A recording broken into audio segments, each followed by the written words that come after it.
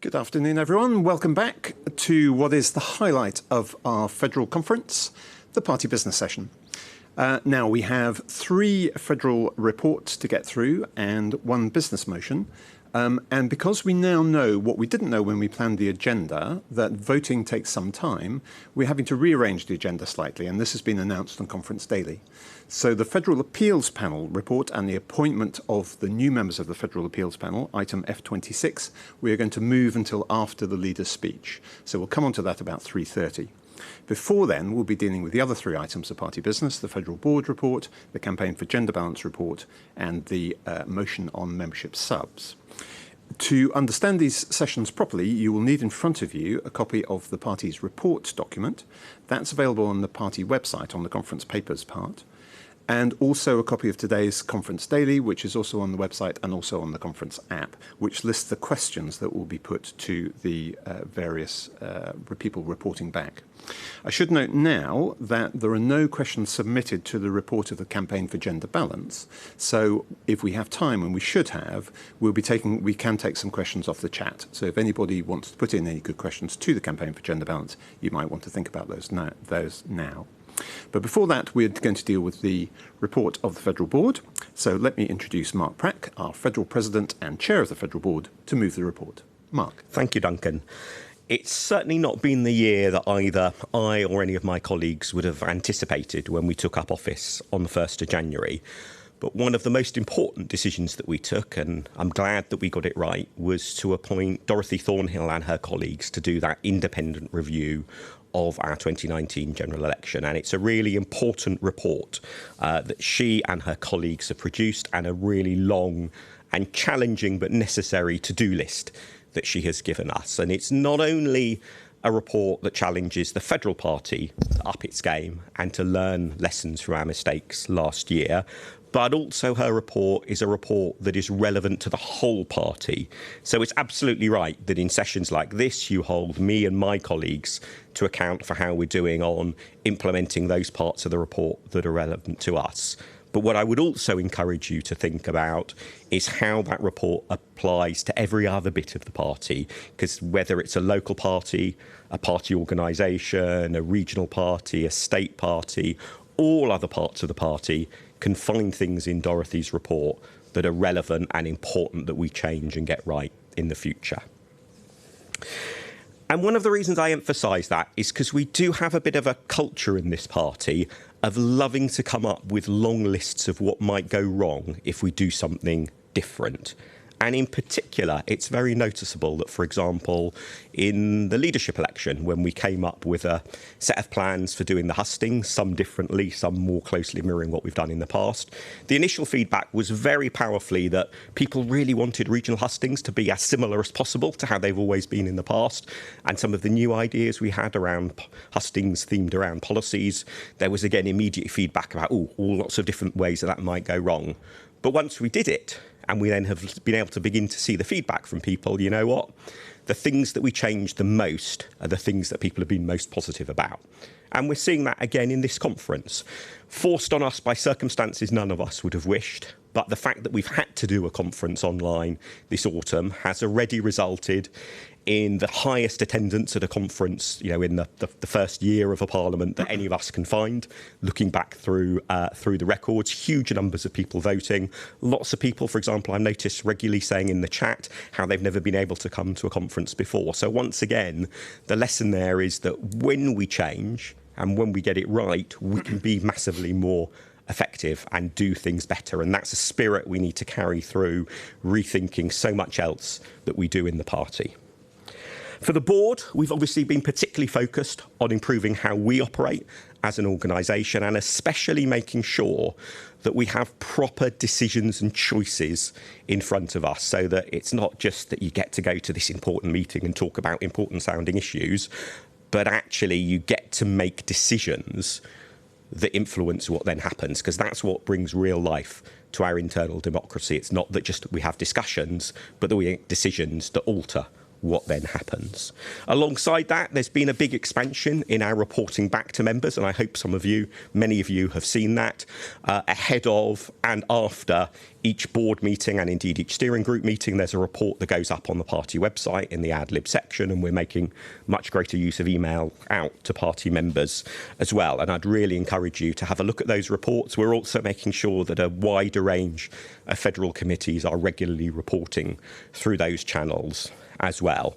I'd just like finally to thank particularly 3 of my colleagues on the board who have stood down this year. Barbara Gibson, who was the chair of the Federal People Development Committee. She stood down over the summer. Ruby Chow, who was a directly elected member of the board, who stood down earlier in the year. And then finally, Kevin Lang, who has stood down as the Scottish rep on the board. Thank you very much to all 3 of them. And 2 of those 3 we don't yet have a successor for, but I'm sure all 3 of their successors I'll very much look forward to working with over the coming 2.5 years. And just finally, I'd like to pay particular thanks to all the different volunteers and staff that the board interacts with, and especially the 2 staff at HQ that we work most closely with in terms of Jack and Georgia. Thank you, one and all. Thank you very much indeed, Mark. So we're now going to move on to the questions that have been submitted to the Federal Board in advance, which you will find in your conference daily on page 3. The first question by Malcolm Bitchell has actually been withdrawn, but I think, Mark, you want to answer it in any case. Yeah, in case anyone else has seen the question, and I wanted to apologise to Malcolm that there had been a mess up. His kind offer of support hadn't been properly followed up on, but I've spoken to the fundraising team and they have been in touch with Malcolm.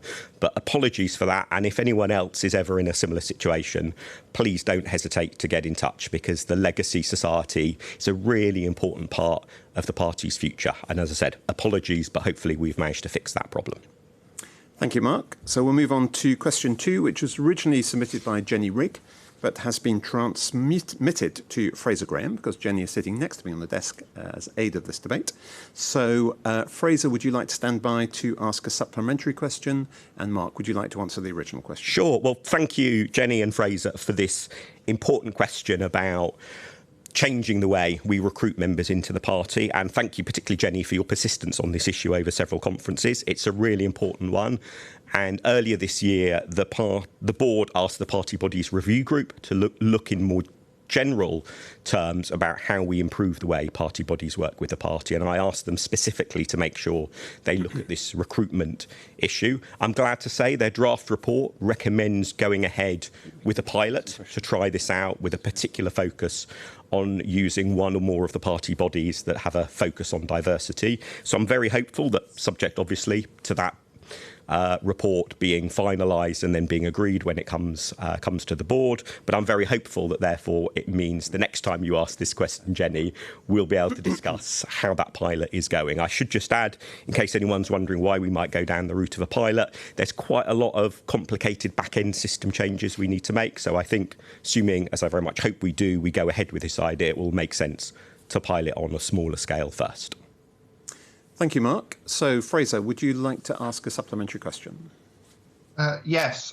So, Mark, how can we as LGBT plus party members be confident of the party's support on diversity when it's taken years of asking just this question, with changes still not being made, and the new federal steering group has no out LGBT plus representation, as far as I'm aware? I very much share your frustration about how long it's taken to get this done. And I very much hope that, as I said a moment ago, that when it comes to spring conference, where I'm sure you or Jenny will have a follow-up question on this, that it's progress, that we can report on that. And I think the broader answer to your question is, we can only prove that by making changes like this, that, nice words in answer to a question or in a speech only go so far. And absolutely, I'm determined that this isn't the only change. This isn't the only improvement that we bring in to tackle, as you say, a very important issue. Thank you, Mark. So we're moving faster than we anticipated, actually, through this session. So if anybody does want to put questions to Mark in his capacity as chair of the Federal Board right away, we should have time to take 1 or 2 from the chat. So that will just get you thinking about that. But we have some more questions to get through. So the third one is from Howell Morgan. Mark, would you like to answer that? So our complaints process is focused on addressing complaints about individual members and their actions rather than creating a list of prescribed organisations.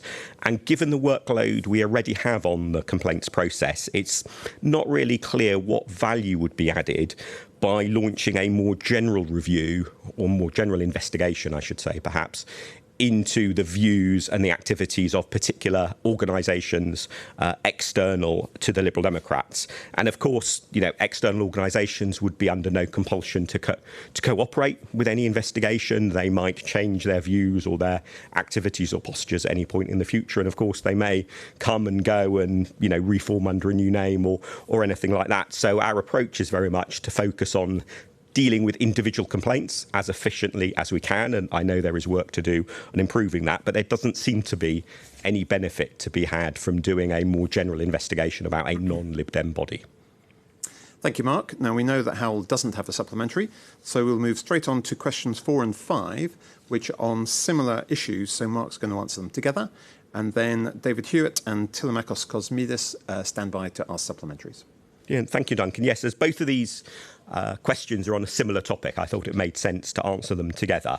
Our social media channels are really important to us as a party. They're important because that's the modern way that lots of people consume news. And of course, they're important to us because we don't have friendly newspapers that give us the sort of advantage in coverage that it comes to, say, Boris Johnson having when it's the case of the Telegraph.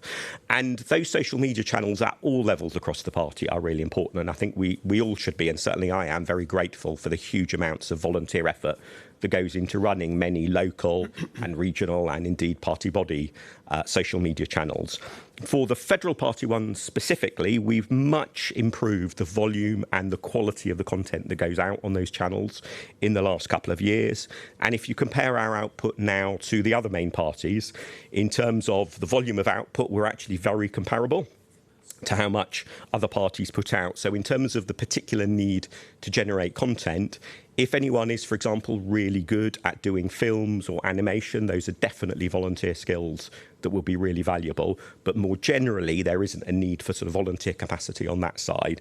That said, where volunteers can be really helpful is in flagging up content that might need moderating. Any of you who have been involved in moderation will know how burdensome that can be, and obviously there are occasions where content might otherwise slip through or not be spotted as quickly as we would like. So if anyone does at any point spot any content on any of the party social media channels, any of the party social media channels run by HQ, I should say, any content on those that you think this does need moderation, it may be somebody's missed it, please do email digitalcomms@libdems.org.uk with the subject line moderation request, the username in question, and any screenshots, and that's help that will be really appreciated. Thank you, Mark. OK, so let's take supplementaries if the questioners would like to ask them. So first of all, we'll go to David Hewitt. David, go ahead. David, I think you might be on mute.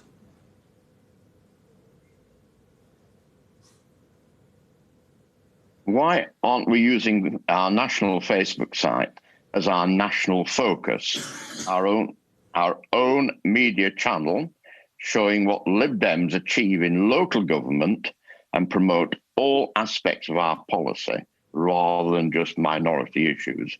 We should be shouting our local triumphs from the rooftops to encourage support across the country.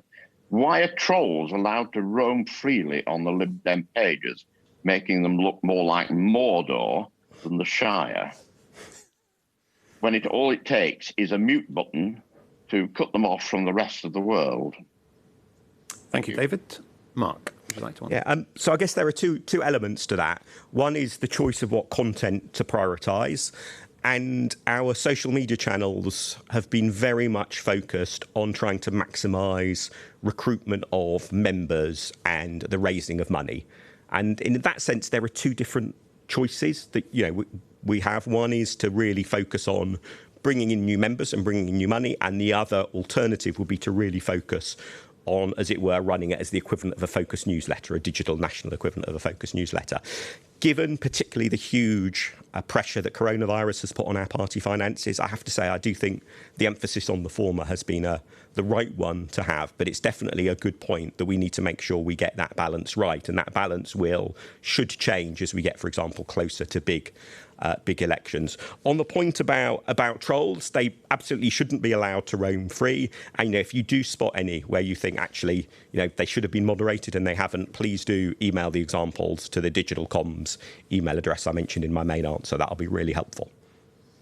Thank you, Mark. So let's go to our other potential supplementary question from Tilamakos Kosmidis. Tilly, go ahead. Yeah, am I being heard? Because yes, we had the problem with David. Oh, right. The question that I would like to ask is, according to the election review, we need to improve the creativity of our messages, but also we need to build strong digital campaigns. And I was wondering if Mark could inform us regarding what steps the board has taken or will take in the future to address this. Yeah, that's a really good point. We're currently recruiting for a new post, a Chief Technology Officer, a CTO. Hopefully there will be news on an appointment to that very soon. I know we've had certainly some excellent applicants, and that's a really important part of getting this right, because clearly if you look at, say, the party website, it's got some really good bits and features, but it's probably overall not really where we would want it to be. And that and other elements of technology are part of what we need to fix to be able to be much more effective in all sorts of different digital channels. So the CTO appointment, really important one. We've also ring-fenced some funds for that CTO person to be able to work with. So when they get appointed, I've no doubt they'll come up with various things that we need to fix and change, and there will therefore be the budget for them to be able to do that. So I'm very hopeful there will be lots of progress visible, again, before our next conference. And I'm sure both you and David will, like with Jenny, will have follow-up questions if we've not managed to deliver on that. Thanks very much, Mark. So we've got about 5 minutes more for questions. So we've had quite a few on the chat. Thank you for that. So we'll see how many we can get through.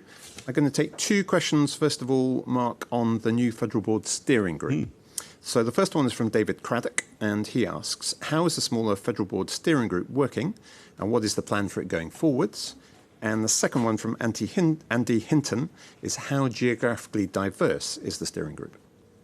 OK, so on the geography one, we have on the steering group, for example, the convener of the Scottish Party and the president of the Welsh Party, so as well as the chair of the English Party, but that in part was quite deliberate to make sure that we've got a range of perspectives. It also includes people like, for example, Lisa Smart, Councillor Lisa Smart, who's a councillor up in North West England. So there is, I think, pretty good geographic diversity, and one of the things we have done with the steering group, as with the federal board and as I'm glad to say with other federal committees, is because meetings are now all via Zoom, it's a lot easier for people all around the country to take part in those committees. And for example, at the moment we've got a couple of vacancies, one for the People Development Committee, one for the Audit and Scrutiny Committee, and actually I very much hope we get a much more geographically diverse range of applicants now that it's easier to take part in such meetings if you're from outside London.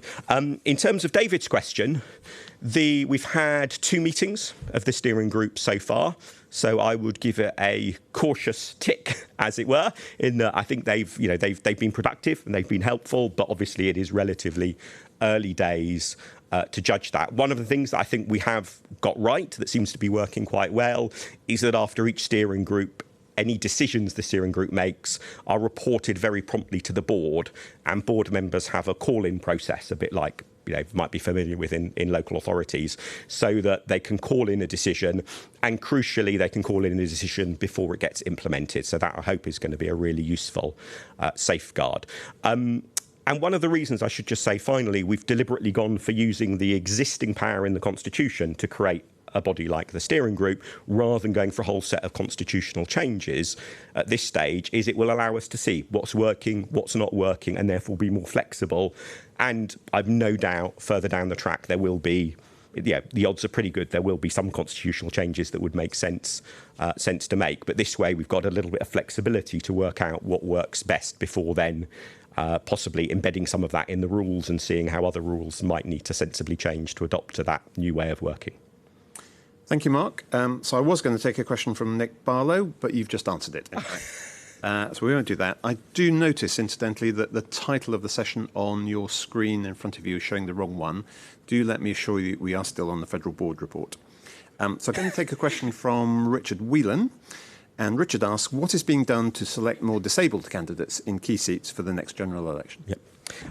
So this is an issue that is, strictly speaking, for the state parties rather than the federal party, because the state parties have power over candidate selection, and that's a very important bit of devolution of power within the party that I definitely want to respect. But of course, it's quite reasonable to expect the federal party to be looking at this and making sure our colleagues in state parties are addressing this. I'm very glad to say we've just recently appointed Alison Sutty to be the federal Joint States Candidates Committee Chair, and I know Alison is very committed to making sure we improve the diversity of our candidates. We made good progress in many respects in terms of the parliamentary party at the last election, but there's still clearly a lot more to do. And I'm also very glad that, in my conversations with people from the English Candidates Committee, they've been really keen to push the boundaries as far as possible within the law to make sure that as many steps and measures can be taken in our selection process. I think the final thing I would say is one of the other elements which we've not yet really given enough attention to is what is the support package around people who get selected as candidates. And that's definitely something that I know Daisy Cooper in her new role as deputy leader, and Alison in her role in the candidates process, and also Lisa Smart, who is chair of our Federal Communications Elections Committee, are all very keen on and have already been having preliminary discussions about. So I hope there will again be more news on that to report soon. Thank you very much, Mark. I'm going to take a question from Michael Berwick-Gooding. And Michael asks, what is being done to increase transparency of federal committees so that members know what is going on? I touched on this briefly in my sort of opening comments, but what we are doing now for the federal board and for the steering group is before every meeting, a sort of preview piece goes up on the party website, and after each meeting, a report goes up as well. And I think that preview one is particularly important because in a way, you've slightly missed the boat if you hear that a committee has made a decision and you think, oh, I had a view on that. So that's why, I've been very keen on making sure we do those preview reports. We've also expanding the range of federal committees that are doing regular reports after their committee meeting. So you may have seen recently the first of those from our Finance Committee. The Communications and Election Committee has now had a couple of those that have appeared on the website. And I know obviously both the Policy and the Conference Committee have a really good tradition of publishing their own reports in other places, but those are also going to be copied up on the party website as well in future. So you can find all of those different reports in one place. In addition, we're making much more use of things like the monthly email newsletter to members to highlight the bigger, the more important of the decisions that we make at those federal committees. But I'm always open to hearing suggestions on other ways we can improve that transparency. Thank you, Mark. And we've just got time for one more question. Sorry for the rest of you who put in questions we don't have time for. This one is from Ollie Craven. Would you support federal committees moving to Zoom meetings by default? Yes, very simply. I can see there's some value in maybe after a set of elections, the first meeting perhaps being in person, because there is a little bit of getting to know other people can help the dynamics of working together successfully as a team.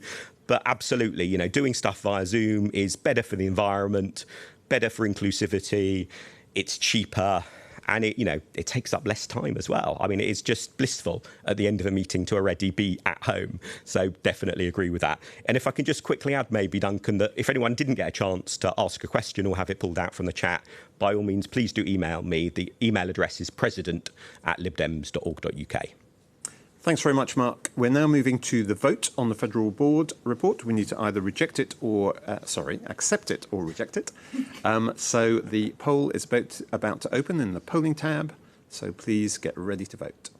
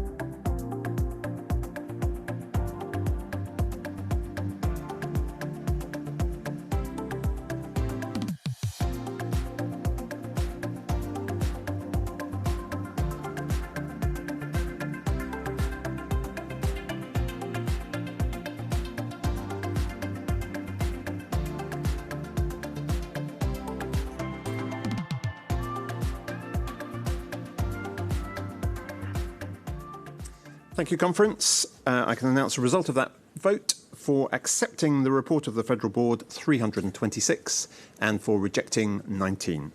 So that report is clearly accepted. So we're now moving on to item F25, the report of the Campaign for Gender Balance, and you will find that on page 72 of your reports document. We have no questions submitted in advance, but we are getting some questions in off the chat, so we should have time to take a few of those. But before that, let me introduce Julia Cambridge, Vice Chair of the Campaign for Gender Balance, to move the report. Julia. Thank you so much, Duncan, and indeed Jenny. So good afternoon, Conference. I will be delivering this report on behalf of myself, Anna Sabine, and our Chair, Candy Pearcey. This year, the work of the Campaign for Gender Balance has been disrupted significantly by the December 2019 general election and by the COVID-19 lockdown. The year after the general election is always quiet, and this year has been no exception. However, the added coronavirus global emergency has put our work on hold for some time.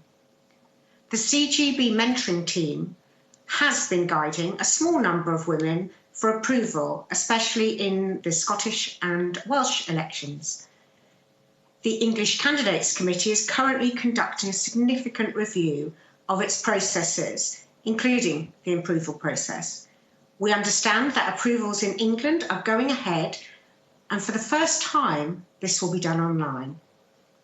Luckily, our approval mentoring team, which I lead, has always worked remotely. As a result, we'll be able to pick back up and quickly go running very quickly when the new process is in place. But in the meantime, we're helping women to prepare for online assessment days. We're in contact with a number of women, and we're going to be supporting them as we go along. Candidate selections, though, are few and far between. However, we will provide mentors and assist any woman who wants one and who is going to go through to a selection. We anticipate a burst of activity next year when, starting with the key seats, selections will begin. When this happens, we're here to help, support, and mentor women going for selections. At this autumn digital conference, we've been running 4 modules, all very well attended. If you are interested, our final women-only training is happening tonight at 5:40, and that is building your profile ready for selection. One of our flagship training events is the Future Women MP Weekend. And indeed, 4 of our current MPs have been on that weekend in the past. We're working with the diversity team at Lib Dem HQ to work out how we can run this as a digital event, maybe after Christmas, early next year. We'd like to thank all the diversity team for their help since the last conference, and HQ for the immense technical help to deliver our training at this conference. Other news, our Chair Anna Sabine is leading on CGB, working with the Parliament Project, which is a cross-party initiative, which is also aimed at getting women elected to Parliament. Our work is significantly helped when we are funded, but CGB, like the Racial Diversity Campaign, has not been given any central funding this year. We ask that this is addressed by the party. Away from that, we also raise our own funds, and I'd like to appeal to fellow Lib Dems to donate to help us put on more events like the Future Women MP weekends. And if you can do that, please get in touch with Candy. So it's sometimes said that the fight is won, and I hear that a lot. The Lib Dems have an impressive percentage of women in Westminster, and we do. And that success was echoed in the fantastic percentage of women MEPs we achieved. But in the 2019 general election, we only had around 33% of women who stood for us. Now, when this is 50% or above, we might be able to pat ourselves on the back. Until then, we need to continue to encourage, support and mentor more women. We've been doing that through the training and mentoring I've outlined in this report and the projects to come in the new year. Thank you. Thank you very much, Julia. So we have a few questions coming in on the chat. So I'm going to take the first one from Theo Butt-Phillip. And Theo asks, how does the CGB measure success? Does the CGB have data on the percentage of women applying for approval and selection, and what percentage of approved candidates are women? So Julia, would you like to answer that? Well, it wouldn't be a conference if there wasn't a question from Theo Butt-Phillips, and I appreciate that very much. Do we have data? I think that we know, for instance, I've given a statistic, 33% of women in seats, and we know how many of those were in target seats. But the candidates process is run by the English Party, and I'm afraid that's something that you'll have to take up with them. Okay, thank you very much, Julia. So I've got two questions here on all women shortlists, so I'll take those together. The first one is from Catherine Bearder. And Catherine writes, in light of the legal decision disallowing waiting for gender balance in the Euro elections, and now we have good representation of women at Westminster, will the all-women shortlist policy have to be re-looked at? And Christina Morgan-Danvers asks, with all-women shortlists now not being possible because of the good gender balance we've achieved in Westminster, what can be done to ensure that we reach gender balance across target seats? Thank you, Catherine and Christina. Yes, indeed. I mean, my understanding of all women shortlists, which they were passed in York Conference, was that they were time limited. I think it was 2 election cycles, as it were. We're now not having all women shortlists anymore. We didn't have the diversity zipping, as Catherine says, which was reasonably regrettable. But do you know what? We achieved gender balance even without diversity zipping for our Eurolist. What are we going to do, Christina asks. Well, as I said in the report, the fight is not over. Until we have 50% standing for us, which we don't have anywhere near that at the moment, then we've got to keep going on. And what I would say to anybody watching this, no matter what your gender is, you've got to go out and you've got to encourage more females, more women to get involved in politics, to get involved in your local parties, to be part of your executives. That ask can come from anybody. It really and truly can. So please go and encourage women. And if they want to stand, maybe buddy them up with established councillors, for instance, who are always fantastic on leading and advice at a local level. And get in touch with the Campaign for Gender Balance, because nobody will slip through our net. But really, that's my best tip, is please encourage women activists, or in fact, women who haven't joined the party yet, who are in your circle, and show some interest. Just get them involved. Thank you very much, Julia. So we're now moving to the vote on the report of the Campaign for Gender Balance. You can either accept or reject the report, and the poll is now open on your polling tab.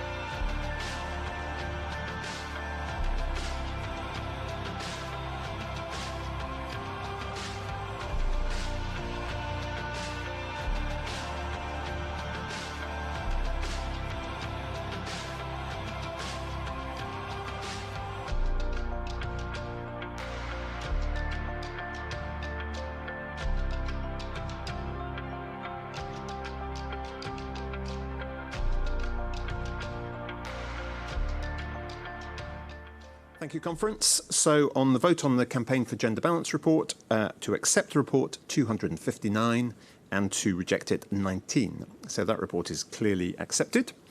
Now, we are skipping over item F26, as I said before, for the time being, because we need more time for that. There are a whole series of votes involved, and we'll come back to that at about 3:30 after the leader speech. And now going straight on to item F27, our annual motion on membership subscriptions and federal levy. You'll find the text of the motion on page 42 of the agenda. There are no amendments, and indeed there are no cards submitted against, so we're just going to hear the mover of the motion put the case for it, and then we'll move straight to the vote. So let me call, to speak in favour of the motion, Anthony Harris, Chair of the Federal Finance and Resources Committee. Anthony. Thanks very much. Good afternoon, Conference. To introduce myself, I'm Anthony Harris, the Chair of the Federal Finance and Resource Committee, the person listed with the Electoral Commission as Registered Treasurer of the Liberal Democrats, and responsible for compliance, oversight, and money out. You all know Mike German, who does a fabulous job as our party treasurer. He's responsible for money in, so please do stay on after this session when he will be encouraging you to understand more about his money in responsibilities. It may seem confusing to have two treasurers in a political party, but Labour also have 2 and 8 deputy treasurers. The Tories have a treasurer, a co-treasurer, a registered treasurer, and a committee for ethics and integrity, which is only appointed on ad hoc basis. Surprised face. Seriously though, the registered treasurer role is statutory, responsible for money out, the federal budget and financial compliance. In fact, I'm the only committee chair with legal responsibility for compliance under the preparer regulations. So if there are any of you treasurers listening, please can you pay special attention to your preparer returns as the legal buck stops firmly with me. The registered treasurer is elected by the federal board and is voluntary and unremunerated. Sad face. Normally, it's a non-executive oversight role, although some of you may recall that I had to do my fair share of unexpected financial oversight when I was first elected to the role in 2018. I now refer you to the financial report and published accounts on pages 36 to 39 of the Federal Committee Reports to Conference. This shows that my financial oversight role is less onerous these days, largely due to the efforts of our financial controller, Fern McClurg at HQ. My compliance oversight role is also eased considerably by Kerry Buist, our new compliance manager, who some of you will have had a chance to meet virtually while you've been at conference. My grateful thanks to them both for the important roles that they perform so amazingly. Moving to motion F27 on page 42 of the agenda, I must explain that the motion you're being asked to support here has nothing to do with the calculation which allocates a share of membership fees to local parties. This motion only deals with the share with the national party membership rates and distribution of funds to the state and the federal parties. The sharing of membership fees with local parties is a separate issue and completely unaffected by this motion. The federal levy calculation covered by this motion came out of a year-long consultation between the English, Scottish, Welsh and federal parties in 2018. Nothing substantial has changed since that time, but of course these things are always kept under review. However, the current proposal is to keep the membership rates and federal levy the same as they were last year. Therefore, I refer you to the motion detail which freezes membership rates at their previous levels, being £72 for the recommended subscription, £12 standard, £6 minimum for those in receipt of state benefits, £6 for those paying through Young Liberals, and a £1 minimum for Young Liberal members in their first 2 years. The federal levy remains at 55%, which will continue to allow us to provide resources for shared tools, services and support set out in the party strategy. Although the recommended subscription rate is £75, the average contribution per member is still only about £30. Membership income is incredibly important to us, so if it has been some time since you considered your membership contribution, then a review in the upwards direction would be considerably appreciated, especially as it might enable us for us to offer more support for the CGB and the CRD. Conference. Motion F27 may appear on page 42 of the agenda, but I cannot claim it is the answer to life, the universe, and everything. However, it is an important part of our party governance and administration. Therefore, I thank you for your attention. I beg leave to move motion F27, and I trust that it will receive your approval and your support. Thank you. Thank you very much, Anthony. We're now moving to a vote on motion F27. You can vote for it or against it, and the vote is now open in your polls tab.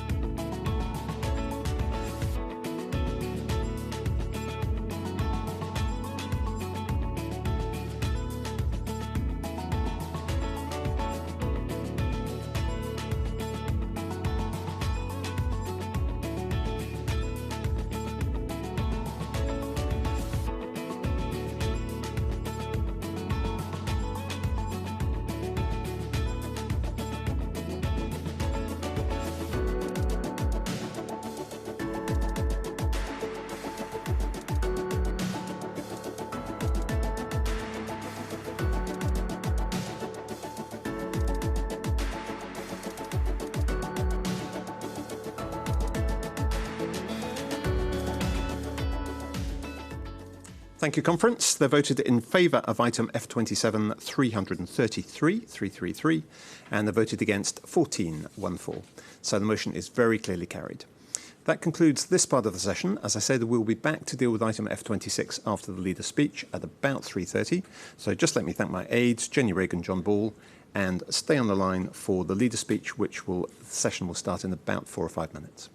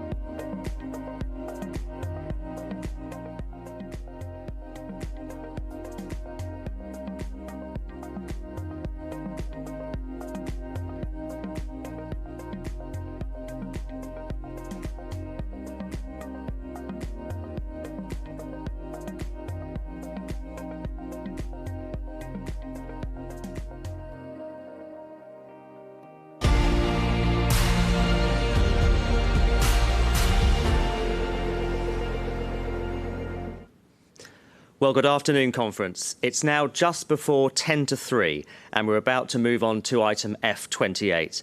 I hope you're enjoying conference. I was told just before I came in here that we have had over 20,000 votes cast all the way through our virtual conference thus far. And if you add up all the time spent on our platform by all of our attendees, it would amount to over 5 years in duration. Now, in putting together this online conference for autumn 2020, we wanted to keep as much as possible to how we would normally run a physical event. We wanted seasoned conference goers to know what to expect and to feel at home here.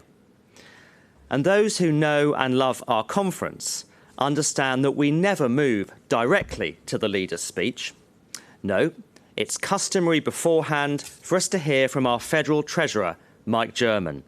And I don't know about you, but I can hear the clatter of virtual buckets. Hey, hang on a minute. Just before you put the kettle on, can you spare me a few moments, please? Sit back comfortably and I will begin. I'm Mike German, Party Treasurer, and I want to spend a few seconds on winning elections. After all, that's what we're all here for. Very soon, local parties are going to be asked what they need to win. Now, the answer could be anything, from space to put a table around which people can bundle letters, write envelopes, or pack up leaflets, to the latest state-of-the-art printing equipment. But the challenge is to answer this single question: will this put you in the winning position in your election? So we need to find the money to fund these winning election projects. I want to build a match funding pot of cash which will make this happen. So do you think you could help? If so, this is how you can donate. You can donate with credit or debit card.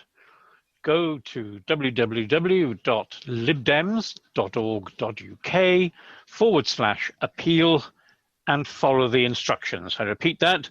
Go to www.libdems.org.uk/appeal and follow the instructions.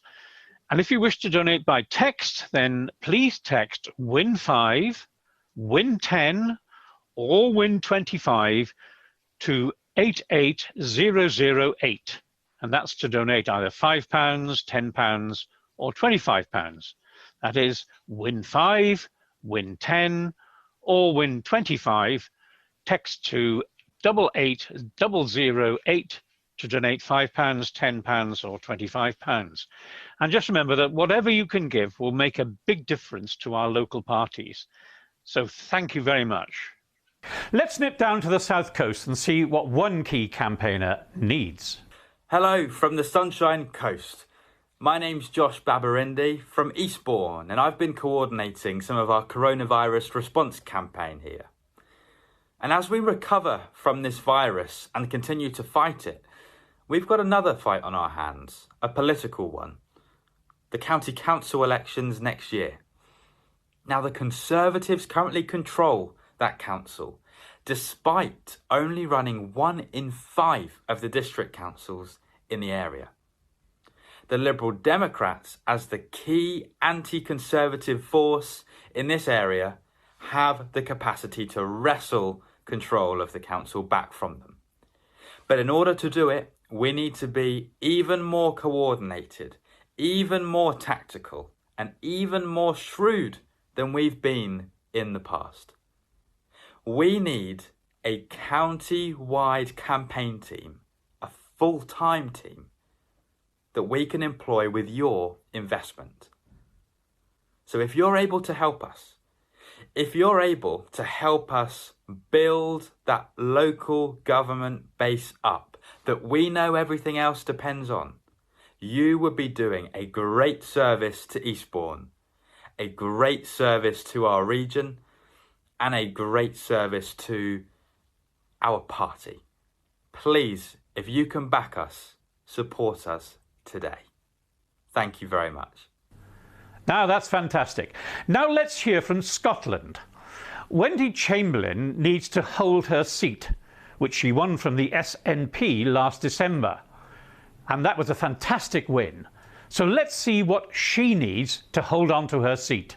I'm Wendy Chamberlain and I am the Member of Parliament for North East Fife.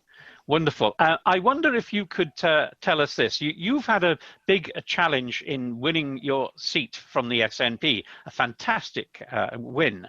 But of course, you've got electoral challenges coming up in front of you. Could you tell us a little bit about what those challenges are? Yes, Mike, you're right. I was the only person to win a seat from the SNP in December's general election and overcame the most marginal seat in the country. There was a majority of only 2. And although I've got a bigger majority than that, there's lots of work to do for me to hold my seat, but also to face the electoral challenges that are coming. So next year in Scotland, we have the Scottish Parliament elections. And given the constitutional question that still divides in Scotland, those elections are really crucial. And in North East Fife, the majority of my seat is currently held by the Liberal Democrats and by our Scottish leader, Willie Rennie. So we need to do everything we can to make sure that Willie is re-elected for North East Fife. But as well as that in Scotland, we have a more proportional system for voting in the Scottish Parliament elections, and we have list seats. And the Mid-Scotland and Fife list seat, we do really have an opportunity to get an MSP there as well. And so we need to ensure that not only do we work hard in North East Fife, but we work hard across the area. Also important to mention, into 2022, we have our local council elections as well. And we've got a good body of Liberal Democrat councillors in North East Fife, but it would be great to have more. Thank you, Wendy. Can you, if I was to have the magic wand and I would say to you, right, here's as much money as you want, what one thing would make all the difference to winning both next year and the year after? Well, Mike, maybe you can see behind me the poster for North East Fife. That is the size of the constituency. So this is a big rural constituency, and we have lots of small communities that it's very difficult for local delivery networks to get out to. So in terms of money that I need, leaflets for us to be able to tailor our message in North East Fife, but also around the wider Mid-Scotland and Fife regional lists. We've got strong areas of support of Liberal Democrats in some areas of the list region, but we need to make sure we can get our message out throughout that to ensure that we get that list candidate elected as well. And I assume that's not just one leaflet for everybody. No, absolutely. We want it to be as tailored as possible. And more than one for every person you're going to contact anyway as well, presumably. Yes, absolutely. I mean, one of the reasons why I won in December was because we were absolutely ruthless around our data and targeted voters accordingly. And that's what really helped get me over the line. Thanks, Wendy. A fantastic project. And now let's go to Wales. Let's hear from Rodney Berman from Cardiff. Let's see what's needed to make the Welsh capital Lib Dem again. Hi, I'm Rodney Berman, and I've been selected as the lead Welsh Liberal Democrat candidate to stand in the South Wales Central region for the Senedd elections next year. Now that region covers Cardiff, where I'm from, but also it goes down to the Vale Glamorgan and up into the South Wales valleys, covering the Rhondda Cynon Taf area. And in fact, in the picture behind me, you can see all 3 counties that make up the region I'm hoping to represent. Now, in order to win that seat back, we're going to have to fight hard. We used to represent it, but sadly, we lost it to UKIP at the last election. But there is a real chance for us to take it back this time as the Welsh Liberal Democrats revive. And that will give us a chance to take a seat back from UKIP and make sure there is a bigger presence for the Welsh Liberal Democrats and hopefully a team that can back Kirsty Williams up in the next Senedd term. And in order to win, we're going to have to get the vote up right across the region. So not just in parts of Cardiff, where we currently have councillors, but also in parts of the region where traditionally we've not been so strong, up in the valleys and also down in the Vale, and in various parts of Cardiff where we haven't been doing quite so well in recent years. But I believe we can do that if we fight a vigorous enough campaign. But in order to do that, I am going to need a bit more cash. And one thing that I think could really make a difference would be if we could employ an organiser who could help our team of activists across the region to really deliver the strongest campaign. Help in organising things like door knocking, help in organising literature, help in making sure that we have the strongest digital campaign. We need that help in order to make sure that we can get a Welsh Liberal Democrat member for South Wales Central at the next elections. I hope you can help out. Thank you. Thank you, Rodney. Another great project. Now, before we hear from the north of England, I just wanted to say that the more you give, the bigger will be our pot of cash to match fund projects like these. It is really easy to give, and here's how. You can donate with credit or debit card. Go to www.libdems.org.uk/appeal and follow the instructions. I repeat that, go to www.libdems.org.uk/appeal and follow the instructions. And if you wish to donate by text, then please text WIN5, WIN10 or WIN25 to 88008. And that's to donate either £5, £10 or £25. That is WIN5, WIN10 or WIN25. Text to 88008 to donate £5, £10 or £25. And just remember that whatever you can give will make a big difference to our local parties. So thank you very much. And finally, to the north of England, Laura Gordon from Sheffield. Laura, what's your ask? My name's Laura Gordon. I was our candidate in Sheffield Hallam in the 2019 general election, where we lost by 712 votes. Tell me, in the next year, what are you going to win? So in 2021, we have local elections where we have an incredible opportunity to take Sheffield City Council to no overall control, where we can really start taking back control of this city against our absolutely useless Labour Council. And in Sheffield Hallam, we also have the opportunity to kick out the last Labour councillor in Sheffield Hallam. We hold 14 of the 15 councillors. We'd like to get a full set, and we can do that next year.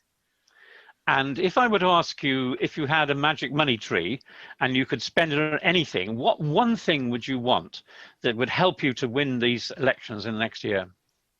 Well, we have a fantastic organiser who's been with us for some time, and he is amazing, but he is also just overwhelmed. And we really have found that in order to be able to operate at the capacity that we want to, we really need a second person to help us, particularly with social media and with member engagement. So if we were able to get that second person in the office to help us mobilise our activists and to help us really cut through on social media, then that would, I think, get us to the winning position that we need to get us over the line, and just those crucial extra wards in May that could make the difference between a Labour-controlled council for another year and an overall controlled council, or even getting to the point where the Liberal Democrats are the largest party. Now, if you've been inspired by these projects, it's time to make them happen. Without adequate funding, they will not happen. Our supporters and our members are the greatest asset we have, both in speaking and making the voice of liberal democracy heard, but also in providing the financial resources to make it happen. The more you give, then the louder our voice will be, and our electoral success will be greater. So please, dig deep. North, south, east and west, our job is to win elections, and today you can make a vital step in making that happen. Give our new leader the launch pad needed, and then you can sit back, make yourself comfortable and enjoy the main act, and give a real welcome to the new leader of the Liberal Democrats.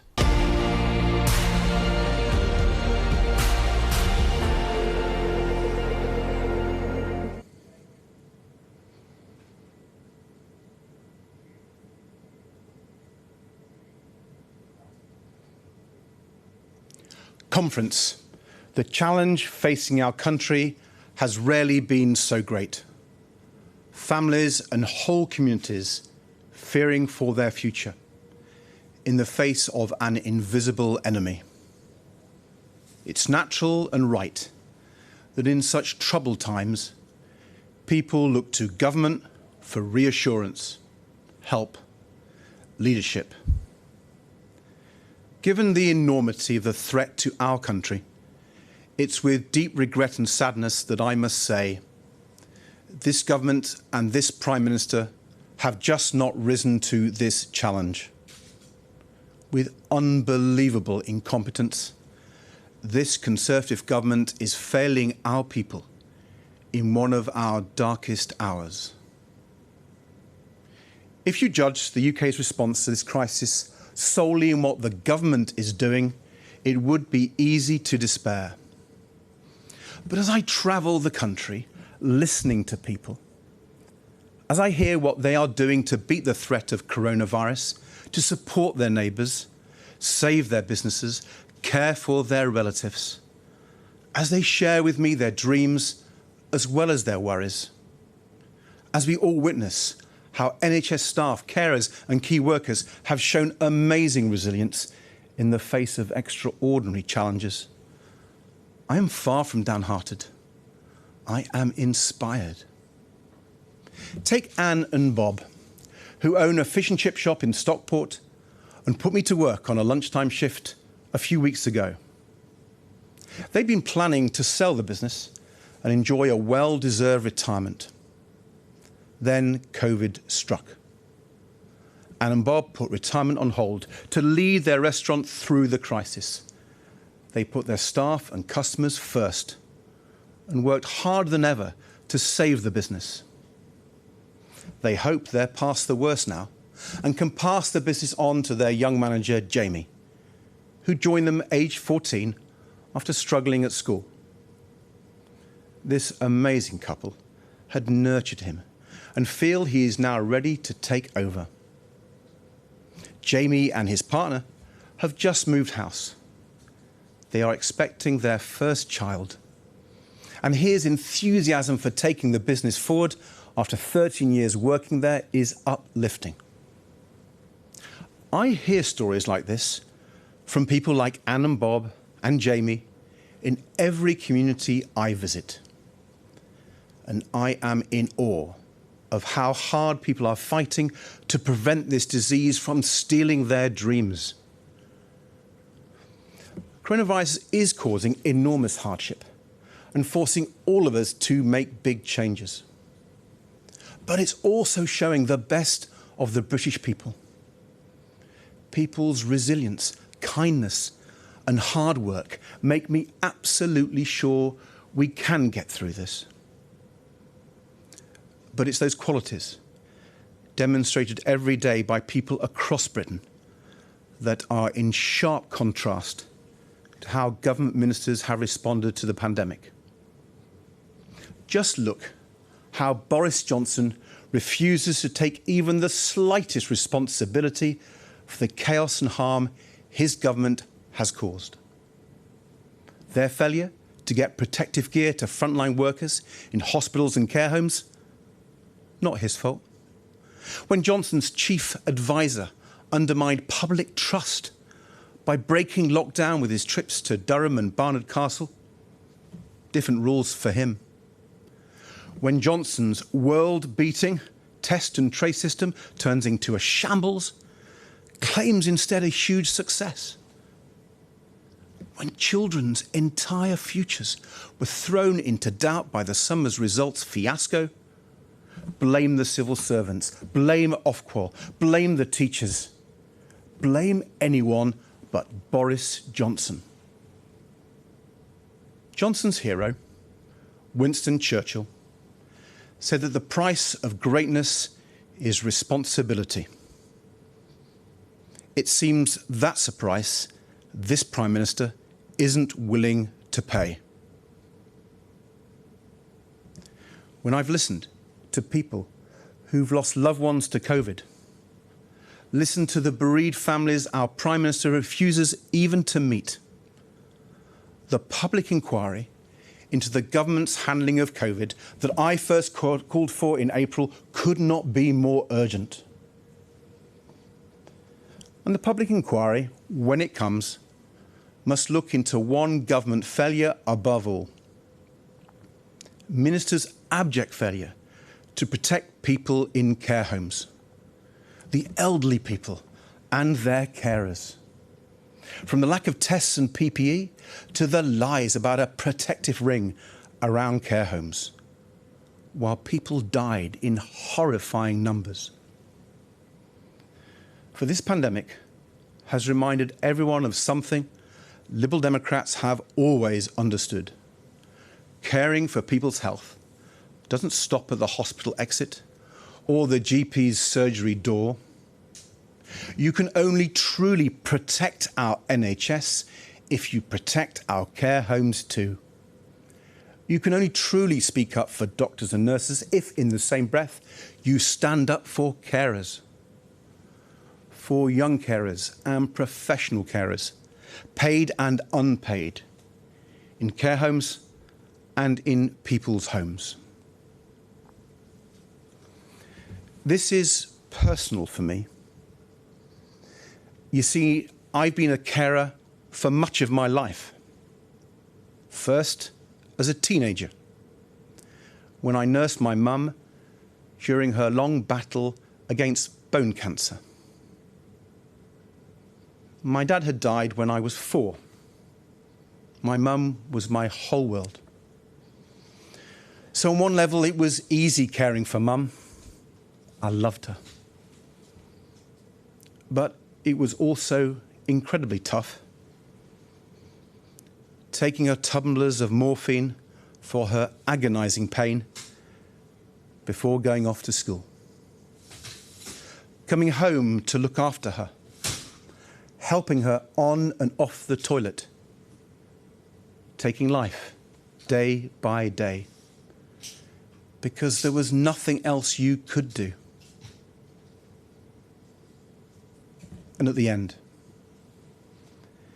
visiting her on a totally unsuitable dementia ward, in my school uniform, alone by her bedside, when she died. I was a carer as a son, and then as a grandson, organising the care for my nana, getting her into a good home, figuring out how we could afford it, trying to make her last few years as comfortable as we could. And now, as a father, as Emily and I care for our son John every day. John is 12. He can't walk by himself. He was 9 when he first managed to say, "Daddy." John needs 24/7 care, and probably always will. And that's my biggest challenge.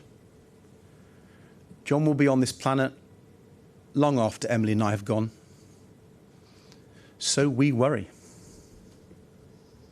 No one can possibly love him like we do, hold him like we hold him. And our fears are shared by so many parents, many not as fortunate as Emily and me. So let me say this to all of you who need care, to all of you who are carers, to the parents of disabled children, to the thousands of young people caring for your mum or your dad. I understand what you're going through. And I promise this: I will be your voice. I will be the voice of the 9 million carers in our country. It's you I'm fighting for. Just like we Liberal Democrats did in government, when we fought to tackle the funding crisis in adult social care through the Dilnot Commission and the Care Act. We carefully stitched together a cross-party agreement based on the same values that underpin our NHS, only to see the Conservatives rip it up as soon as they could. So now, more than 1 million people miss out on the care support they need, with people stranded in hospital, unable to leave as the follow-up care isn't there, with the challenge passed back to the NHS, already struggling for cash. You see, if ministers really care about their NHS. They need to care about care. Cross-party talks on social care, long promised by Boris Johnson, cannot wait any longer. The COVID crisis makes the need to fix social care more urgent, not less. So today, our health and care spokesperson, Munira Wilson, and I have invited the government, the Labour Party, and leading care organisations to begin these talks in earnest and finally make the progress people deserve. And I'm proud that our party is now championing a universal basic income, because by far the largest group to benefit will be carers. I am determined that the Liberal Democrats will lead the way to a more caring society as we emerge from this pandemic. A society that cares for those jobs and businesses that have been stolen by coronavirus. Our economy was unfair enough before this, but we cannot allow the random unfairness of this pandemic to scar people's lives, especially the young. We must stand together, leaving no one behind. Employers in hard-hit sectors must be given more support to prevent many more people losing their jobs. People excluded from the self-employed scheme must be given the help they desperately need. And Liberal Democrats, we must also lead the way to a new economy, one that's fairer and greener, an economy offering real hope and opportunity for everyone. This pandemic has already changed so much. The daily commute, the congested roads, the lunchtime sandwich. Home working may have changed that forever. But as we weigh the positives of home working, more time with the family, more time to care, with the negatives, too much isolation, too many working with too little space. I want us to listen to people, to understand how they want their working lives to be. Conservatives aren't listening. Their answer is all about going back to the office, back to the old ways. I say, let's do the future differently. Start by finding out what people want. We can't let Dominic Cummings in his NASA-style Whitehall mission control plan our future. No, the future must be shaped by people and businesses in every community across the UK. So, as we listen to people, we must listen to people in business. Businesses that create jobs and opportunities for people across the UK. Businesses facing the COVID challenge, the Brexit challenge, the climate challenge. No one else is listening to them, so the Liberal Democrats will. And in partnership with business, let's mould the new economy. So if there's less demand for office space, let's work with businesses to turn those buildings into sustainable, affordable homes to help solve the housing crisis. If there's less demand for air travel, let's switch investment from Heathrow's doomed third runway into green, zero-carbon flight and save jobs in our aerospace sector. If there's less demand for oil and gas, let's work with industry to transition the UK into the world leader in clean energy technologies, from hydrogen for heating to tidal for power. If you listen and work with business, you can build new green industries with thousands of green jobs. I know because I've done it.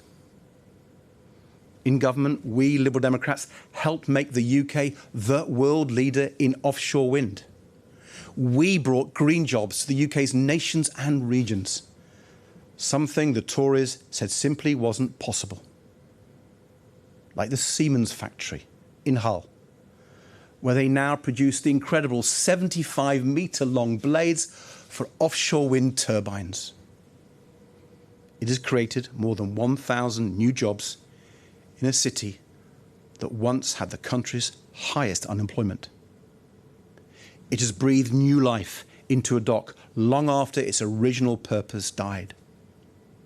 Once, ships left Alexandra dock full of coal, be burnt in the dirty power stations of the past.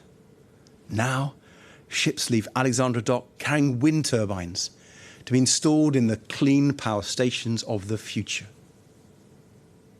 Liberal Democrats did that by listening to business and in partnership with business. And that's how we can build the new green economy we need. But if we want to change the country's future, we first have to change our party. It's an incredibly humbling thing to be elected leader of the party I joined 30 years ago. I'd like to thank Layla Moran for making the leadership campaign a positive one, full of ideas and energy. And it's a huge privilege to follow in the footsteps of my personal hero, Paddy Ashdown, of the great Charles Kennedy, and of my good friend, the wonderful Jo Swinson. Jo did our party proud. Parliament is so much poorer without her. But Jo leaves a fitting legacy.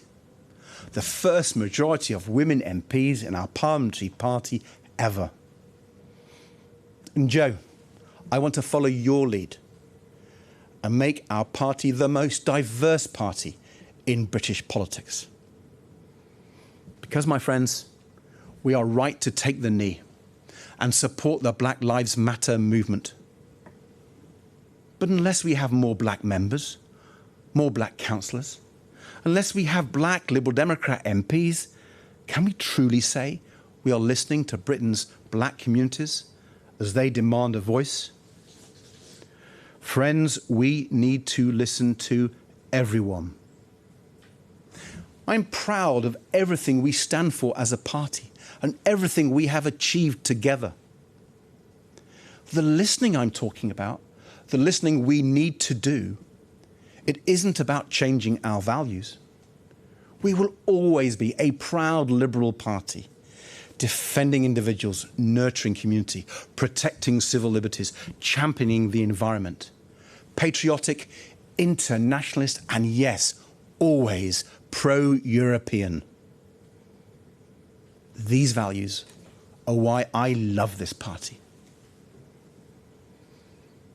But we have endured 3 deeply disappointing general elections in 5 tough years. At the national level, at least, too many people think we're out of touch with what they want. We can't fix this with a catchy new slogan or by fighting the same battles in the same way. The answer is to listen to what people are really telling us and to change. We know that people want a better future for themselves and their families. So let's show them that the Liberal Democrats can build that better future, that we will help them get on in life. Let's show that we're a party that understands the worries that keep people up at night, that can deliver on the things that matter most to them. And let's show that we stand for fairness, for the rights of every individual. But to do all this, we can't just talk to ourselves. We can't just speak for people like us.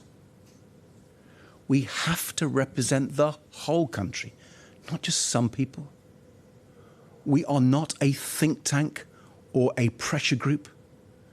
We don't exist merely to put forward ideas or espouse a set of principles, however noble they may be.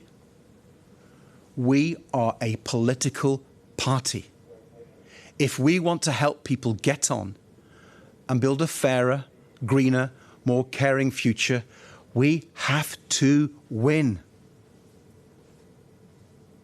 And that is why, next May, we must get more Liberal Democrats elected to councils across England, to the Assembly in London, to the Senedd in Wales, and crucially, to Parliament in Scotland.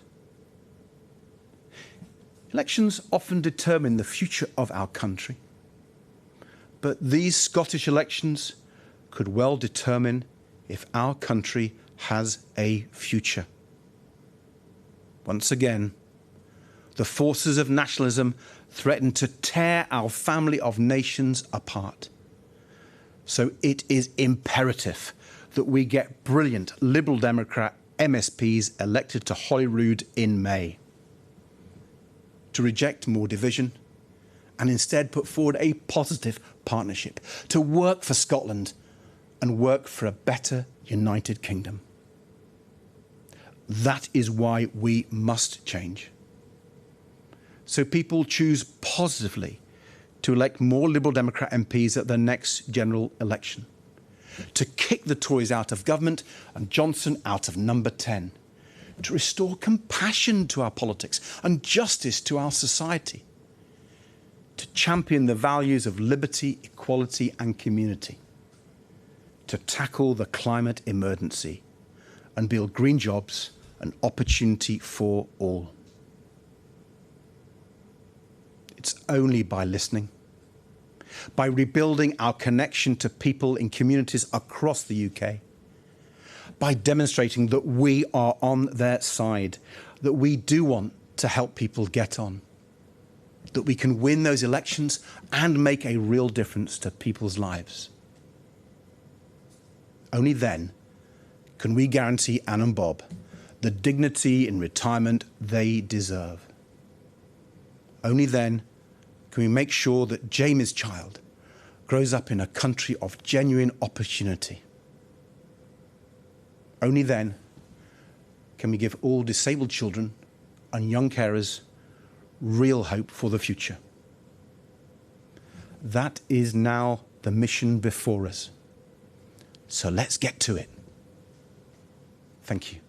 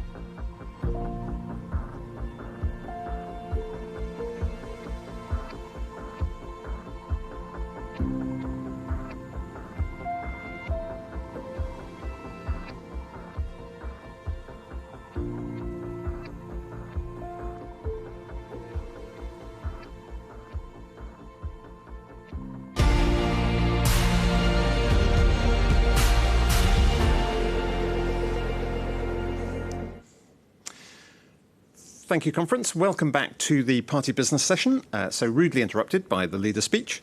We still have to deal with item F26, the report of the Federal Appeals Panel and the appointment of the members of the Federal Appeals Panel. So what we're going to do is hear from Alan Masters in a minute, who will present the report. There are 3 questions down, which you'll see on Conference Daily, which he will answer. We'll then vote on the report, and then we'll move to the appointment of the members of the Federal Appeals Panel. So let me invite Alan Masters to move the report of the panel. Alan. Good morning, also good afternoon rather. Well, a fantastic speech by our leader, to be quite honest. I think people will probably be bored hearing from me after a vision that he produced for us.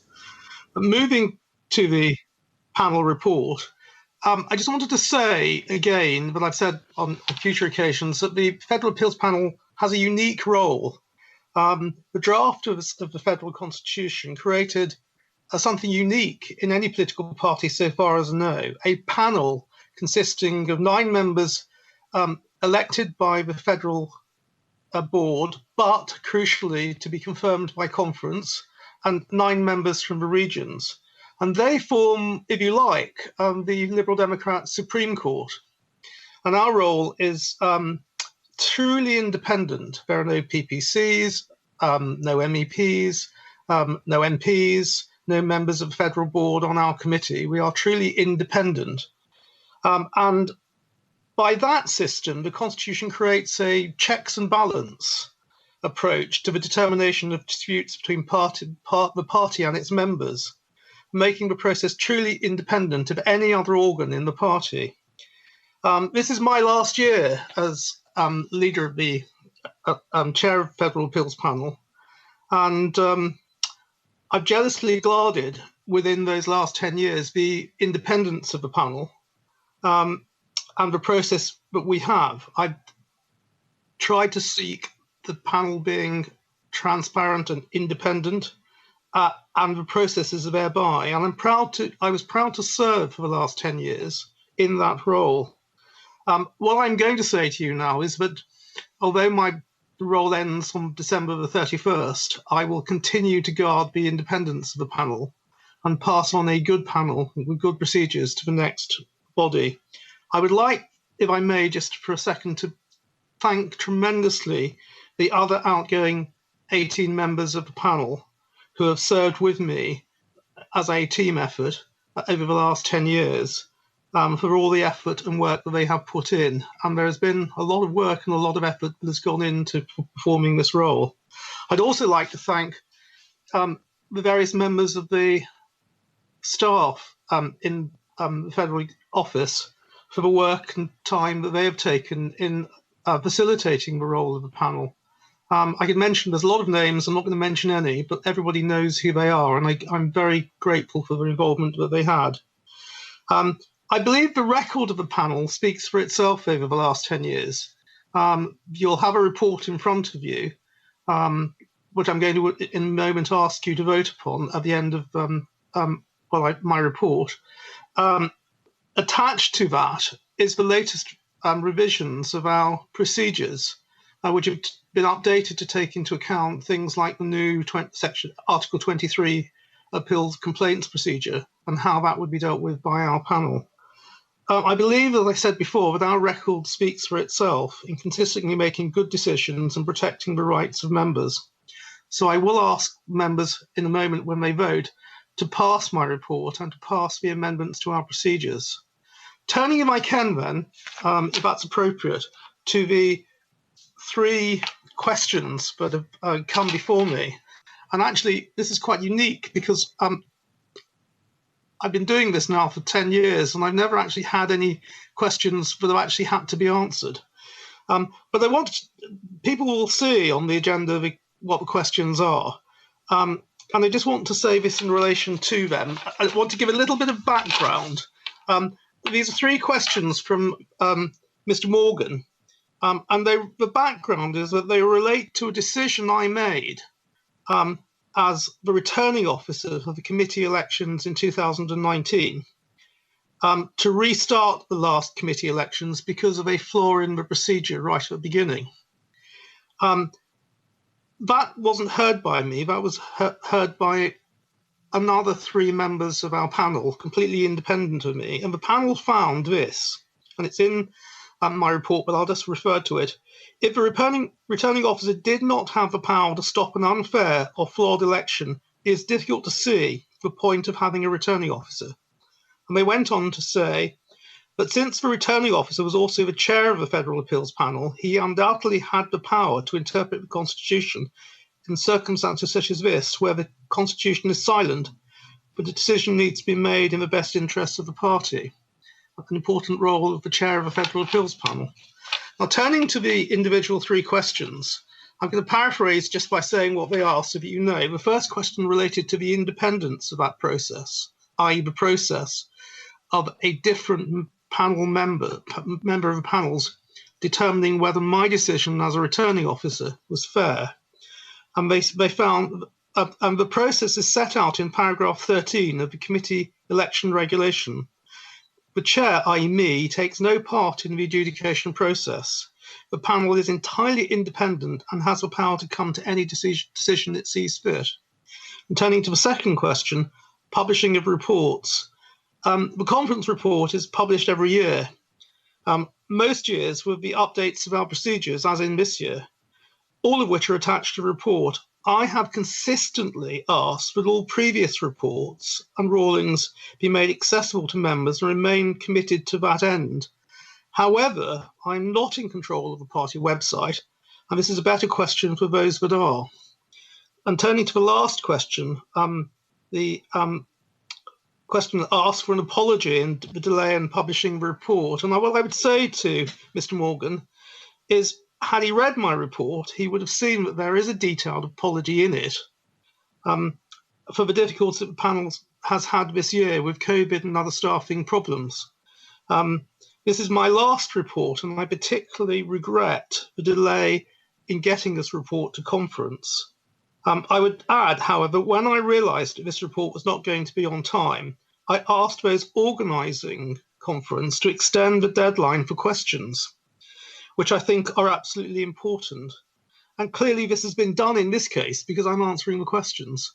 So I think in that sense that any problem with getting a report to conference in time has actually been corrected by the fact that we've had time to answer questions following that. So I would ask members to pass my report and pass the amendments to our procedures.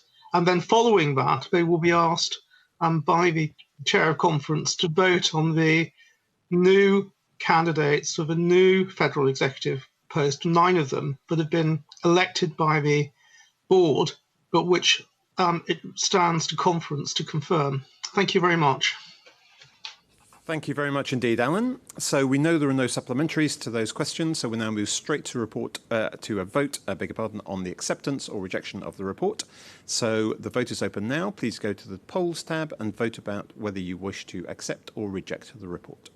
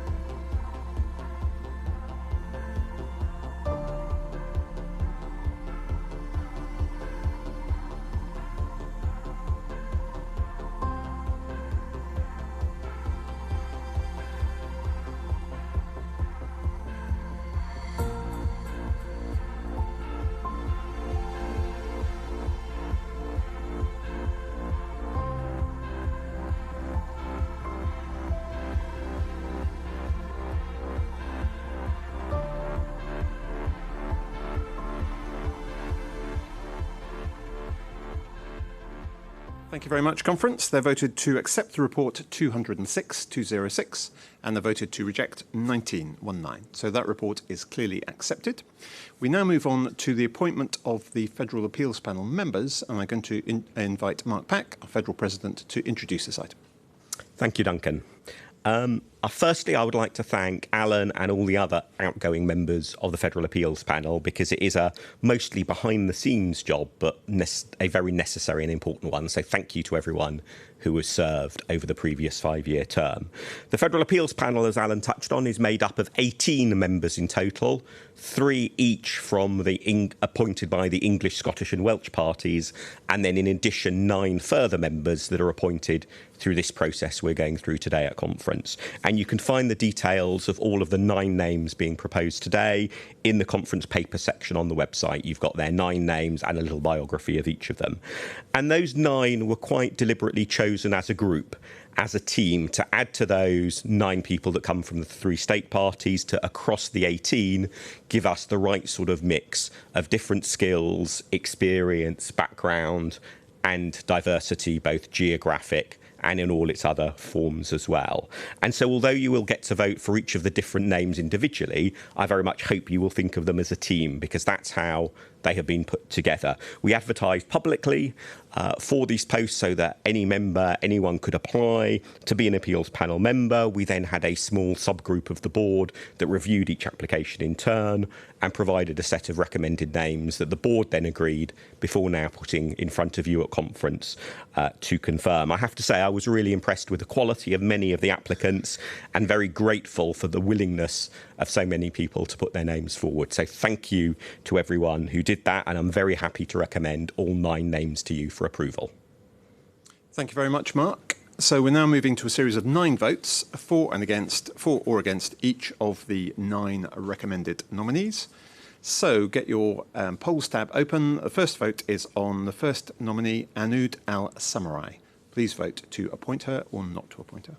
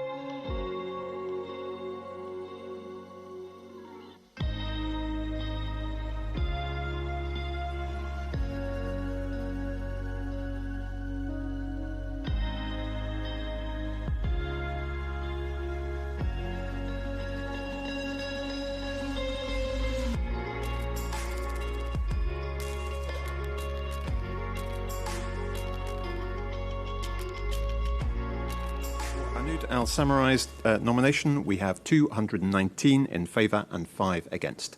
So Anud is appointed. We now move on to the next name, which is William Charnley. Please vote for or against William Charnley's appointment in your polls tab now.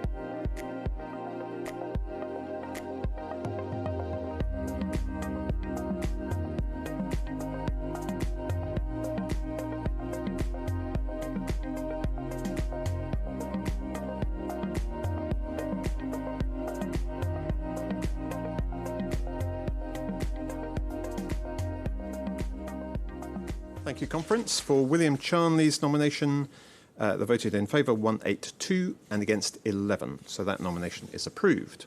We now move to the third nominee, Roger Crouch. So please vote for or against now.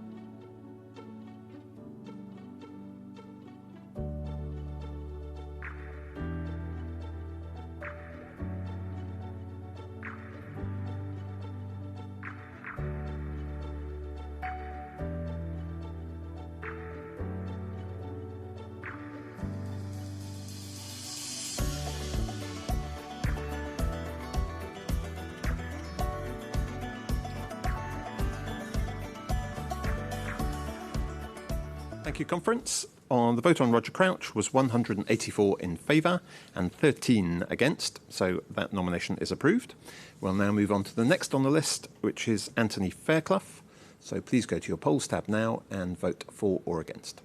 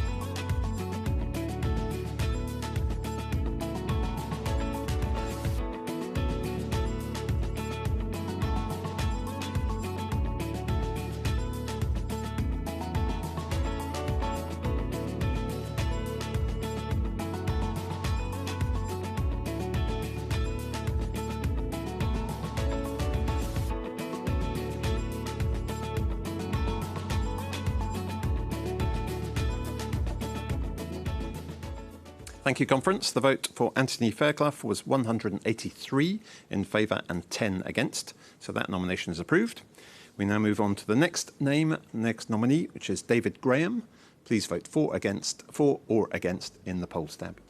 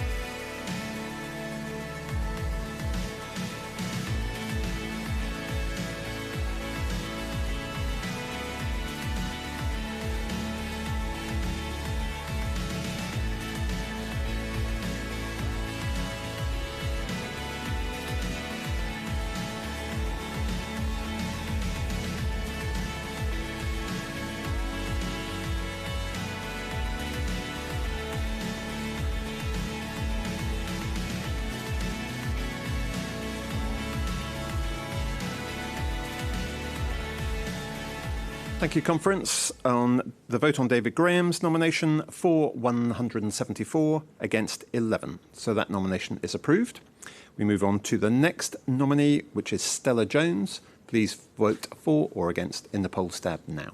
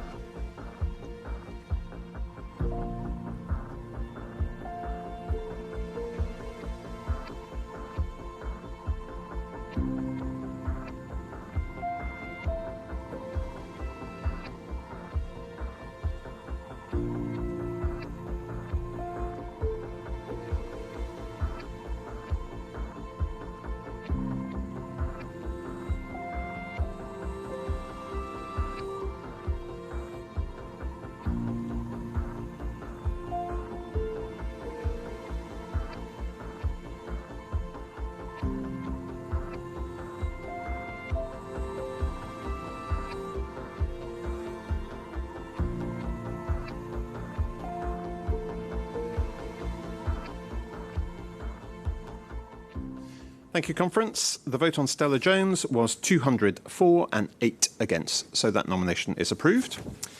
3 more to go. We move on to the vote on Henry Samuels, so please vote for or against in the polls tab now.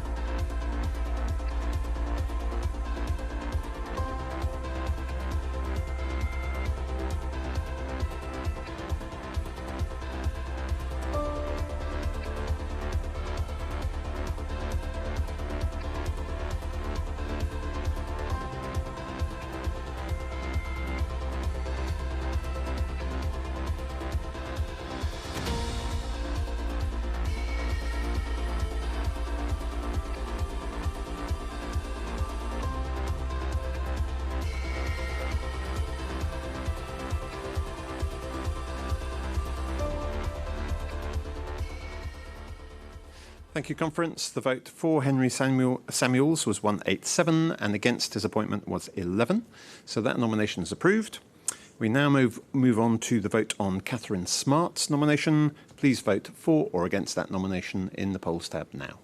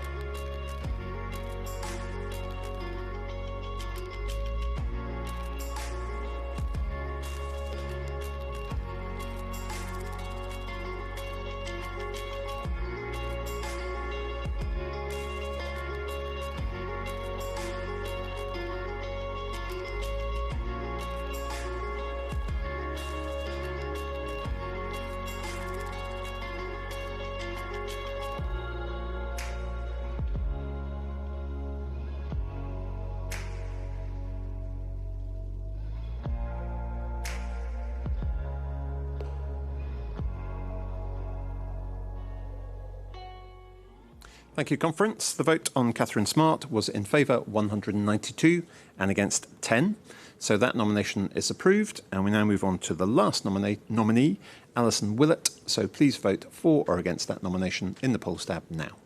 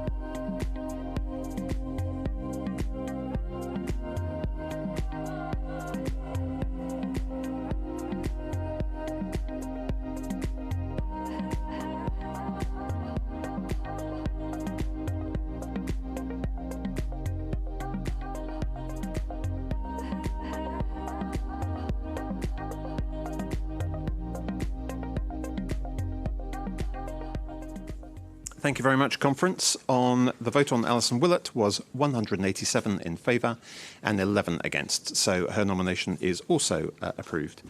Thank you, Conference. That concludes this session. I'm sorry that took so long. It's something we could have done much faster in a real live conference. We'll look at whether we can speed up that procedure in the future. We now take a break from the auditorium until 5 o'clock, when we will be restarting with a consultative session on policy for the world after COVID-19. In the meantime, the exhibition booths are open for live interaction with the exhibitors from 4:30 to 5:15. So please do go and ask to share your audio and video so you can talk live to the exhibitors. There's not been much traffic actually for this conference, and this is your last chance to interact with them live. So it just remains for me to thank my aides, Jenny Rigg and John Ball, and Nick DaCosta, who's been running that long series of votes. Thank you very much, Conference. We'll see you back here at 5 o'clock.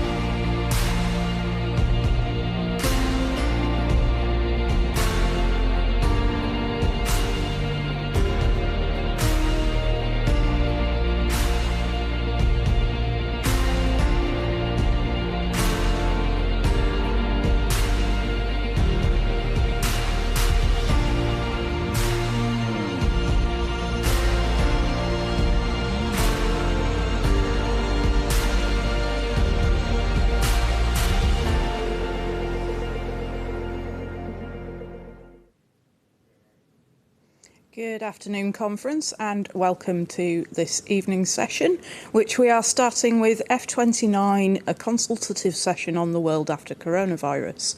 I would like to welcome the two vice chairs of FPC, who are going to be running this consultation, Sally Burnell and Jeremy Hargreaves.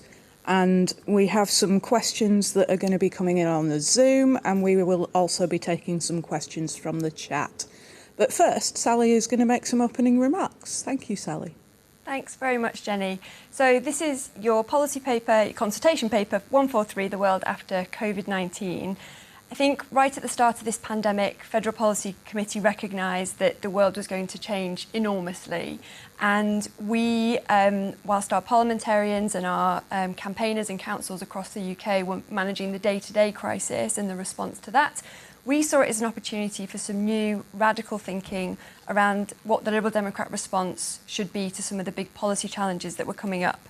And I think we recognise that good policy and new ideas can come out of a crisis. And in the early days of this project, we were talking about it as sort of beverage 2.0. And so the way that we approached it, the way that Federal Policy Committee often works is that we set up a working group, and that can take evidence and work over a year to 18 months. But we wanted to do something really different with this. So we set ourselves up into what we called pods, which had members of FPC and some colleagues who had worked on our recent working groups. And we set ourselves up into 6 areas which cover social justice, the economy, the role of the state, the environment, health and social care, and international. And we recognise that not every single policy area was covered by this, but we decided to select and focus on the ones that were most likely to be impacted by COVID-19. So we set the challenge to the pods. They had to identify the key challenges, consult with relevant think tanks, and then start to describe what a Liberal Democrat approach could look like, and then set some key questions out for members. And you can find all of that in the policy paper. I want to say a big thank you to everyone who took part in the pods. It was a really intense piece of work. And I also want to say thank you to Paul Noblett, who is the former chair of our Fairer Share for All working group, because he sort of held the pen and pulled it all together into one coherent document at the end. In parallel, we also ran an online policy debate platform called Policy Lab, and Jeremy's going to be talking a bit about that later.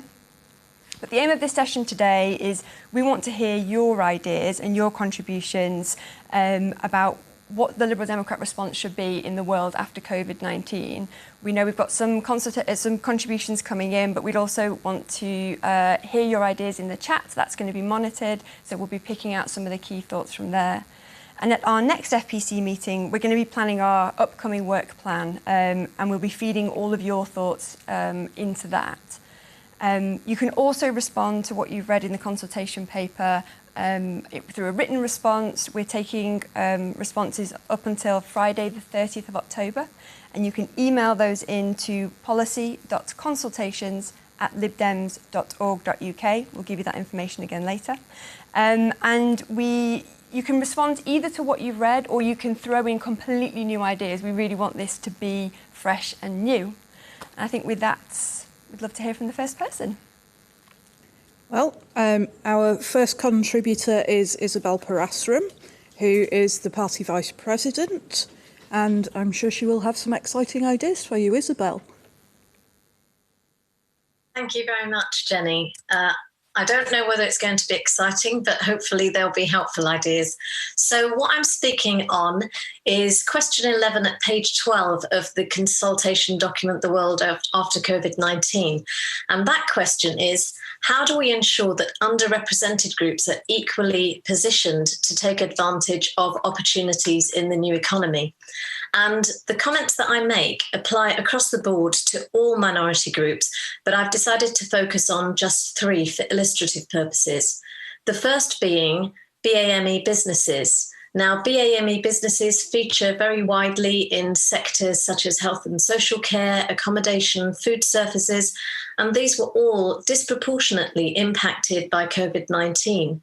And research tells us that BAME people are 2 to 3 more times likely to be impacted by COVID-19 in a very serious way. And as a result of that, many businesses ended up having to furlough staff, lose many customers, and be unable to operate. And those sort of consequences continue and will continue long after COVID-19 has hopefully gone away. BAME businesses are also impacted by additional barriers that are historical, such as some businesses not having English as the first language or being less able to access IT services.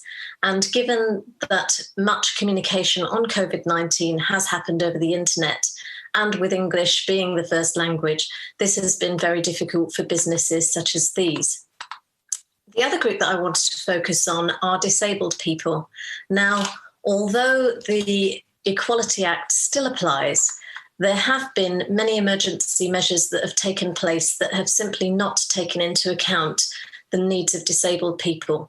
For example, in redesigning public spaces, in order to promote social distancing, the expense of accessibility has pretty much gone out of the window, and disabled people are, as you know, more likely to be on a low income, having to work from home, or simply not have work at all. The other group that I wanted to talk about is women. Social distancing meant that many schools and daycare centres had to be closed down, and the impact of that on women is that they ended up taking slightly more than their fair share of the housework and looking after children. So initial research suggests that men spent roughly 2.5 hours on childcare and 2 hours on homeschooling, and that was roughly an hour more in each category for women. And so if you take a look at those statistics, the interesting thing is, in preparing this, there wasn't a lot. There was some research that I could access in order to prove my points, but not a great deal. And so some of the remedies that I would suggest begin initially with encouraging more research into the long-term impact of COVID-19 on minority groups and what we can do to level the playing field.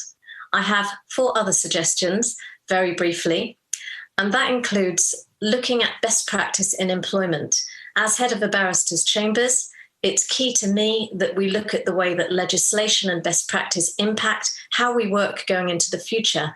And one of the things that we could look at is considering strengthening the right to work from home. At present, it's not a current right, it can be a request, but looking at that area in order to make working at home something that is far more accessible for more people. The third suggestion that I have is investing in a targeted programme that can provide advice in applying for assistance from any available scheme that is happening. And the fourth is creating an inclusive matrix of support, for example, grants, wage subsidy, microloans for the transition into the future.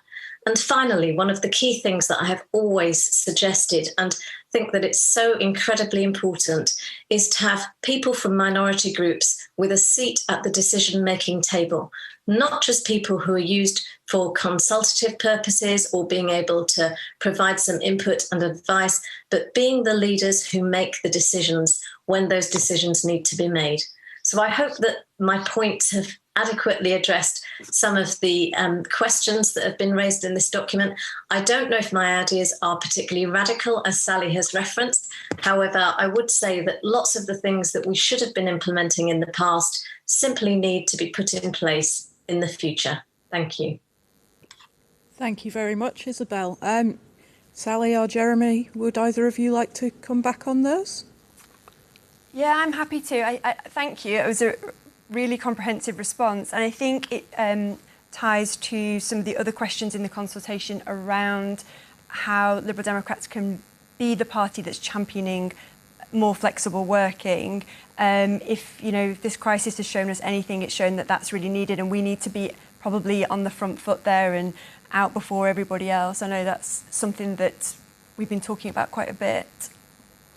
Thank you very much, Isabel. I mean, Sally and I have both been here scribbling away, taking lots of notes of what you said, and obviously we'll watch the recording anyway. So those are really useful points. I mean, I think the reflection I have is that even before the Black Lives Matter thing gained a higher profile, sort of at a later stage in the lockdown, it was really interesting how much the lockdown was exposing some of the inequalities you're talking about, which are long-standing inequalities, and particularly this point about how it is low-paid people who are going out doing the risky, disproportionately going out doing the roles at risk of being infected, disproportionate BAME, clearly not exclusively, but disproportionately, and that was getting quite a lot of profile and interest quite widely, which I think was very helpful, very helpful to try and tackle that early in the process. And similarly, some of the other points you've made. And I think that, I'd say that more generally, not just the BME, it has really helped to expose the inequalities that underlie our system for a long time.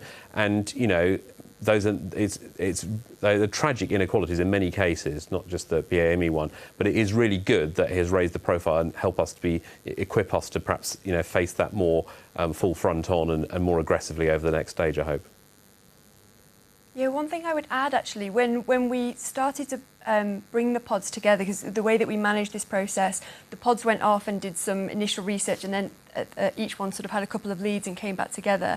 And I remember that very first meeting that we had, we very quickly realised that the thread that ran through all of the areas was this concern around inequality and how we needed, as a Liberal Democrat response, to pull all of those elements together. And that's, I hope, something that we have tried to pull through in all of the areas, and we'd love to hear more solutions through this process. And actually inequality in several different senses, in economic as well as other social inequalities, in every possible sense, actually, geographically as well across the country. Mm-hmm. Thank you very much, both. I'm going to take the first question and comment from the chat. Mary Reid says she's sorry that education was not chosen as a subject because the effects of this crisis will carry on for many years, and people in education at the moment. What should our response be? And she has a suggestion for one response. Subjecting 16-year-olds to public exams. We are the only country in Europe to do it, and removing GCSEs would liberalise the curriculum and reduce stress on young people. Can I comment on that a bit? I mean, mostly it's a contribution. I think we'll take it away. But I think Sally mentioned earlier on that we had some arguments or some discussions about how to structure this. And the one that kind of slipped through the net and we've always talked about was education, actually, which isn't covered adequately in this document. I agree with that. As a sort of counterpart to that, after kind of health and public health, I would say over the last 3 or 4 months, there's been no issue higher profile in the public than education, whether that's university in a level or at schools or primary schools or early years as well. So I think it really is obviously very important. And it's just, I mean, it's not a radical new thought, but it is absolutely tragic. And one of the things that makes me most cross, personally, about the last few months has been the increase in inequalities in education and the fact that the people who need to be at school or in care most have been getting the least. And I think a lot of people need to kind of look themselves in the mirror about that, because there has been a very unequal experience. Some people have done absolutely fine, pretty much. Some people really haven't, and I think that's been really very unfortunate. And the fact the government has been, for its own reasons, has been letting basically local authorities off some of their duties to children with special needs over the last few months, which they say has been necessary, has been, again, some of the most vulnerable, most at-risk children have been made more at-risk and more vulnerable by that. And that's one where the government really needs to look themselves in the mirror, I think. So education, definitely very high profile. I mean, a broader point, actually. In writing this paper as well, we had a lot of conversations about the extent to which these are new challenges arising from this crisis, which you wouldn't have predicted in January, and which ones which are so overwhelming anyway that haven't really been affected by this. So a good example of that is some of the climate emergency stuff, which was a big burning platform before this started, and it still is now. So I think an interesting one, how we talked about it with inequality in the country, but actually also with education as well. Lots of problems in the education system at all ages, and how we try and face that forward. And actually, just finally on that, to say that one of the things I think is interesting from a policy point of view, and what Sally thinks, is that our job next is to look at the consequences from this crisis. But actually, what we'll do next, I think, is almost a manifesto or pre-manifesto exercise, because it'll look right the way across the whole policy spectrum. We're not probably coming to a general election just yet, but actually, what is our policy platform across everything? And the kind of COVID is one really interesting angle on that, but some of it has not changed hugely from what we would have done at the start of the year. So I think that's really interesting. I completely agree. I have personal experience in my family with special educational needs, and that has been a disaster from start to finish, really. And families left not knowing what was happening. And I think where we started to look at it in the section around social justice, but I agree, it needs more work. I think what we'd really like to hear, sadly, we have called this the world after COVID-19, and yes, at some point COVID-19 will be over, but there will be other crises similar to this. There may be future pandemics. So how do we make sure that we've built a system that can make sure that we don't have those inequalities in education in the future? And we'd love to hear ideas around that. Thank you very much. I'd now like to go to our next person who is on the Zoom, who is Dan Boatwright from Mid Worcestershire, and he's a district councillor for Pershore on Wychavon District Council, and he's also LGBT plus and disabled. Dan. Hello.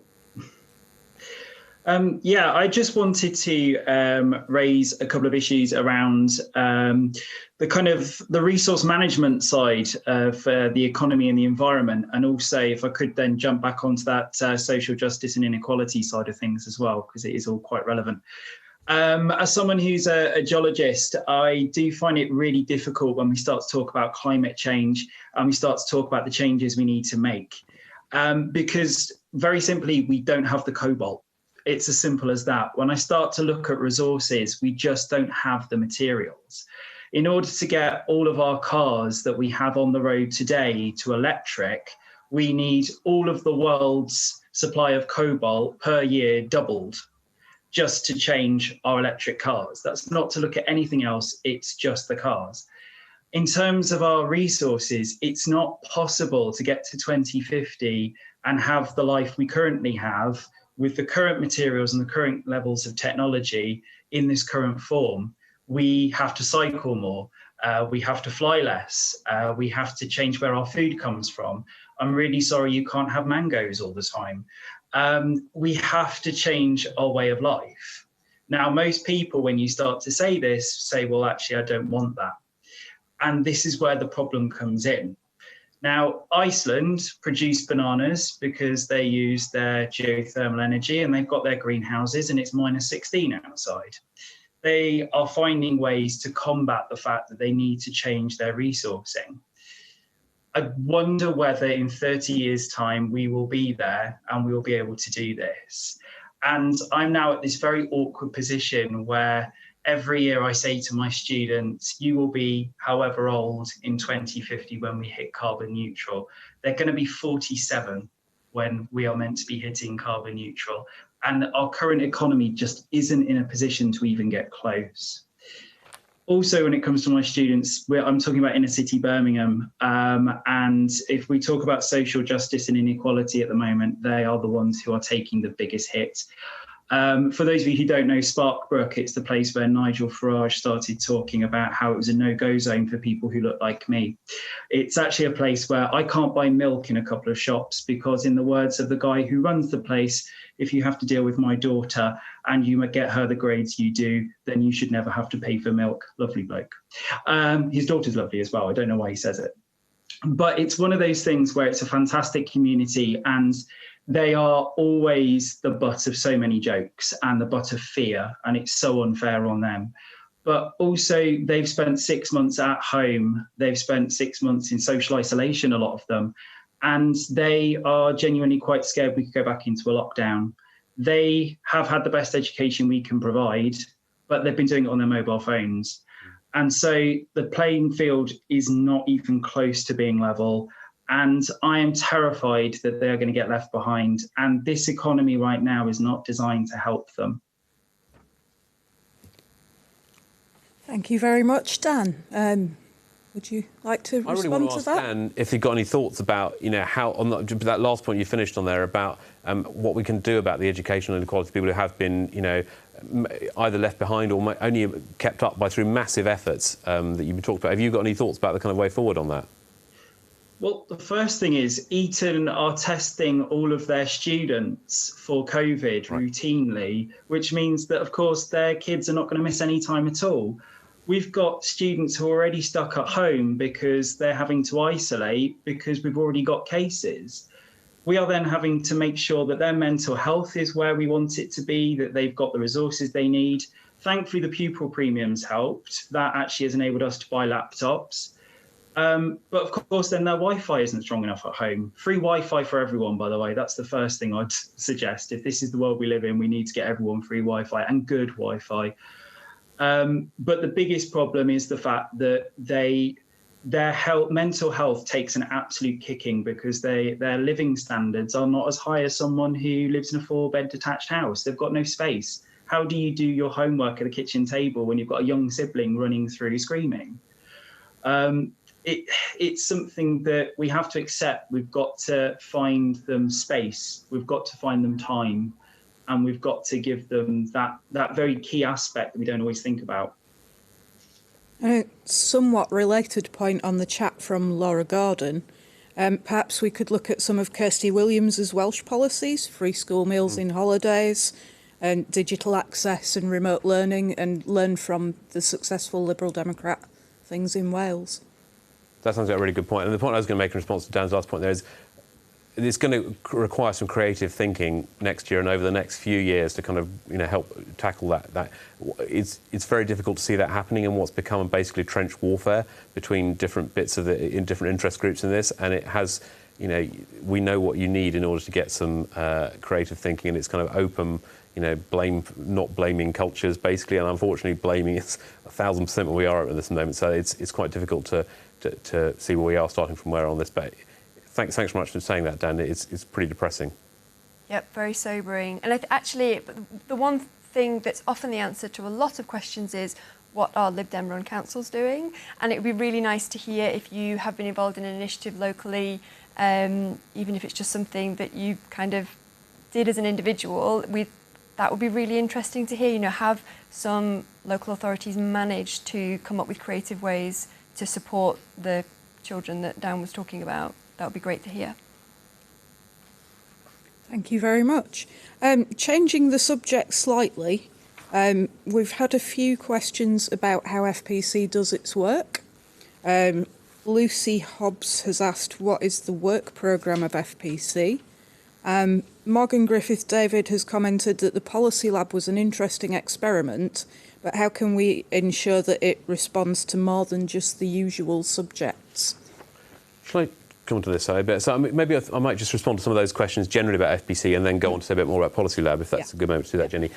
So FPC is elected by, as other federal committees are, by all party members every 3 years. The current committee was elected last autumn and had its first meeting about, I think, 3 days after the general election in the middle of December last year. If you want to know what FPC is doing, there are a couple of things I'd point you towards. Firstly, we produce a report for every federal conference, which you'll find in the booklet of reports to conference, and we report that formally to conference. Sally presented that yesterday, but we do that every 6 months, so do have a look at that report. And when people say, what are FPC doing, look at that report, because it sets out a full answer with our full programme of policy working groups and everything else we're doing, and it's really worth doing that. The other thing is we have a Facebook group, which is facebook.com/groups/Federal Policy Committee, on which we put reports of every meeting we do. Though I have to admit I haven't done the last one yet, but we generally do reports on all our meetings, and it's worth looking at that. And you can also pose questions like, are you thinking about this issue or whatever, and we're on there and we respond to that. So that's worth, if you're interested in particular about the work of FPC. At the moment, the bulk of our work generally is looking at areas where we need to develop more policy, consulting members on that, and coming out with a plan of areas we think we need to look at. And then the sort of standard way of doing that is to create a policy working group, and we'll advertise to party members to apply to be part of that. And then we usually end up with a policy working group of perhaps 15 people, and they will really do that in depth. So they'll look at education or defence or planning or something, a big area like that.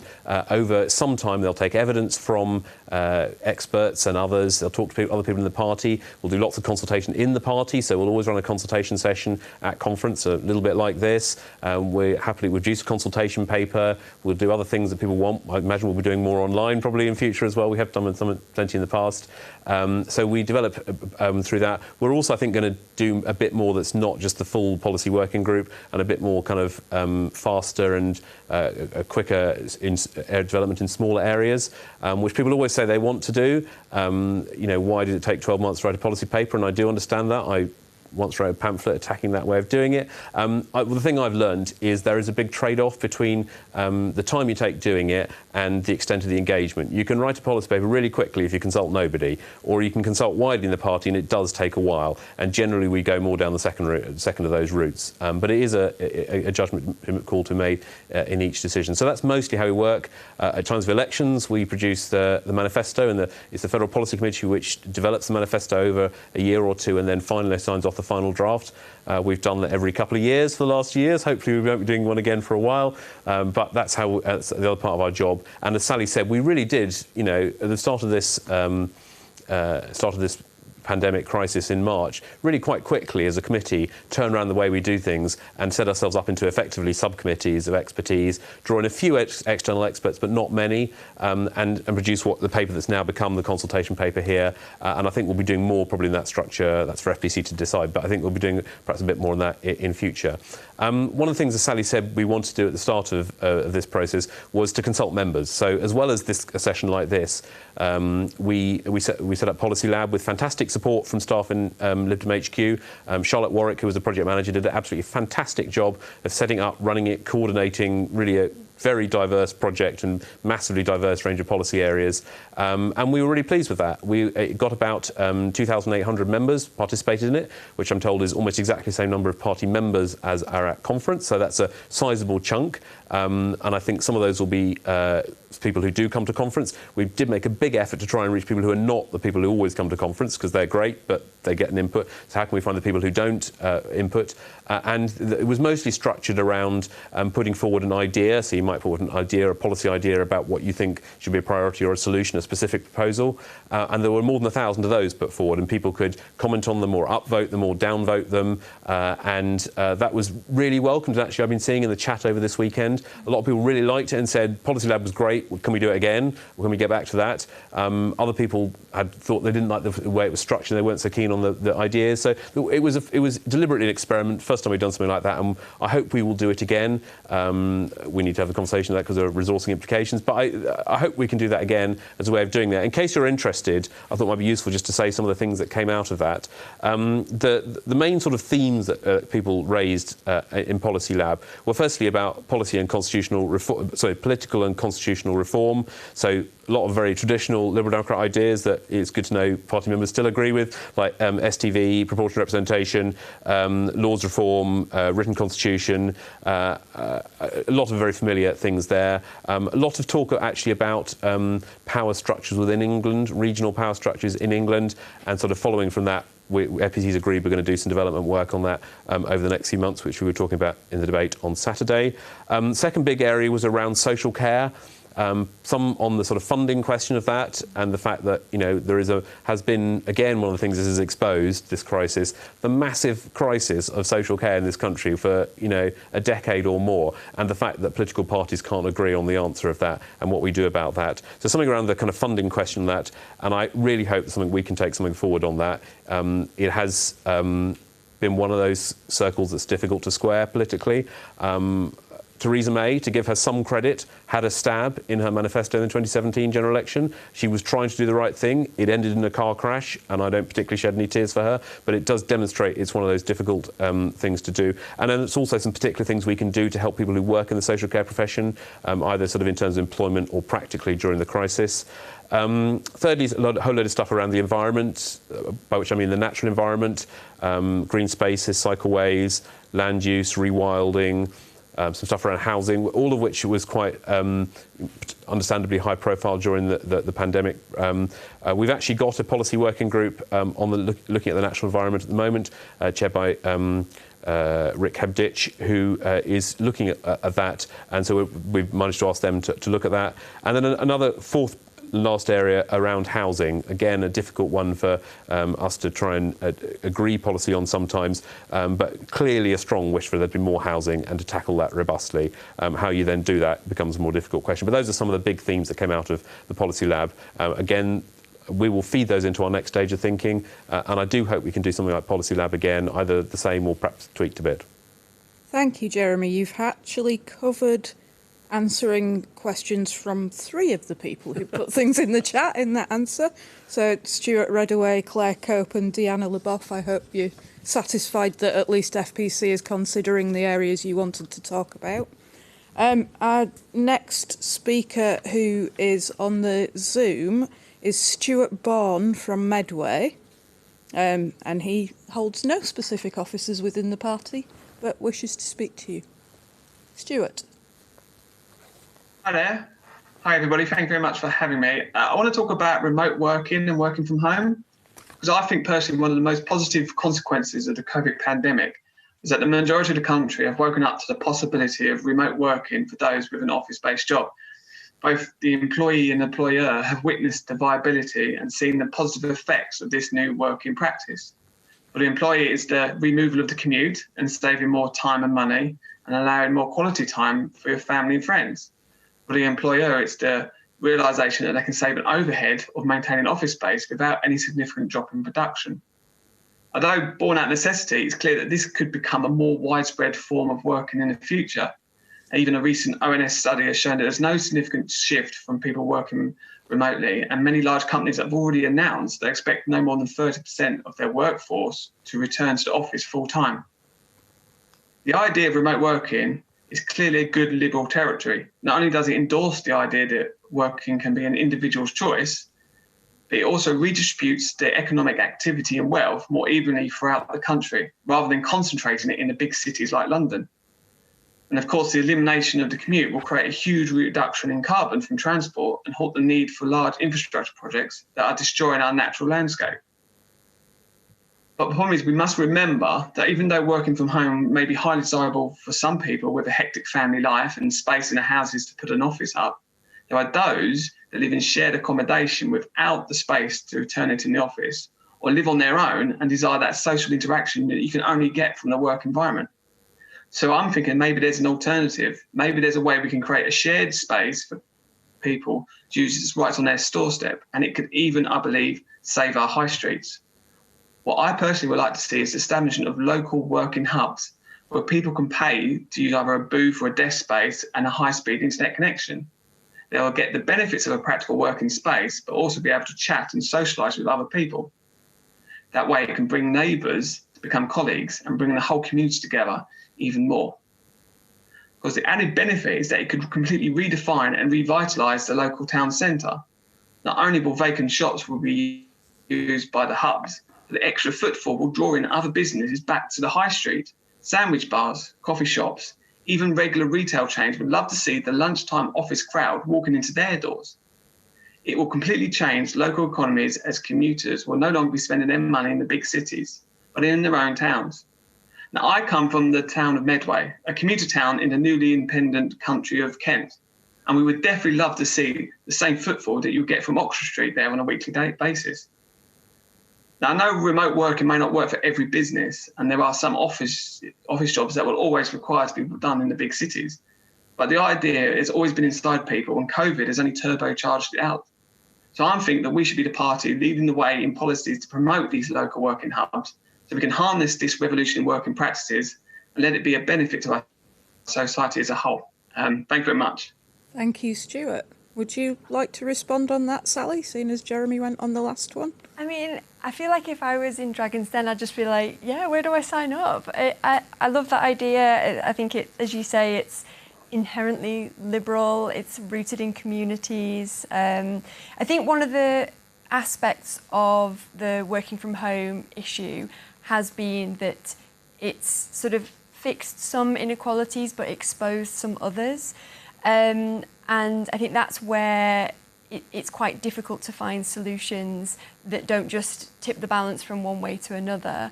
But I'm very sold on local working hubs as a concept, and I would love to hear more. I really like it, and I'm taking notes on it.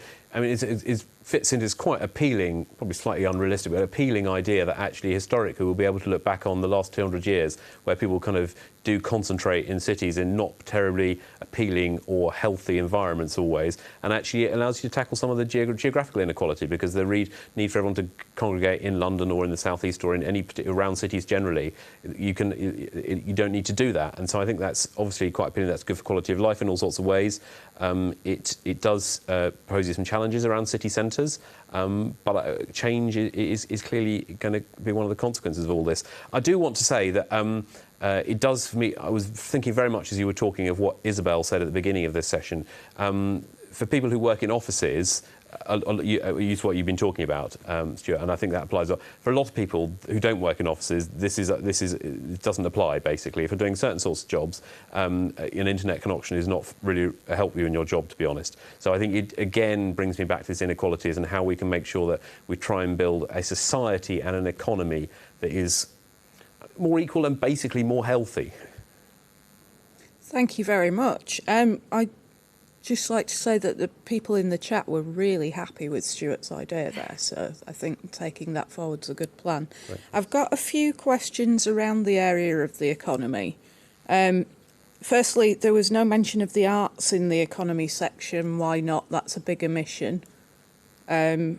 Secondly, can the aviation industry ever be the same again? And thirdly, there's a question from the papers that suggests that the state might pick winners. What do the panellists think of picking sectors to develop through various methods rather than individual firms?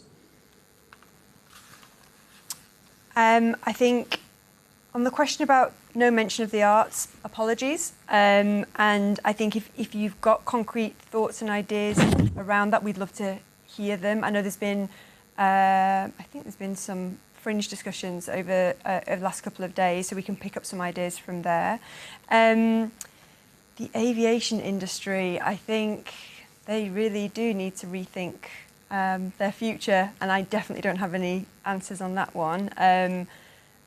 But I think it fits into lots of the environment section and behaviour change, international working, all of those elements. So it will clearly, I guess we need to figure out what the Liberal Democrat answer to that is. I mean, I think if there's one thing that Liberal Democrat approach to aviation has been clear about is over the last week is that we don't want it to be the same as it has been. And I think this is one of those very difficult things with the public. But you ultimately need to make a choice, and you can make accommodations, you can make compromises, you can think of creative ways of doing it. But ultimately, if you want to have a carbon-free economy, it does not involve everyone doing as much flying as we're doing at the moment. And we had some really interesting and innovative proposals for presenting that in our manifesto last year around not prohibiting flying, but make it more difficult for people to do flying all the time in a way which seemed quite appealing electoral, relatively speaking. But I think the Liberal Democrats do not think the aviation industry should be the same as it has been for the last however many years. And on the final point, which was around the, I guess, a more sector-based approach, I heard in a fringe discussion earlier today, a discussion about, it was what should the approach to skills and lifelong learning and training be, and there was a really interesting, it was sort of a crossover with what that looks like in regions and towns and cities, and I think that was a really interesting approach to think about skills and training and investing in apprenticeships and things like that on a sector, business sector, but crossed with a region and geographical sector. And I think there's probably something interesting in that that I heard earlier today. Thank you very much. Jenny, can I say more generally on the economy? Because I think that is there is some really, I don't know if you've got any more comments on it, but I've got really. A couple. You have? Oh, Yeah. Okay. I was going to say, on the economy, a really central question is what the role of government is. And things that we have seen the government, it's been established orthodoxy for, a few decades now. There's things the government can't do, like pick winners, like, for goodness sake, pay the salaries of workers in the private sector, which have happened. And if you'd had to guess last December which party's manifesto that would be in, it wouldn't have been the Conservatives. So there's some really fundamental questions, and about the whole way in which government is funded and in which it is able to borrow and what the limits of that borrowing are. And no one knows what the answer is to that question, but I think that does fundamentally change the landscape. And I think that, and it's not a trivial part of the answer to all this. What the answer is, that really makes a huge difference to what, the whole future of public services, the whole future of government managing the economy, and all the social implications of that. And I think that's something which we need to do some more thinking about, along with, the rest of the world, because it is a really fundamental and difficult question. So, slightly tying into what we've just spoken about, Dee Tomlin wants to talk about support for self-employed people, which obviously ties into the arts question, because there are many of the people involved in the arts who are self-employed. And Riyad Mannion asks, how can we become the party of technology?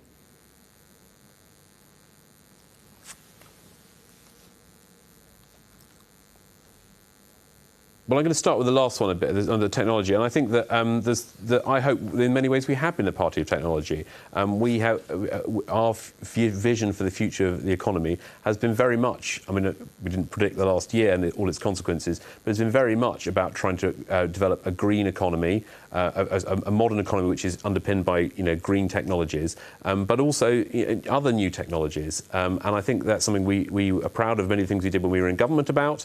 I know we're not the only party looking at that, but I think we can be a little bit proud of how we've tried to envisage a different economy and society enabled by different technology.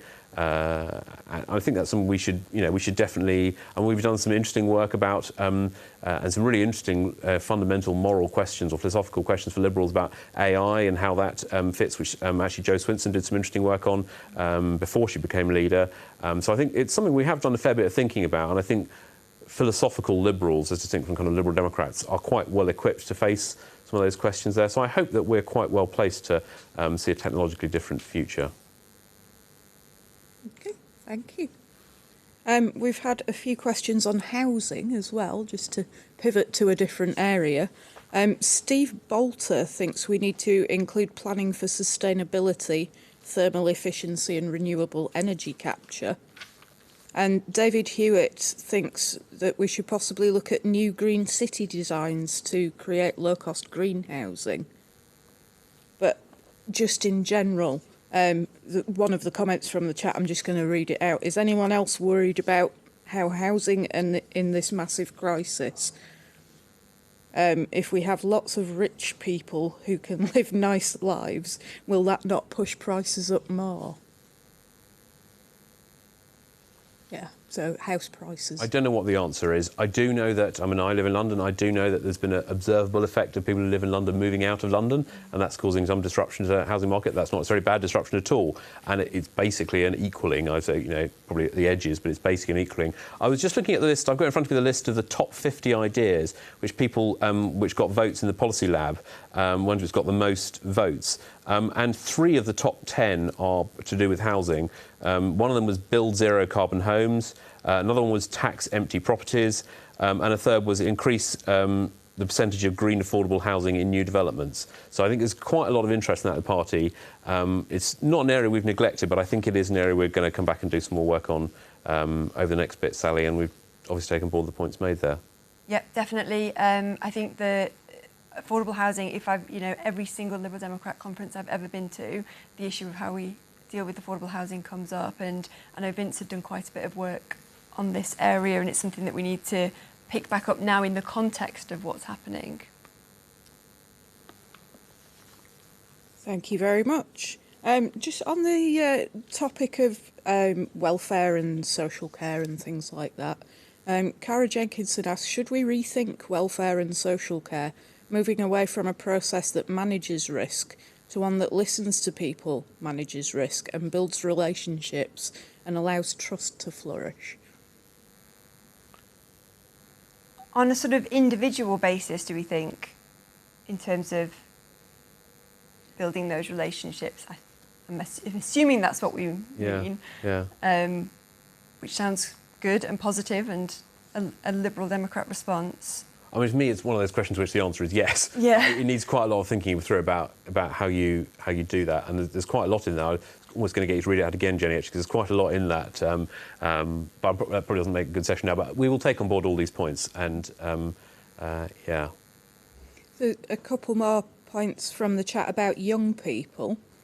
Jackie Harper-Ray says, why don't we investigate a UBI type support for 16 to 25-year-olds, which would help them through training and low-paid uncertain jobs while they get on with building their experience, etc. And then Louise Morales says we should investigate the idea of offering free SIM cards or MiFi to children who are doing remote learning.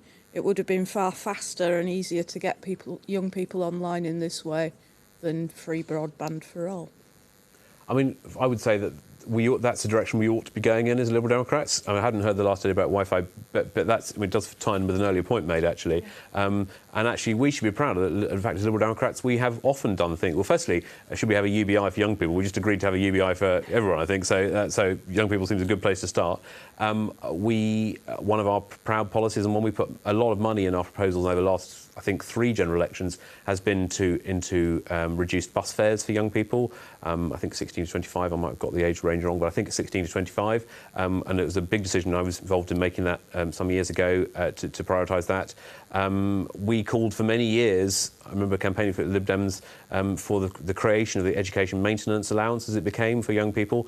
That kind of came and went, sadly, but it was so I think this is territory we Liberal Democrats have been on, and maybe, you know, SIM cards is the modern manifestation of that. Victoria Collins wants to know if we have any thoughts on how we should tackle food insecurity.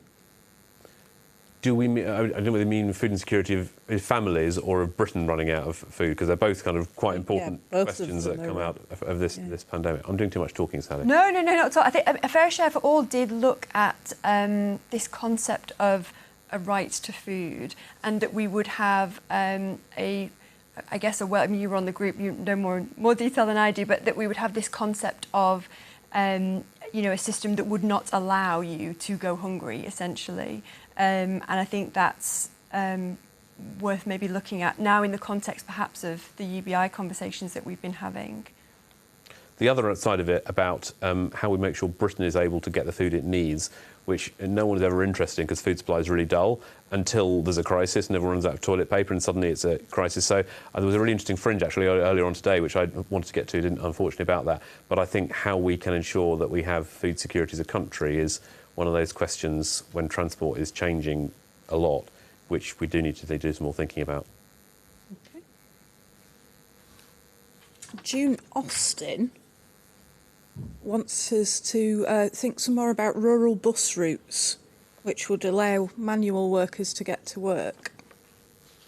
Yep.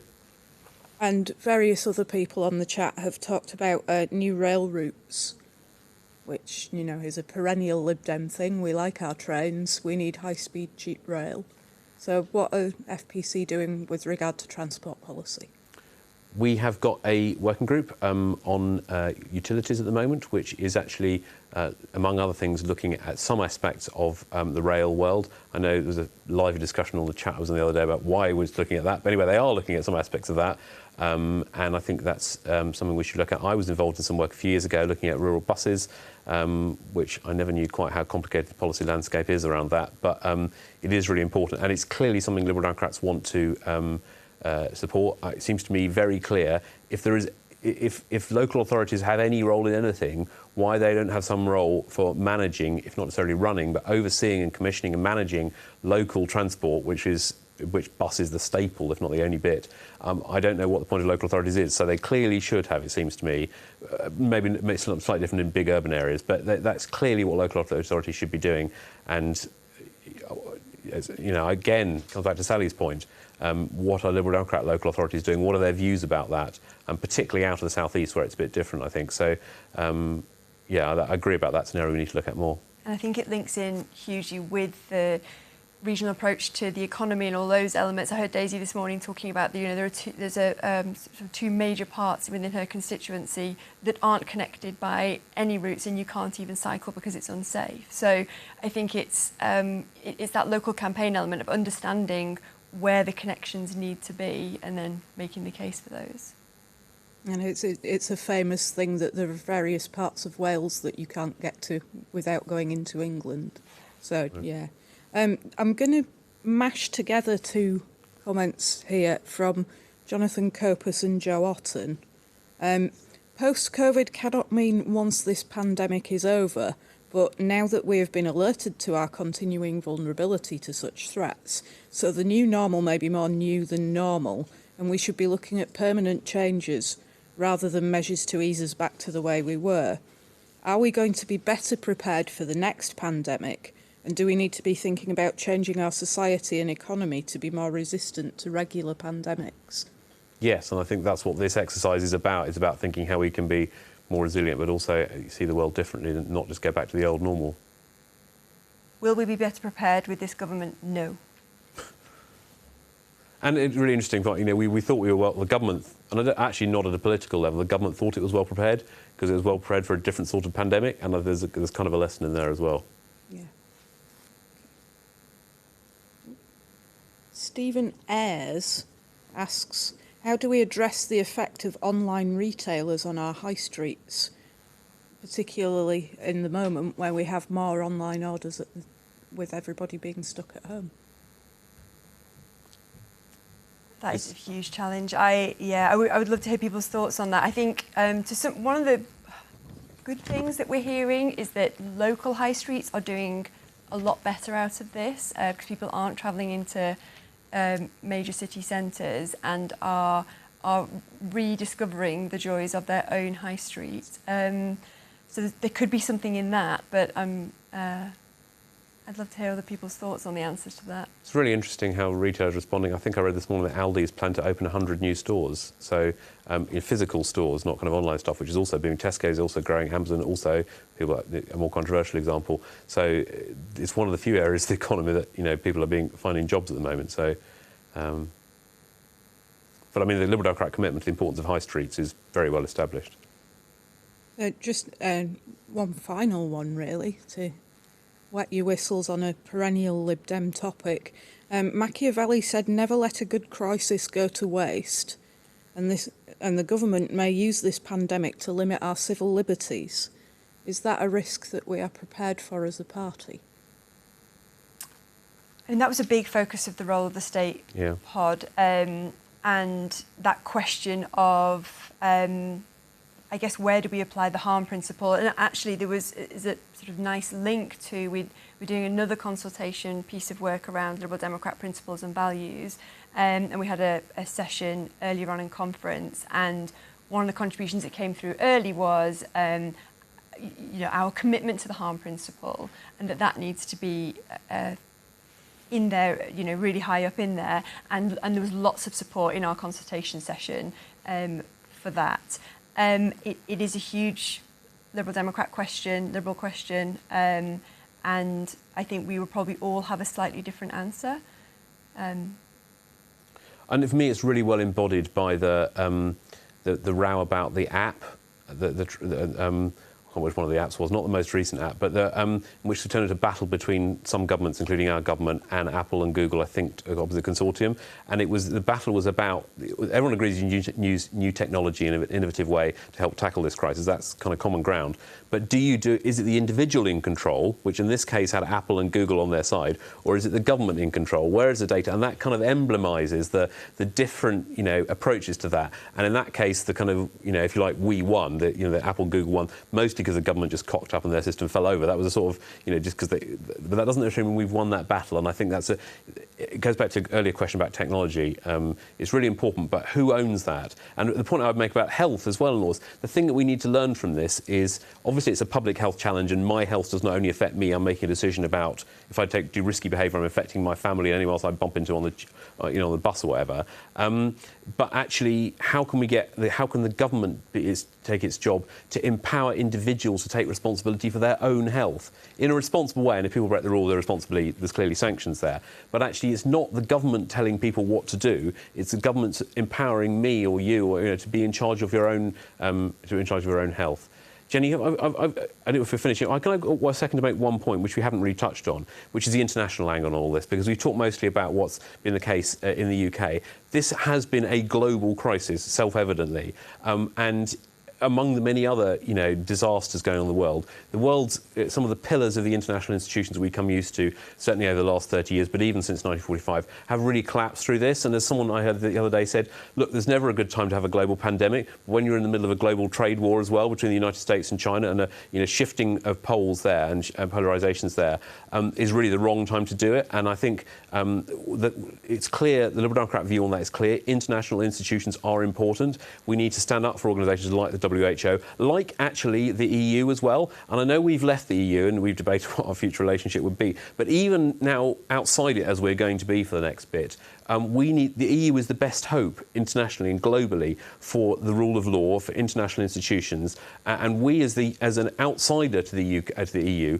need to partner up with the EU, as actually behind the scenes does happen on many things, to promote the EU as the kind of the best way of taking forward international institutions. And international institutions need to show their value by doing things that are useful in this, which is things like developing a vaccine and then distributing that fairly. It is managing things like the change to the aviation industry helpfully. And actually, when you do that and people can see the value of those institutions, they start to see that traditional Western approaches or liberal approaches which we favour are more appealing than the nationalist answers of Putin or Hungary or some of East Asian answers. And actually, because it's a global battle of ideas, and we need to make sure that people come out of this crisis globally around the world, including in countries that are going to suffer from this a lot worse than we are, decide that actually the right ideas are the rule of law and a liberal approach, not authoritarianism, which is a really serious danger and a deeply depressing way to finish this session. I'm sorry.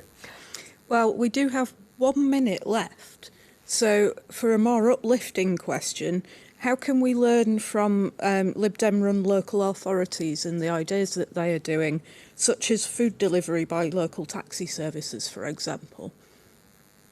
We learn by you telling us, share those examples with us, please, please, please. We would love to hear them. One of the things I really enjoyed actually at conference was in between the sessions, the videos that were playing from local authorities telling us what they've been doing. That was fantastic. I want to hear more of those things and feed them in, please. And Sally and I first met when we both worked for Lib Dem-run local authorities, different ones. So I think we kind of get that point as well. Yeah, totally. Thank you very much. And that brings us almost exactly to time. So I would like to thank our panellists today, Sally Bennell and Jeremy Hargreaves, and my aide on the desk, Jeff Payne, and my technical aide, John Bridges. And we will be now moving to the next session. Thank you very much.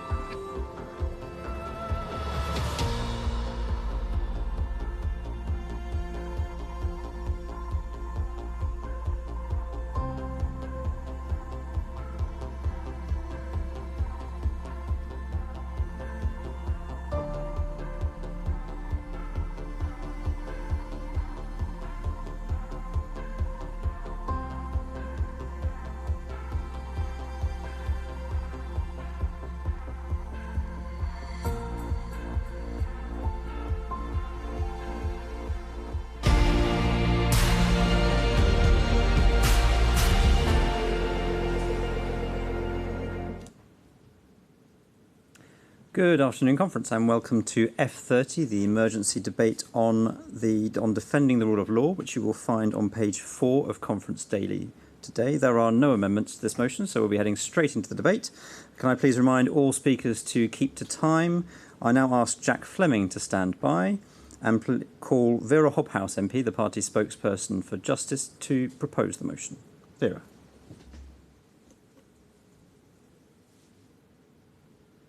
Speaking in the House of Commons to oppose Boris Johnson's internal market bill. The sight of Conservative MPs lining up to vote to knowingly and deliberately break international law is shocking.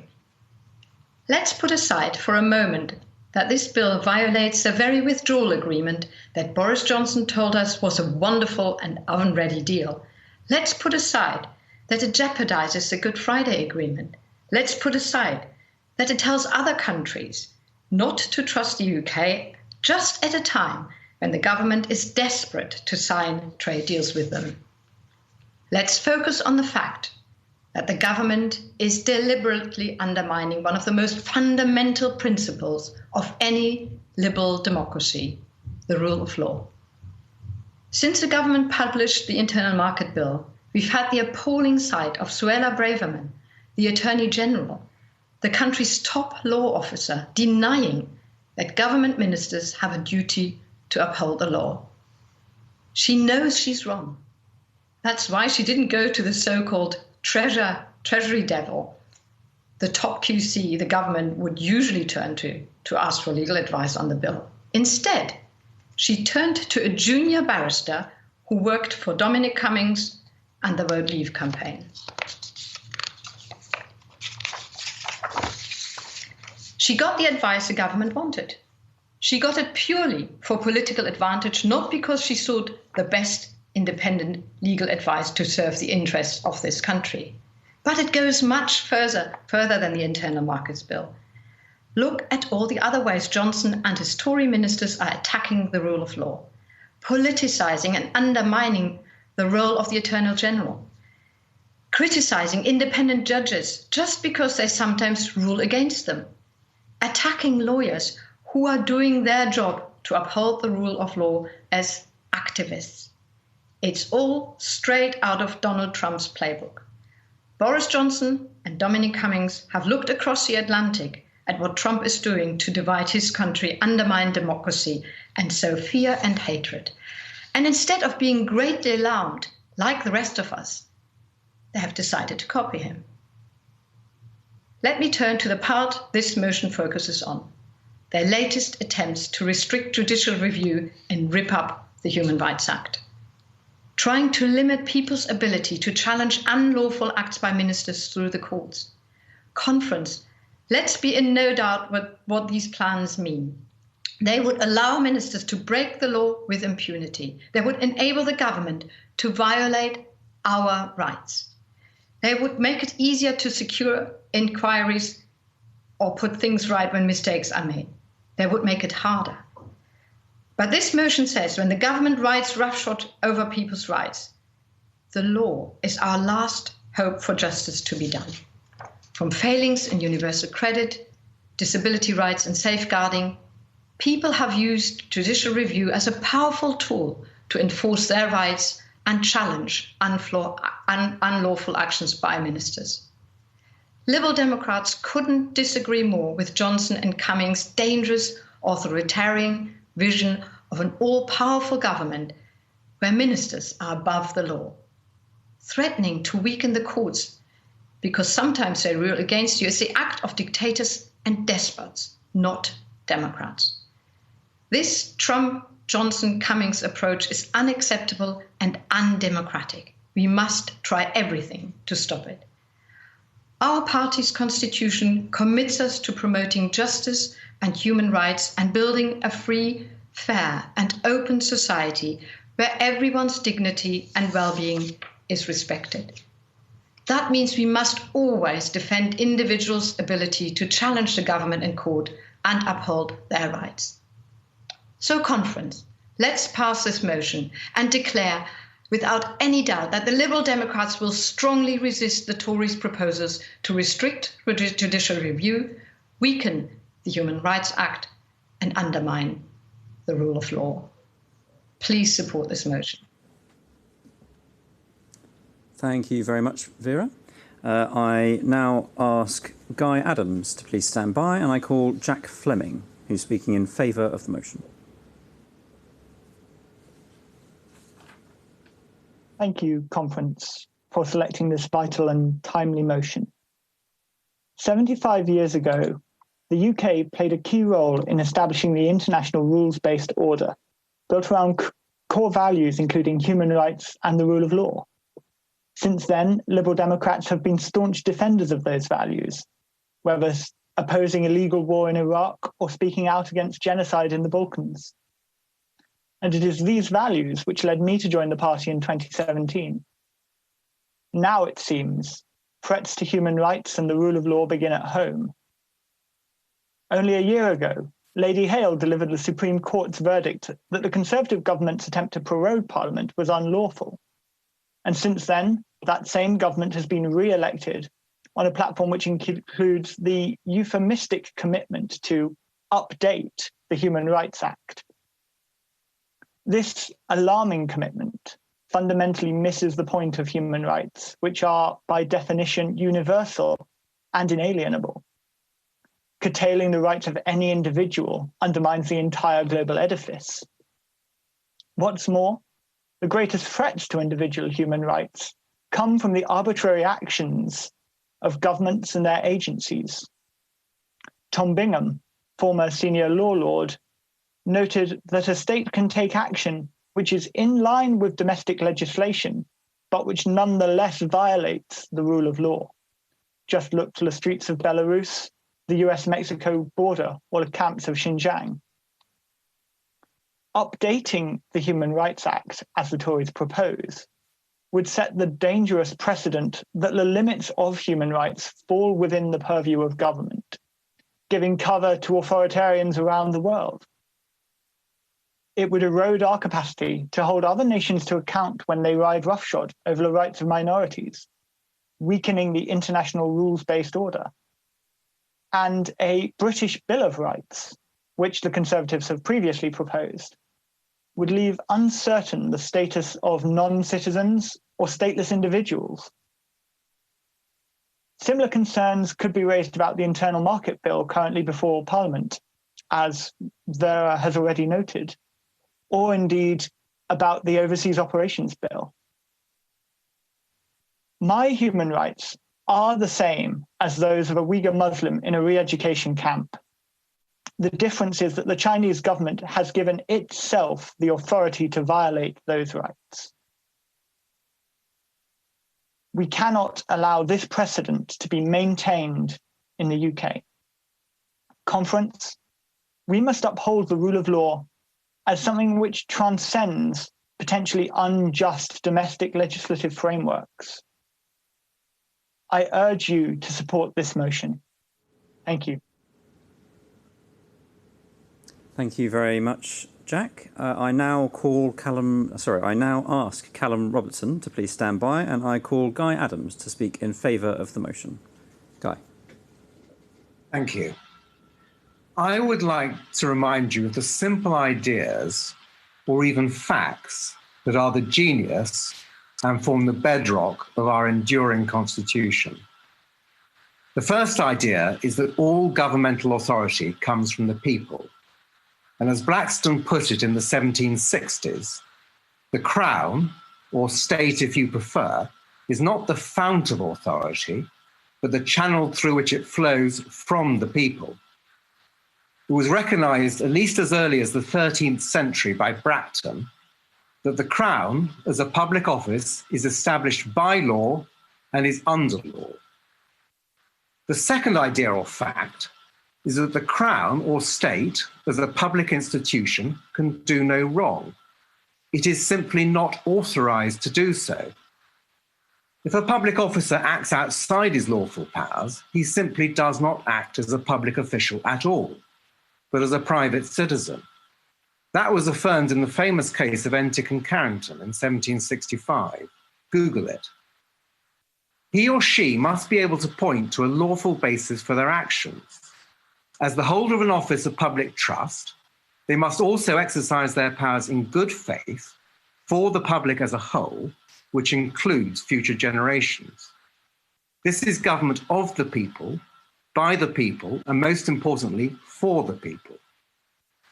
The third idea is that only Her Majesty's judges can and must determine what the law and its limits are.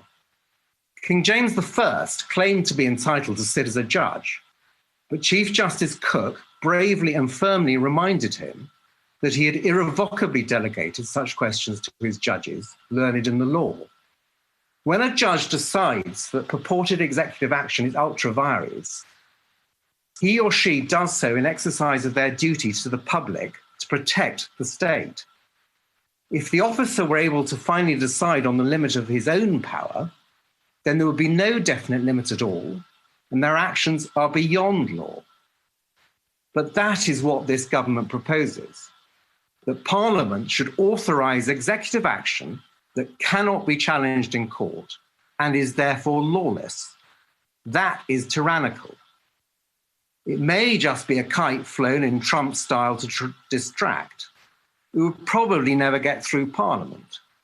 If it did, then it would put the Queen in an embarrassing position, and it would probably end up in court. The very suggestion is, however, dangerous.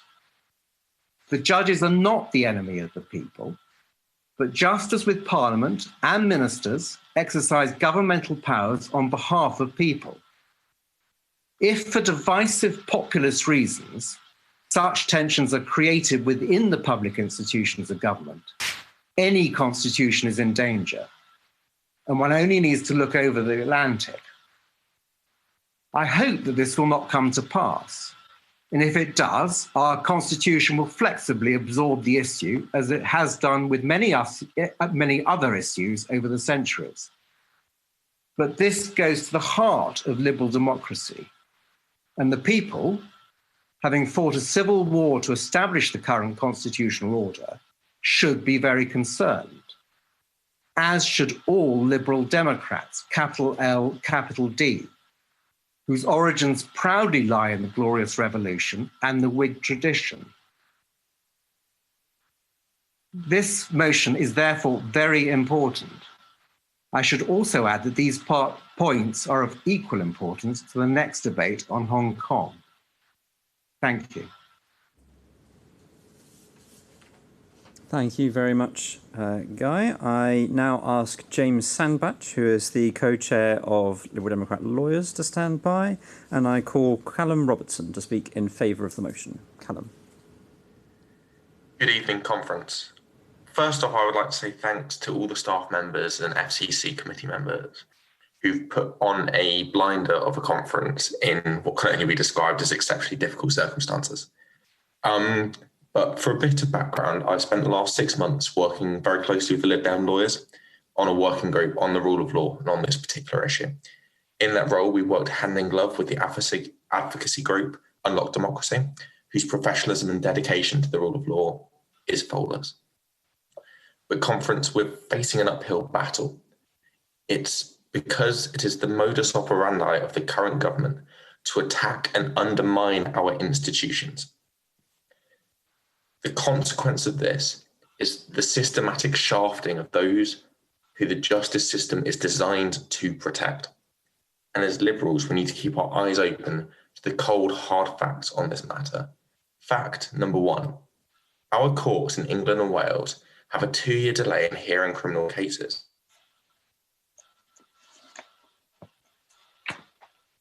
Fact number two, there is little to no funding in the area of family law. This has caused countless victims of domestic violence to fall through the gaps. This is a travesty. Fact number three, Prime Minister Johnson is currently steering the internal market bill through Parliament. That bill sets the apparatus in place to break international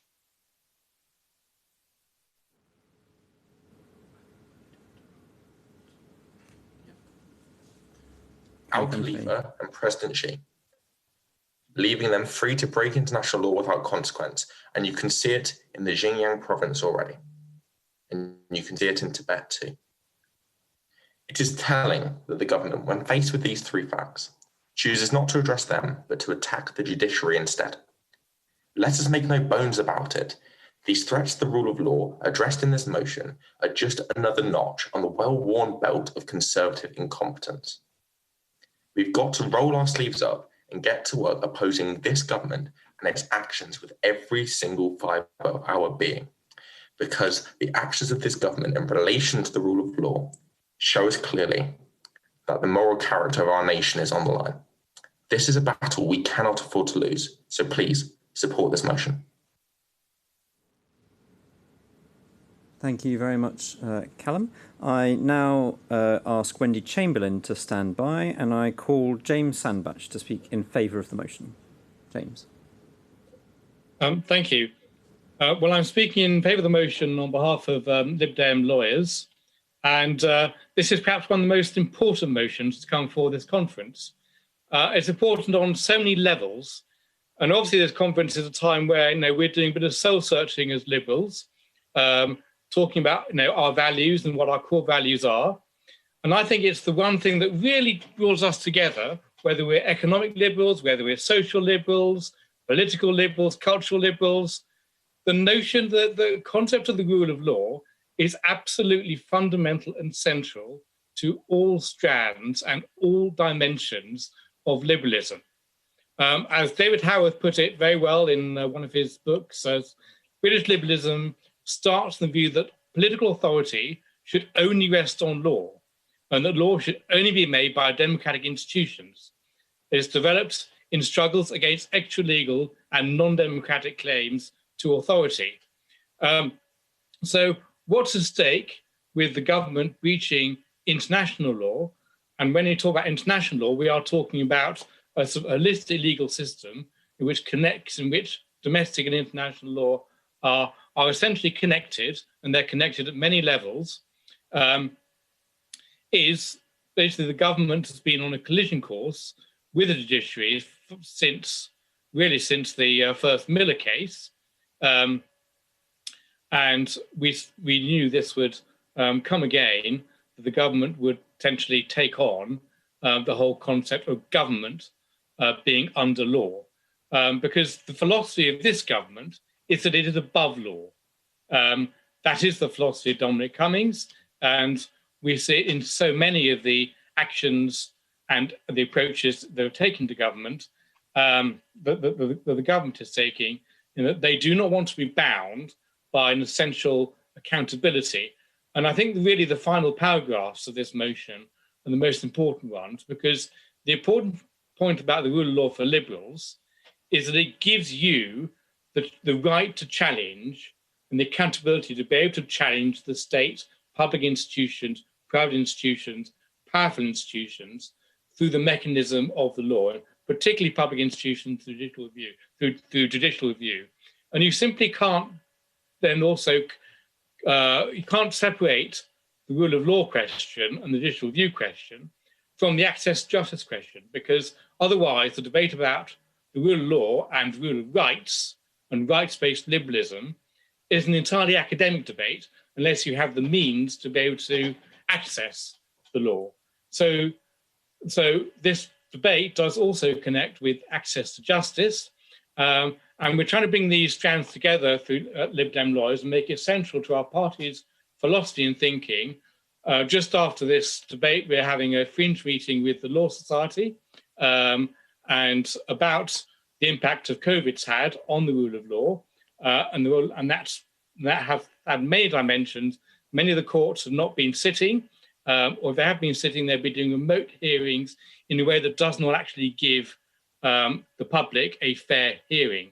And so that's been a really important strand, but also the community legal sector, legal aid practices, they've not had the support from the government in order to be able to help people who are being impacted with redundancy and many, many other legal problems in their lives, to give them the support that they need to be able to enforce their rights in what's a very, very complicated and difficult situation.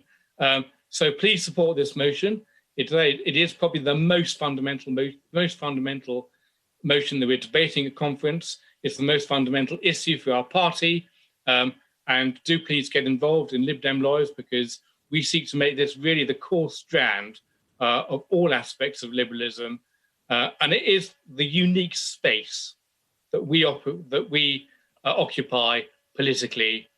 So please support this motion and do come to Fringe Meeting later. Thank you. Wonderful. Thank you, James. As James mentioned, he's the co-chair of Lib Dem Lawyers. I now ask Martin Lord Thomas to stand by to summate for the motion, who's our Shadow Attorney General, and I call Wendy Chamberlain MP, who is our Chief Whip and also spokesperson for Scotland, Wales and DWP. Wendy. Thank you, Chris, and good evening, conference. When I was selected as the candidate for North East Fife in June 2018, my dad said to me, "When I thought you were getting involved with all this politics stuff, I thought you were off your head. And then I look at those Egypts in the telly and I think you can be just as good." Now, I think my dad was giving me a compliment, but I'm not very sure. But the lesson for me is that politicians are just people. But they are people who should have respect for our law and institution. But clearly, the current government are people who only respect these rules when they are rules that will help them if enforced. For months now, MPs have been joining a Rees-Mogg conga to vote. Pass readers may have slightly improved things, but the queuing remains. There's a sign in Westminster Hall between the barriers that says, "Stand one flagstone apart." It seems appropriately archaic. But Jacob Rees-Mogg was quite happy to circumvent parliamentary protocols last year when he headed to Balmoral to prorogue Parliament. And this is the issue. If politicians aren't seen to follow the rules, why and how should we expect anyone else to? Accountability is key. Previously, ministers would take responsibility for failures in their departments. This is now no longer the case. On some occasions, we have seen those at the head of public bodies take the fall in place of their minister. It's only the Tory peers, such as Dido Harding, who seem able to fail upwards. But what does this mean for the UK and its future? Well, firstly, it means the government is acting with impunity. It seems the majority of Conservatives in the government are happy to break international law as long as Parliament gets to vote to do it first. Another damp squib rebellion. Secondly, it empowers those global powers who see the UK step away from the global stage as an opportunity to sow dissent. As Leila said so powerfully this weekend, how can one expect Russia and China to respect the rule of law when we explicitly state we won't do so ourselves? And finally, and this is really important for me as a Scottish MP, it undermines the UK government within the UK. 3 weeks ago at Prime Minister's Question Time, Alistair Carmichael asked the Prime Minister how he would argue against an independence referendum in Scotland that went ahead without Section 30 consent from the UK government, given that his government doesn't adhere to the rule of law either. Boris Johnson had no coherent answer. No surprise there. Conference, support this motion. Thank you very much, Wendy. After the next speaker, we will move to the vote, so please be prepared for that. I now call Martin Lord Thomas, who's our Shadow Attorney General, to summate the motion. Martin. Wendy is completely right to say that if governments don't obey the law, how can we expect people to obey the law and the foreign governments that we criticise? Judicial review derives from the prerogative writs which had their origin in the 12th and 13th centuries. And over the centuries since, they emerged as the way in which the private citizen challenges the unlawful decisions of the government and other public authorities. The court in its discretion may quash those decisions, but it never seeks to substitute them with its own views. Judicial review is sought in the name of the Queen. Good examples are the cases brought by Gina Miller, to which James Sandbach referred. The first was to declare that the government would be acting unlawfully if it sought to exit the EU without an act of Parliament.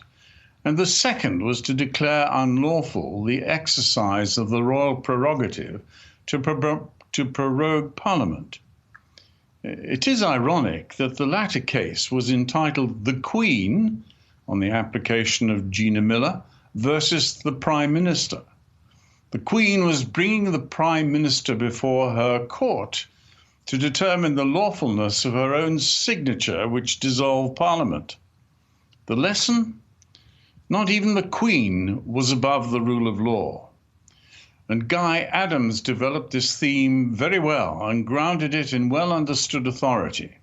James I, for one, got it wrong. The judges are not the enemy of the people, as he and others strongly asserted. But Boris Johnson wants to be a lawbreaker. As Callum Robertson said, in the Internal Markets Bill, he seeks to give power to ministers to promote legislation quite explicitly in breach of international law.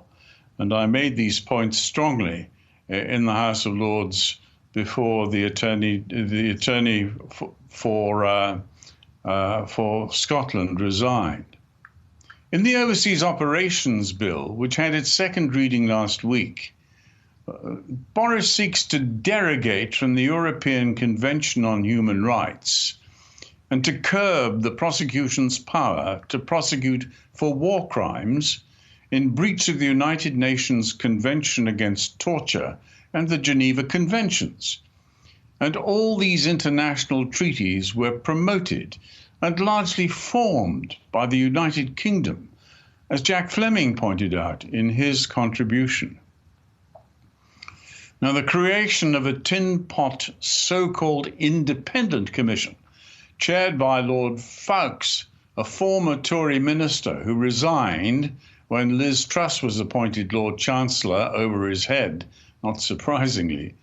But that independent commission diminishes all of us. It's pathetic. As Vera said, law is our last hope. The moral character of our nation is at stake, said Callum, and I agree. I call for a unanimous vote in favour of this motion. Thank you very much, Martin. We now move to the vote. So you will be able to find it in your polls tab, and it's a straight vote on the motion itself.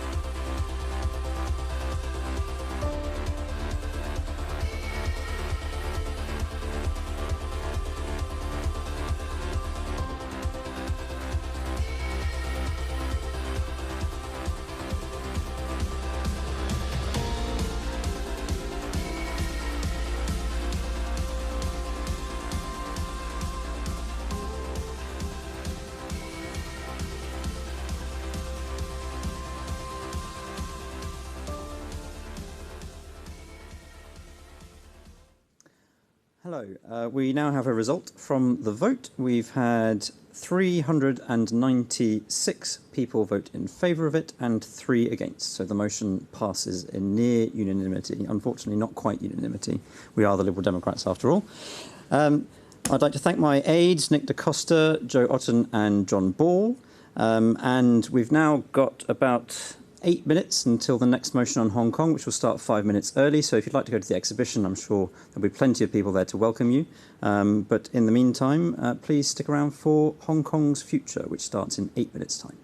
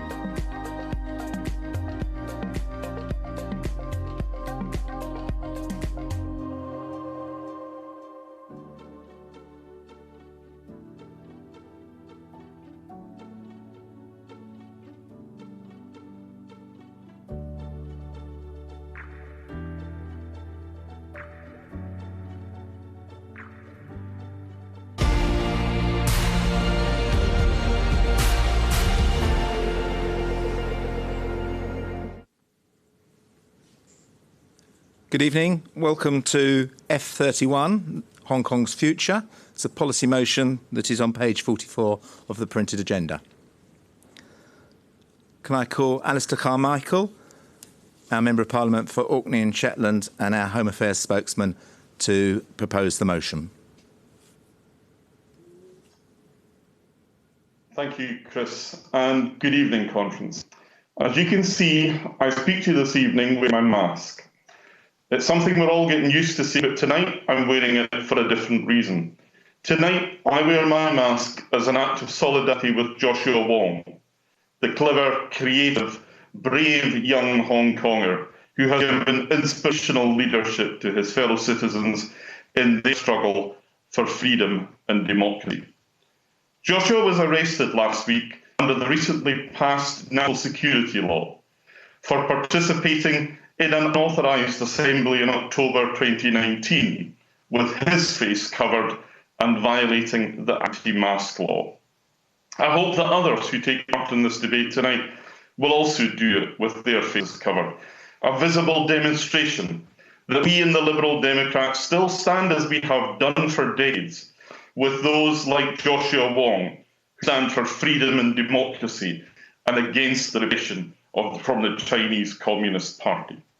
Conference, it has been an honour and a privilege to speak for our party and to prosecute the case for Hong Kong in Parliament and to carry on work that began before I was even elected to Parliament. More than 2 decades ago, when the people of Hong Kong needed friends and allies, they found one of the best they could possibly have hoped for, the late and undeniably great Paddy Ashdown.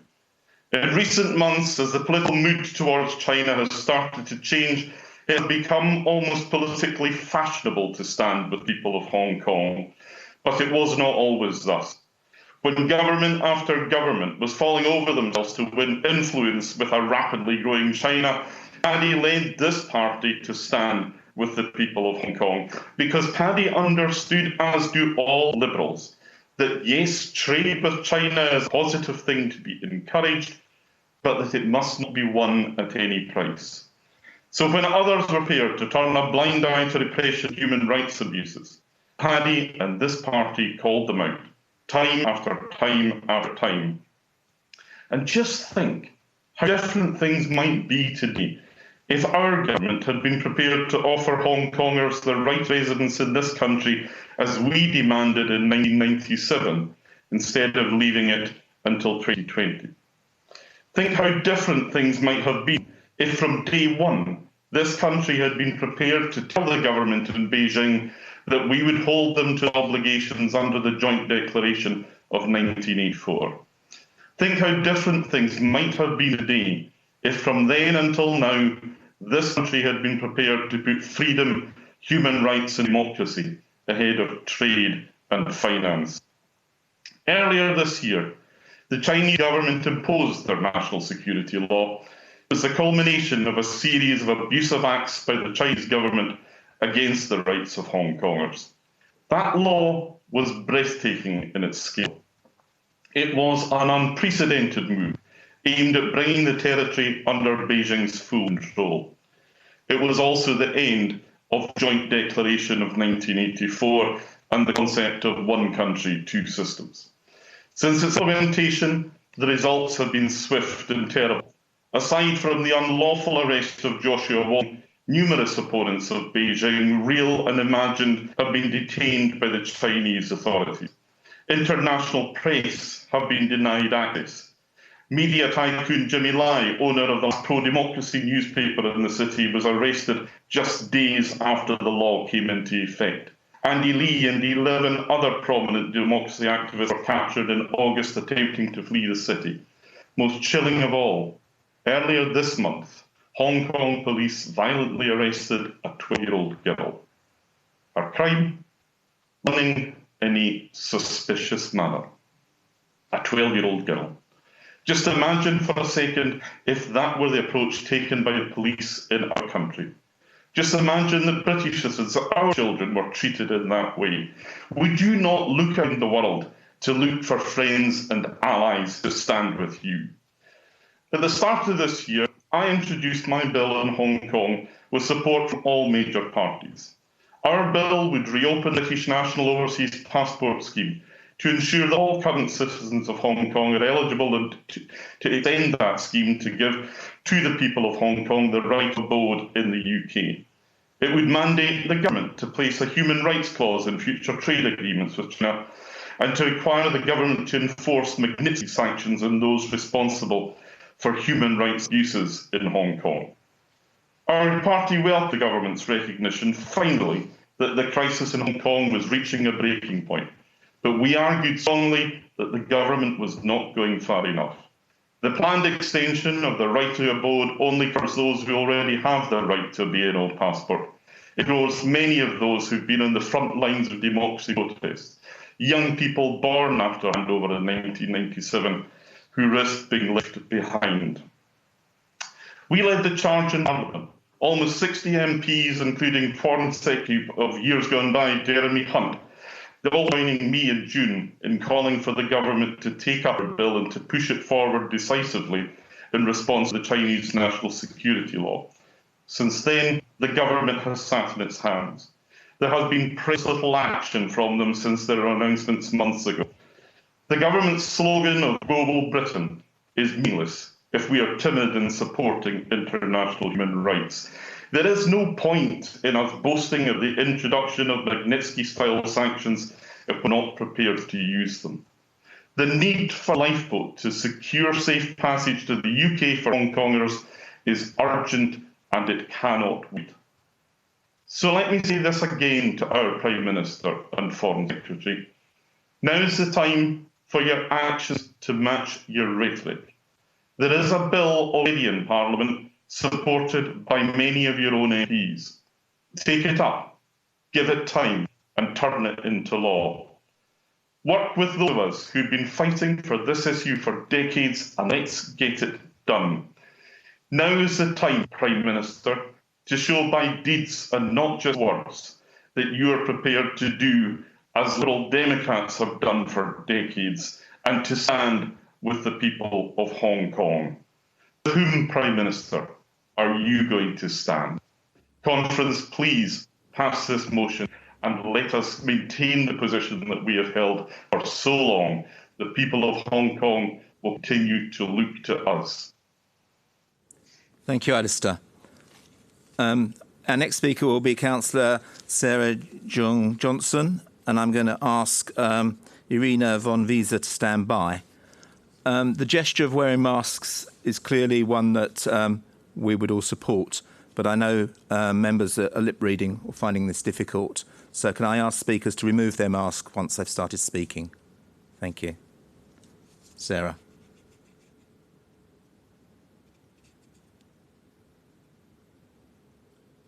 Are you muted? Sorry, this is my own personal history. The reason I stand here today, a British-born Chinese, 27th generation of Chung from a walled village near Daibo. And whilst I broadly support this motion, my Hong Kong heart is with the protesters. The draconian security law worries myself and my family. Much of the language and tone in this motion jars me. Remember that the historical reason that I'm here is because the British wanted tea more cheaply and they sold drugs, opium, to get it. In this year of Black Lives Matter, it bears remembering as Liberal Democrats, while standing up for human rights and liberal values, ones I hold dear, we need to also recognise where we as a nation, a white nation built on the back of an empire, are coming from. This motion does not acknowledge that past, does nothing to acknowledge the British themselves failed in 100 years to give Hong Kong the universal suffrage this motion calls for. I understand the need for this motion to deliver a very clear message. However, must we lose all nuance of the debate? Saying the UK must stand with the people of Hong Kong as if all 6 million of them support the protesters and are aghast at the security law demonstrates a very myopic viewpoint that assumes everyone in Hong Kong thinks like we do. It's akin to someone from the EU saying, we stand with the UK on Remain, and pretending there wasn't a huge swathe of the country who believe in Brexit. Line 40 derives the law as so-called. It's perhaps a little bit childish. Line 51 calls for an investigation into police violence. For fairness, this should include protesters' violence, which many in Hong Kong were also disgusted by. The security law is described as a flagrant violation of the Joint Declaration, but actually Clause 3(2) clearly states that the Hong Kong SAR will enjoy a high degree of autonomy, except in foreign and defence affairs, which are the responsibilities of the Central People's Government. The security law is worrying, and it imposes PRC law on Hong Kong, but it is nevertheless within the rights of the Joint Declaration as signed. In these times of Black Lives Matter, we must desist from viewing the 1.3 billion Chinese people as being some brainwashed population that need to be rescued by Western liberals. And this is a really personal point for me. We saw what the cartoonish characters of evil we made of Saddam Hussein and the consequent wave of Islamophobia in this country. COVID has already seen a huge rise in hate crime against Chinese people in the UK, and I do not wish to see that rise as we paint China as an axis of evil. I would wish to see within the Lib Dems, in our communication, in our debate, a bit more nuance, a bit more balance, and we must stand up for human rights, but let's do it in an empathetic manner that firstly takes into account everyone's viewpoint and not merely our own, and secondly opens a path for dialogue to help heal a fractured society instead of entrenching further the standoff between opposing sides in the UK. I do not speak on behalf of the Chinese Lib Dems, for which I'm a vice chair, but we AOs exist for a reason, and do feel free to consult with us in the future to help with that balance. Thank you. Thank you very much, Sarah. Can I ask Christine Headley to stand by? And I call Irina van Visa from Hammersmith and Fulham. Thank you, Chris. So I would like to speak in favour of the motion as a whole, but in particular in favour of lines 58 to 61, which are calling for targeted individual sanctions against perpetrators of human rights abuses in Hong Kong. That could include things like refusal of visa or asset freezes. 1 year ago, I was vice chair of the Human Rights Subcommittee in the European Parliament when Joshua Wong appeared on the screen to give evidence about the situation in Hong Kong. He knew he was risking arrest simply for speaking to us. He chose to take this risk to give a moving account of the repression he and 2 million other demonstrators were facing. Last Thursday, he was arrested again, allegedly for wearing a mask.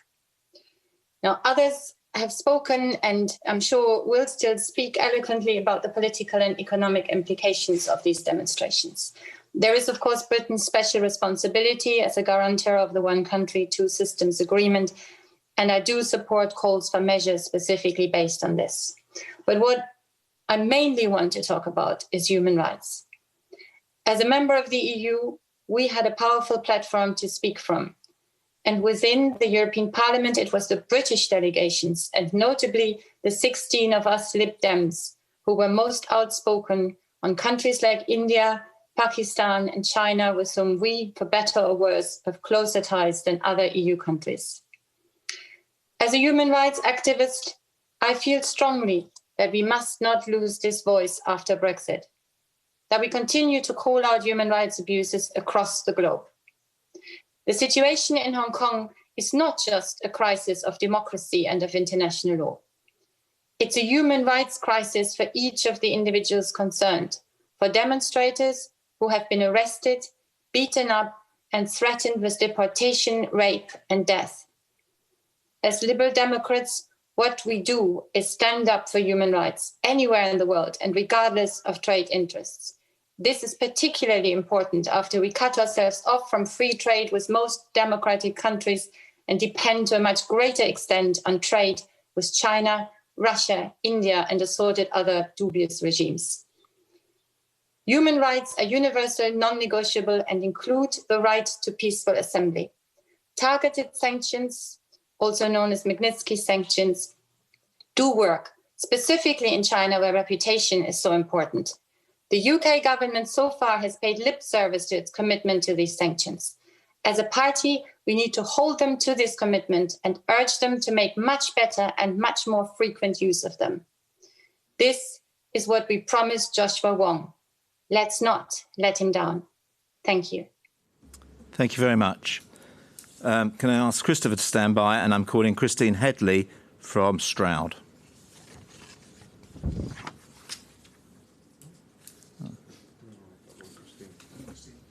It's Christine Headley. Thank you.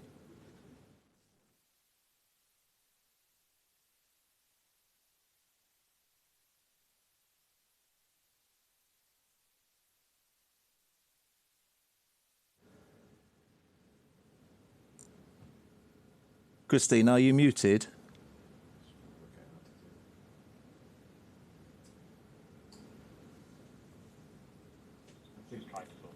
I've got it. Sorry, wrong thing. I lived in Hong Kong from December 1996 to July 1998, so was there for its last 6 months as a British colony and first year as a special administrative region of the People's Republic of China. I have enormous respect for the people and particularly for the bravery of those who wish to influence the future of their home. I expected the two systems to become closer over time, but recent events have been shocking. I was pretty much an observer of local life. I read the South China Morning Post as often as I could, and freelanced for publishers, including indexing books, from one on bamboo scaffolding to part of the Basic Law, and working on a book of arbitration cases where the Chinese side won every case but won quite emphatically. That one was more of a draw. We can expect this situation in future. Contracts refer to the law of the country with the upper hand. The Liberal Democrats did a huge favour to Hong Kong in 1992 when Don Foster beat Chris Patten in Bath, so he was free to become governor for the last 5 years of the colony's existence. He was the first non-diplomat governor and hit the ground running when he arrived in July, setting up elections in 1994. It was only then that most Hong Kong people got the chance to vote. What we would recognise as democracy was a recent development in 1997. The 1984 withdrawal agreement had foreseen no such thing, and the Chinese authorities were not impressed. China now describes the withdrawal agreement as a historical document that no longer had any practical significance, while the UK says it is a legally valid treaty we are committed to upholding, as opposed to the other sort. China has a worldview with horizon-busting timelines, hundreds of years in contrast to our own 5 years at most.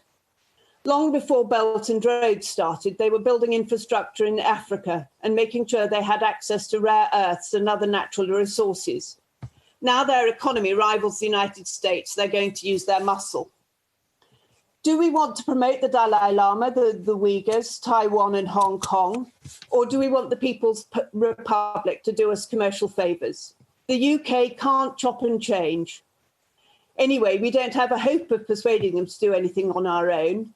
If we can't do it as part of an extremely persuasive international organisation, China will politely pull rank, feigning ignorance of anything awkward, like Imran Khan did regarding the Uyghurs on the Today programme recently. My enemy's enemy is my friend.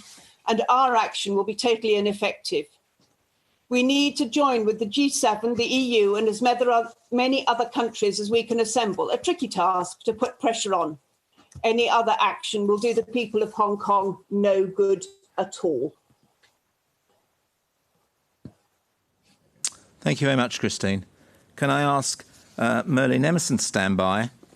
And our next speaker, we are going to call Christopher. He's from Hong Kong, and he will be wearing a mask to protect his identity. Hello, my name is Christopher. I'm a British, a Canadian, and one of the 10,000 Hong Kongers who has been beaten and arrested by the Hong Kong police in the past months. I want to take this exceptional opportunity to thank you all, the Liberal Democrats in the United Kingdom, on behalf of the Hong Kongers. For all of you, Hong Kong is not a far-away city of which you know little. You stand with us, you speak up for us, and you try to help us. Let me update some situations of the city.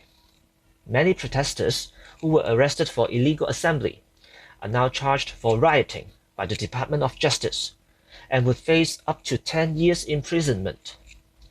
And activists who were just chanting slogans on the street are charged for sedition against the Crown, based on the provisions date back to 1933, and would be jailed for 2 months without a proper trial. And we are now deeply concerned about 12 missing persons. They were like trying to climb over the Berlin Wall, but the German People's Police called for the Soviet Union to capture them and has detained them in an unknown place for already a month. Hong Kong has a population of Scotland and Northern Ireland combined, including over 500,000 Commonwealth citizens. But within 1 year, all our civil rights have been deprived. Our fight is to get the common sense back to our daily lives. We want to preserve the fundamental values of the civilized world in this Chinese city. But when we do so, just like I'm talking to you right now, I can be accused for seeking Hong Kong independence and breaching the national security law. This is not just an issue about Sino-British relations. It's about a giant player in the world politics who flagrantly breach the International Bill of Human Rights. If there is no consequences for such act, it will become a tremendous threat to the free world in the near future. Luckily, Hong Kongers are not living in Prague, Czechoslovakia in 1968. We are connected with the people who support liberal and democratic values around the world, and Lib Dems always cast a leading role to let us connect. I want to thank all of you who have tried to raise concerns about us in the British and international societies. I want to express my gratitude to all former and current MPs and their assistants for their hard work in the Parliament. I especially want to give thanks to all my friends in Lib Dems overseas for their unconditional trust and care for my safety every weekend. With your love and kindness, I know that Hong Kong will never walk alone. 民主自由，萬世不朽。香港，多謝大家。Thank you, Christopher. If we had an audience in the hall, I think you would have received a warm ovation from Liberal Democrats across the country. Can I ask Nick Chang to stand by, and I call Merlin Emerson, who is Treasurer of the Chinese Liberal Democrats.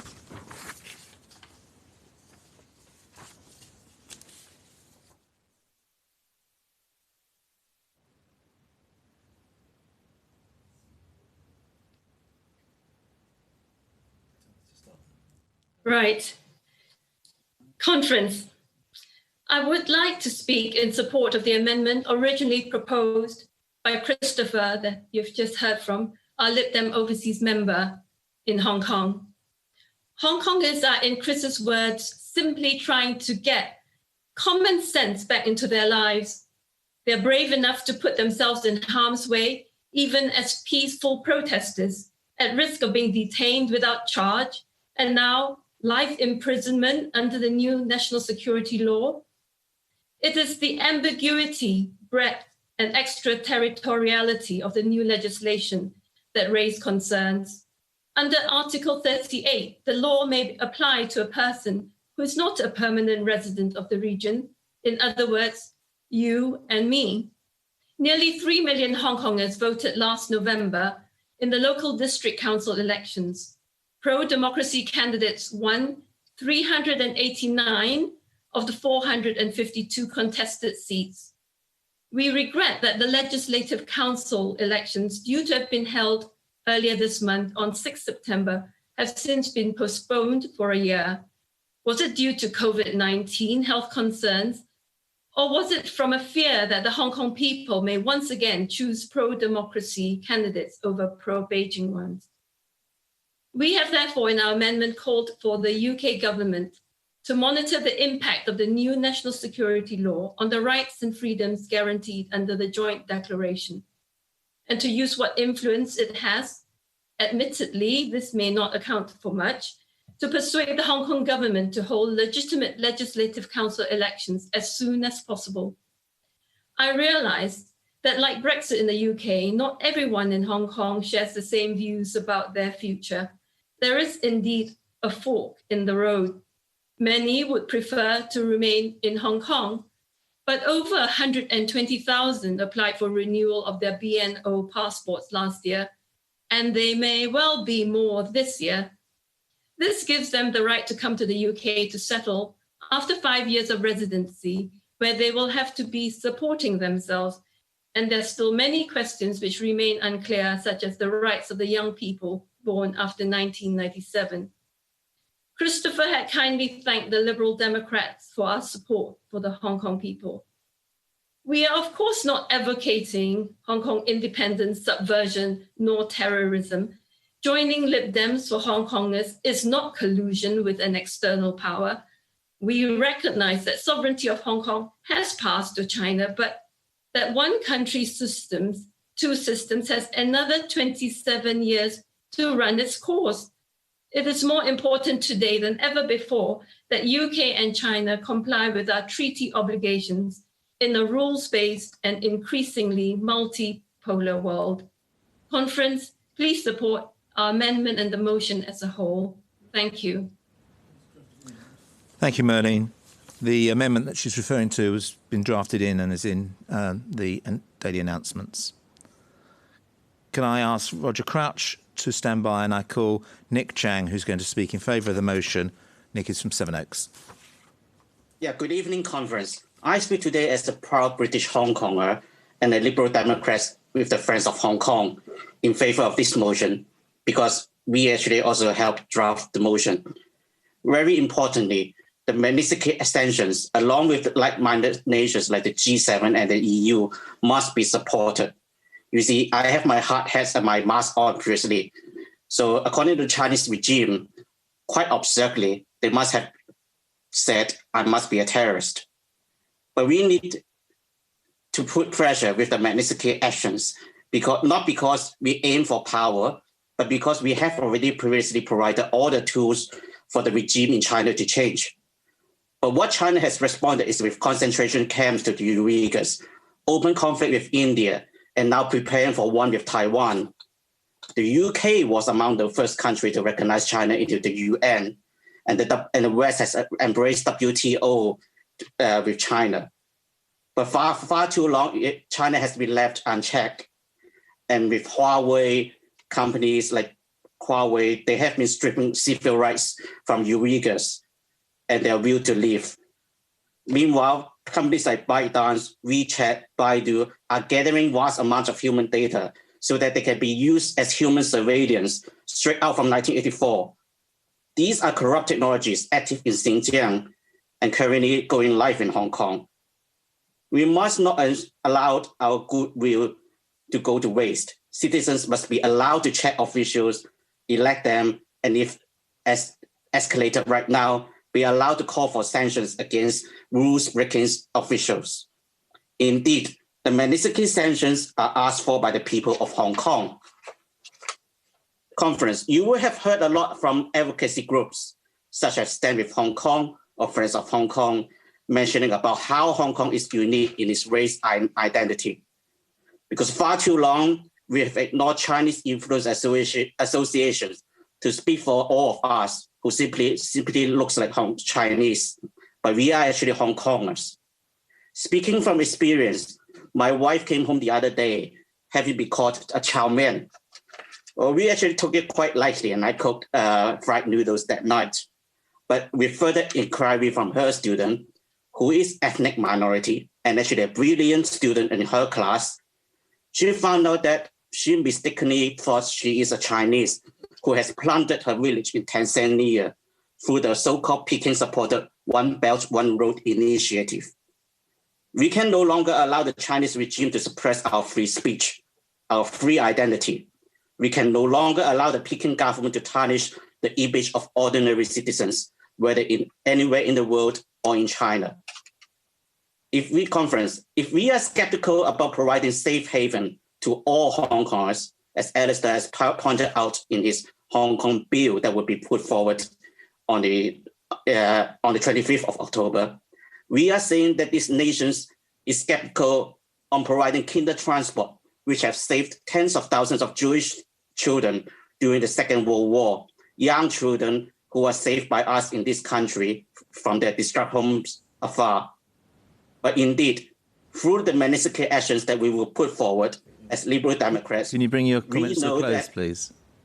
Yeah, we know that these amendments, if supported, will be a truly global Britain and standing with Hong Kong. Thank you. Thank you. Can I ask Margarita Morton to stand by, and I call Councillor Roger Crouch from Twickenham.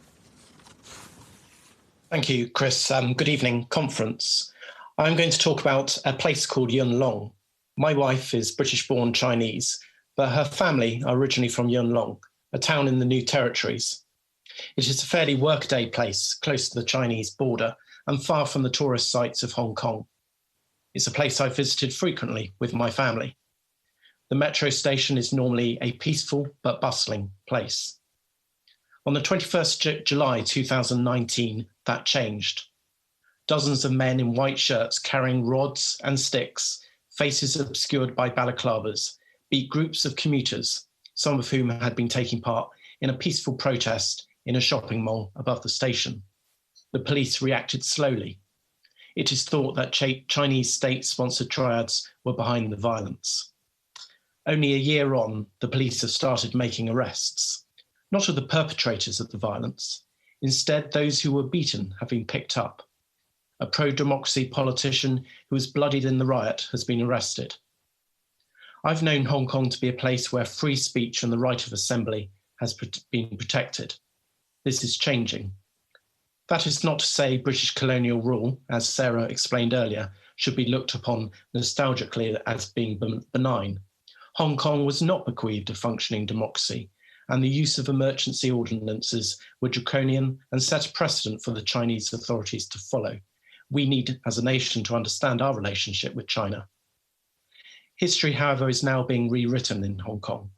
The Yuen Long riot is now recast as one of quick police action in which the victims had started the riot. As with references to Tiananmen Square, it is the normal device of autocratic regimes: eradicate the past. Pro-democracy leaders such as Joshua Wong, Nathan Law, now exiled in London, and Agnes Chow are cast as the villains. For Liberals, they may be the heroes, trying to return back the heavy-handed imposition of Chinese authority in the territory. They continue to fight oppression, as we've heard from Alistair and Christopher.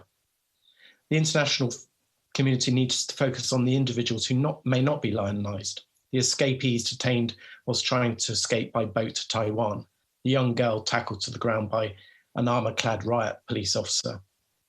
The situation in Hong Kong may become too tough for these individuals and their families, and as the motion says, Britain should be prepared to extend passport rights. The last year has shown that some freedoms can be bulldozed very quickly by strong states, and it's why we as a nation need to set an example by following the rule of law. Conference, please support this motion to show that we stand with Hong Kong, but stand with the right of Hong Kongers to determine their own future. Thank you, Conference. Thank you very much, Roger.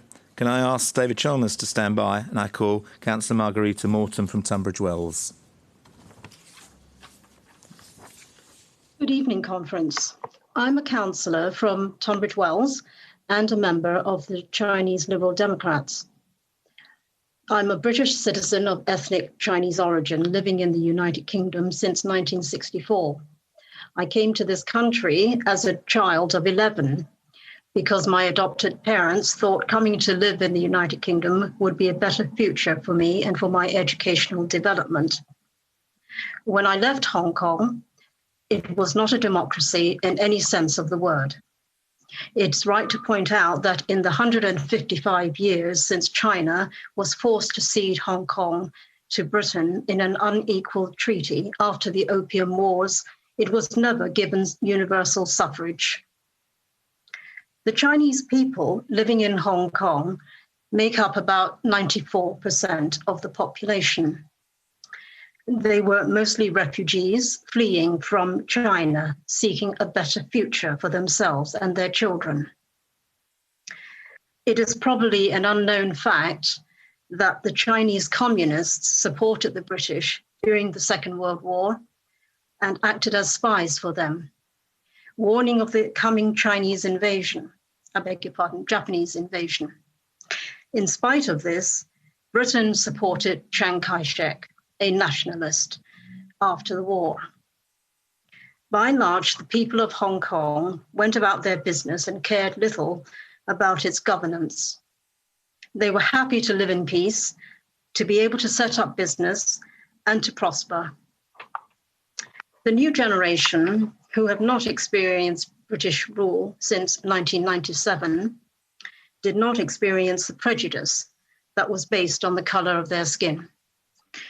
The Chinese were excluded from educational opportunities, top jobs, membership of clubs, and even interracial marriage before World War II.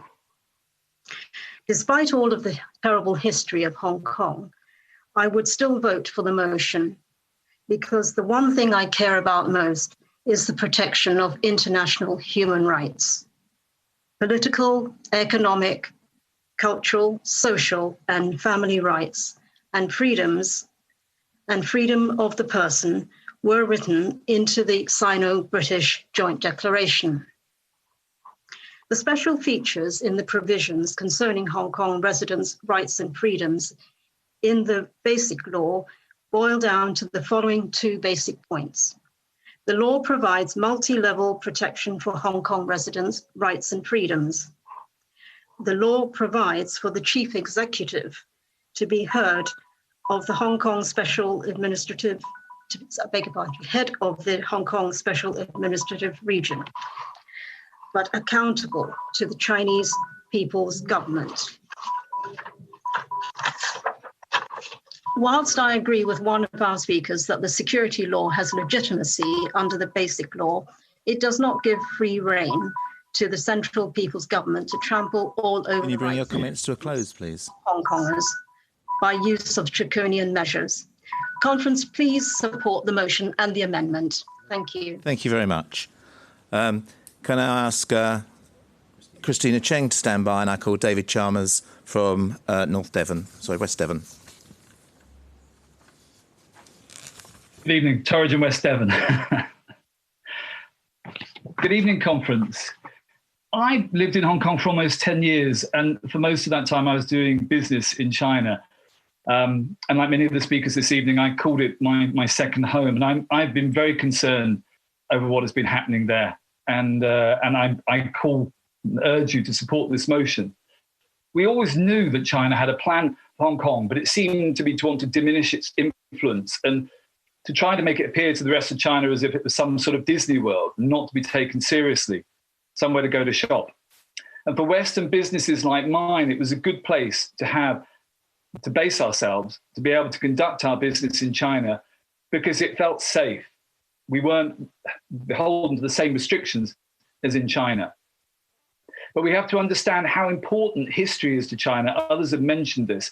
Christine Jardine did recently as well on her recent trip to China, and things with the Opium Wars. And China at the moment regards the past 2 centuries a blip in history, and that it is now being restored to its rightful place on the world stage. And part of that readjustment was restoring Hong Kong and Macau to China. The next one is Taiwan. There was an old saying in China, kill the chicken, scare the monkey. Hong Kong is the chicken and Taiwan the monkey. China was never going to allow the demonstrations to continue as they have been in Hong Kong. And certainly the claims for independence, so we should have been prepared for this. And what we have to do now is to make sure that we can stand by and support the people of Hong Kong. China under Xi Jinping is a very different one to the place where I was familiar with 10 years ago. It's much more centrally controlled, and they're much more prepared to actually impose authority to get their way. Also, China now feels itself a much more a world power. And what I would say is that and Hong Kong is now to the Chinese just a part of China. It's going to be one of the challenges of our time, how we deal with this China that is ever more aware of its power and is prepared to use it, not just in China, but around the world. And how much influence does the UK really have now, having left the EU and prepared to break international law itself? The Chinese could not believe that we were prepared to inflict this self-harm on ourselves, but we have. But the most that we can do is pass this motion and push our government to stand up for the people of Hong Kong, to impose the restrictions on those individuals who are hurting human rights in China, and to offer a safe haven for Hong Kong residents. But we also have to acknowledge that the real threat is to Taiwan, and that what we should be doing is looking towards, and I know this isn't part of the motion, but we need to be looking to support Taiwan, bring them into the family of the nations support its entry into the World Health Organization, and send a clear sign to China that we will not allow Taiwan's status to be diminished in any way. Thank you, David. Thank you. Can I ask Christine Jardine to stand by? And I call Christine Cheng from Kingston. Reference. Hong Kong is a place that is near and dear to my heart. My parents are from Hong Kong, and even though I grew up in Toronto, we spoke Cantonese at home and went yum cha every week with my grandparents. At the same time, I also teach international relations at King's College London. I live and breathe the world of international politics. Now, these two identities rarely converge, but in the case of tonight's motion on Hong Kong, there is a clash. So I come to this motion with mixed feelings. I want you to support the motion, but I also have several reservations about our strategy and our language towards China. I want to raise 3 points for our debate to show you why my head and my heart are at odds with one another. So my first concern with this motion is that the Hong Kong issue is being dealt with in isolation, when it should be considered as part of the larger UK-China relationship. What the motion lacks is context. The reality is that our Hong Kong policy is an important piece of our China policy, but it's not the only thing we care about in our relationship with China. If a member of the public were to read this motion, they would think that the Lib Dems aren't just pro-Hong Kong democracy, but they were also actively anti-China. And I don't think our position is actually that simple. Like Sarah, I don't think it's wise to be demonizing China, as tempting as it might be, especially at this moment. Hong Kong needs to be addressed as part of a set of interests between the UK and China, including the Huawei contract, any potential trade deal, our common interests in green energy and addressing the climate crisis, as well as any sort of strategic partnership on vaccines or personal protective equipment. Second point, even though I personally support the protesters, not everyone in Hong Kong feels that they are in the right. Many were supportive of the protesters until the fringes of that movement became violent. Think about Extinction Rebellion. Many people in this audience support XR's cause, but do not support the movement because of its tactics. There may well be a silent majority in Hong Kong who have thought long and hard about the national security law and actually agree with it. And I think that's hard for us as Lib Dems, but we need to be careful about assuming that we know what other people believe simply because it's what we believe. And here's my last point. President Xi and the Chinese Communist Party are genuinely worried about China's 4 internal zones of unrest. In the same way we worry about Scotland and Northern Ireland, Xi Jinping is worried about Tibet, Xinjiang, Hong Kong, and, as was just previously mentioned, Taiwan. The CCP is deeply worried about calls for independence and only knows how to quash a rebellion with force. Beijing doesn't want to offer Hong Kong any concessions in case it sets a precedent for the other 3 zones of unrest. This is important information for how we think about Chinese behavior. That doesn't mean that we should stay quiet about Hong Kong or the Uyghurs or any other human rights violations. But if Iraq has taught us anything, it is that governments tend to overreact when faced with a potential threat to their domestic security. Conference, I ask you to support the motion, but I also urge you to think carefully about other important issues that also define the UK-China relationship and to be very careful about demonizing Beijing. Thank you. Thank you very much, Christine. And can I invite Christine Jardine to summate on behalf of the movers? Christine is our new Treasury spokesman and Member of Parliament for Edinburgh West. Hello. Conference, I was going to wear my mask in solidarity with Joshua and Hong Kong, but I think we all know that we stand in solidarity with them. And I have to ask, has there ever been such an emotive debate at conference as we've heard this evening? When did we last hear such a personal, moving and harrowing account as the one we heard tonight from Christopher, putting himself in untold danger if the Chinese authorities discover that he came on to our conference to thank us for helping him. Christopher, we are privileged to have had your time. But this was not the only emotional, personal account we've heard. We've heard from Roger Crouch, Nick Chang, Christine Headley, all of whom underlined with their words how important it is to put what Irina van Wiese said about a need to protect the human rights of Hong Kongers front and centre in British politics. And I know Sarah pointed out that we have much to regress about our imperial past in Hong Kong, William Jarden's part in the exploitation of the territories and in promoting the first Opium Wars. It's not lost on any of us. But perhaps because of that imperial past, we bear a huge responsibility to Hong Kong. And as Alistair Carmichael pointed out in his opening statement, what we are seeing now is what we should be concerned about. What we're seeing now from Hong Kong is terrifying. Neither he nor I take any pleasure, as I'm sure nobody in the party would, from reminding the government that if they had listened to Paddy Ashdown, we might be in a very different situation now. A situation now where we do need more than words from our own government. Because as David Chalmers said, Hong Kong is the chicken with which China will threaten Taiwan. I take on board what many, including Christine Cheng, have said about not demonising China, and that is not the point. The point is not to demonise China. The point is to try to hold China to the rule of law, international law, respect for the treaty which we signed with them in 1984. Conference, I would like to leave you with this thought. During the debate recently, there was a statement from the Foreign Secretary, Dominic Raab. We talked about the many things which are in this motion tonight.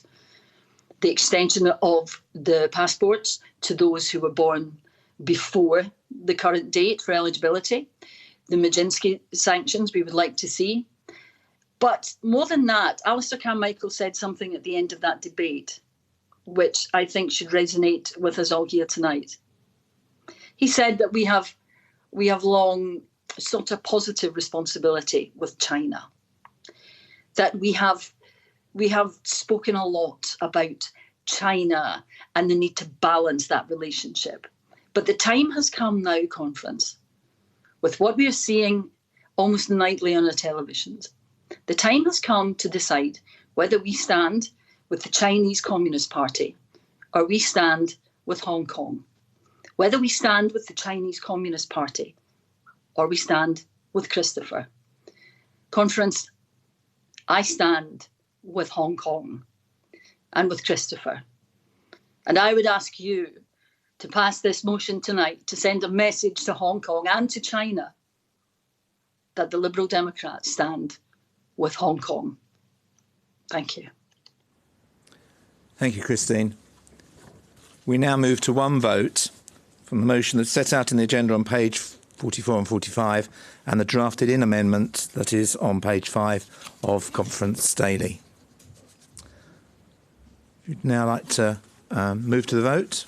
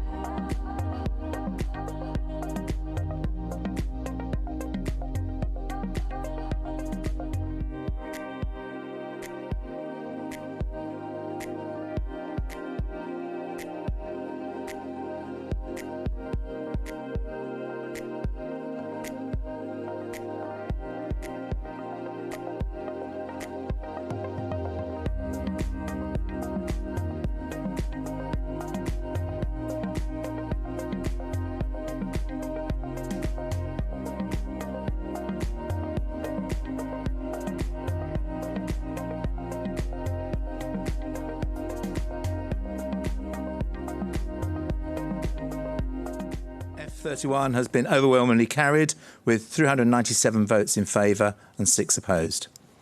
Can I thank my aide, Duncan Brack and John Ball, and the technical staff for setting up today's debate. Thank you.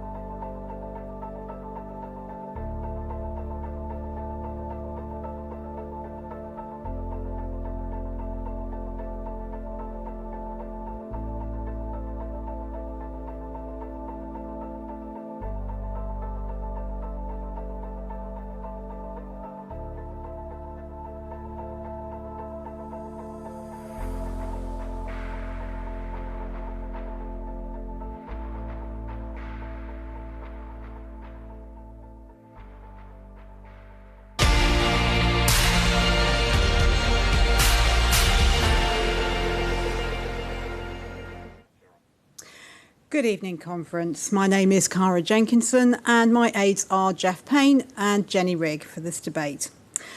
So we now move to motion F32, supporting trans and non-binary people within the Liberal Democrats. You can find the motion on page 46 of the agenda.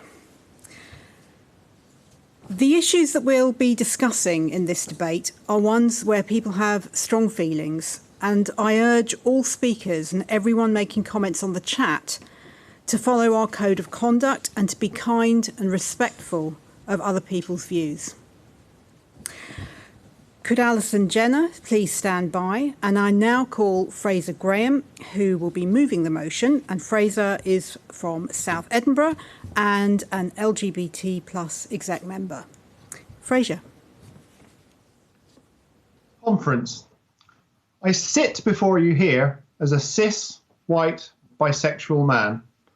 My pronouns are he and him. And I'm here today not to speak for myself or my own interest, but to ensure the voices of people that are all too often ignored or unheard are listened to.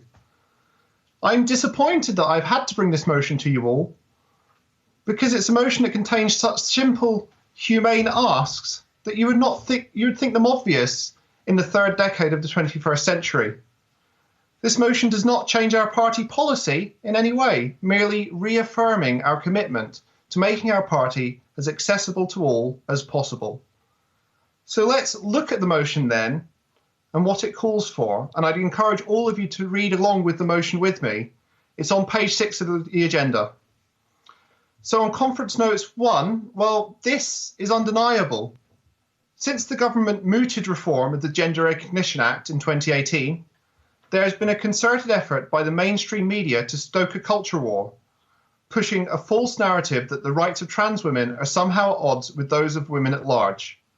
This is despite the vast majority of responses to the government consultation on GRA reform from women's services providers saying that this is untrue, and even the Conservatives themselves noting this in their latest statement on GRA reform. Conference Notes 2 has become even more true than when I submitted this motion. The government has now formally abandoned allowing self-identification and has abandoned recognition for non-binary identities, despite having previously acknowledged that these reforms were necessary, and the majority of those surveyed by YouGov being in support of trans people's rights to be themselves. Conference Notes 3 also speaks for itself. The trans and non-binary community has yet to have direct representation in Parliament, despite our party at least having had many hard-working and prominent trans PPCs. Conference Notes 4 should also go without saying. It's simply being polite. It speaks to the same common courtesy of using someone's correct title. Imagine as a woman, you had spent your entire day being called Mr. How long would it take you to correct someone? Now imagine if that was happening to you day after day, time after time, sometimes accidentally, but sometimes deliberately or even maliciously. Now, some of you may be confused or unsure of what we mean when we refer to pronouns. Well, to put it simply, there are some people who identify as non-binary, who don't perhaps use the pronouns he and him or she and her. Some prefer they and them, and some may prefer something different like sie and zer. This is nothing new. The use of they to refer to a single individual has been around since Shakespearean times, and I'm sure you'd all agree with me that things have progressed a bit since then. Conference Notes 5, well, surely everyone has the right to pee in peace without fear of harassment from another. This should not need to be spelled out in this day and age.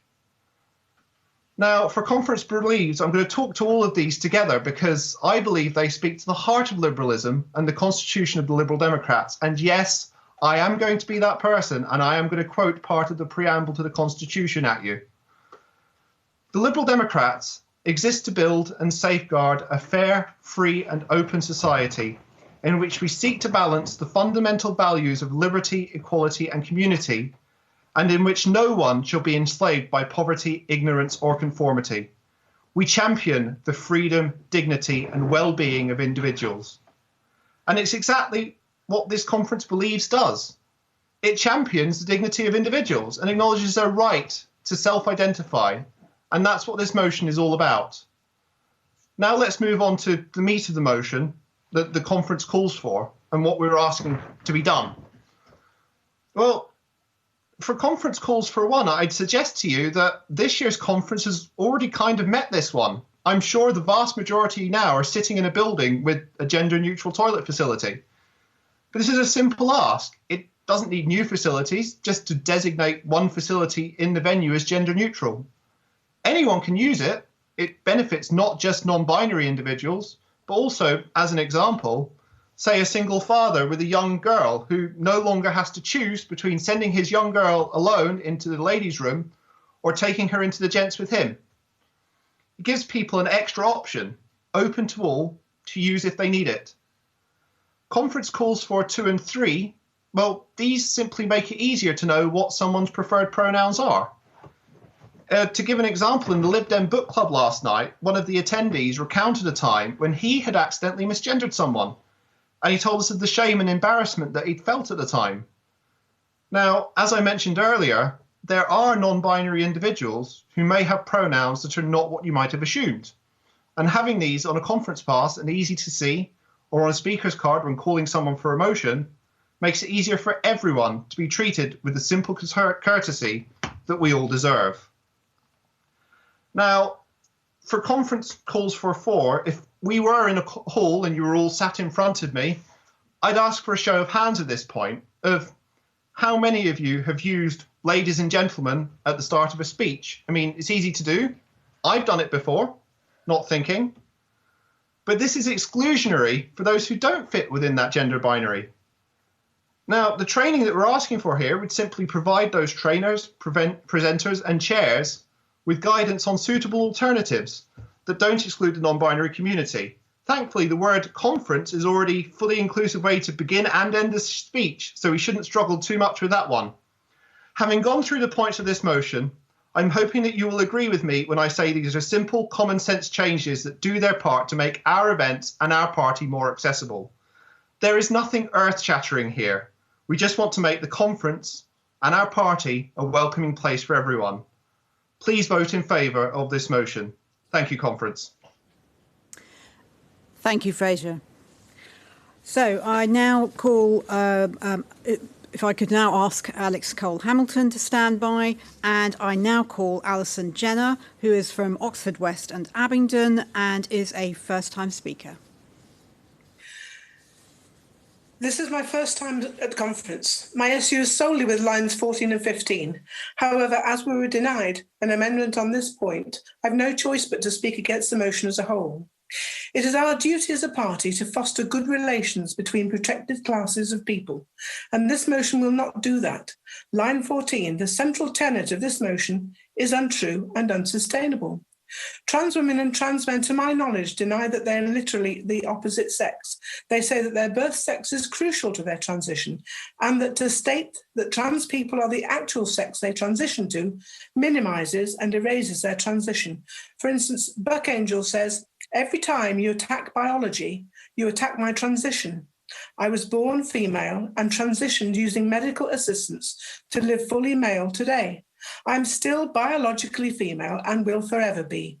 It is transphobic to say biology doesn't exist." Dr. Debbie Hayton understands that Debbie is male. If trans people like me want to be respected for who we really are, it is vital that we can be recognised as gender non-conforming members of our own biological sex, not members of the other one. Devon, 1990, insists biologically, trans women are men and always will be, just like I'll always be biologically a female, even though I'm a trans guy. Do you think that these people and many others who've suffered gender dysphoria don't know that sex is dimorphic and immutable in humans?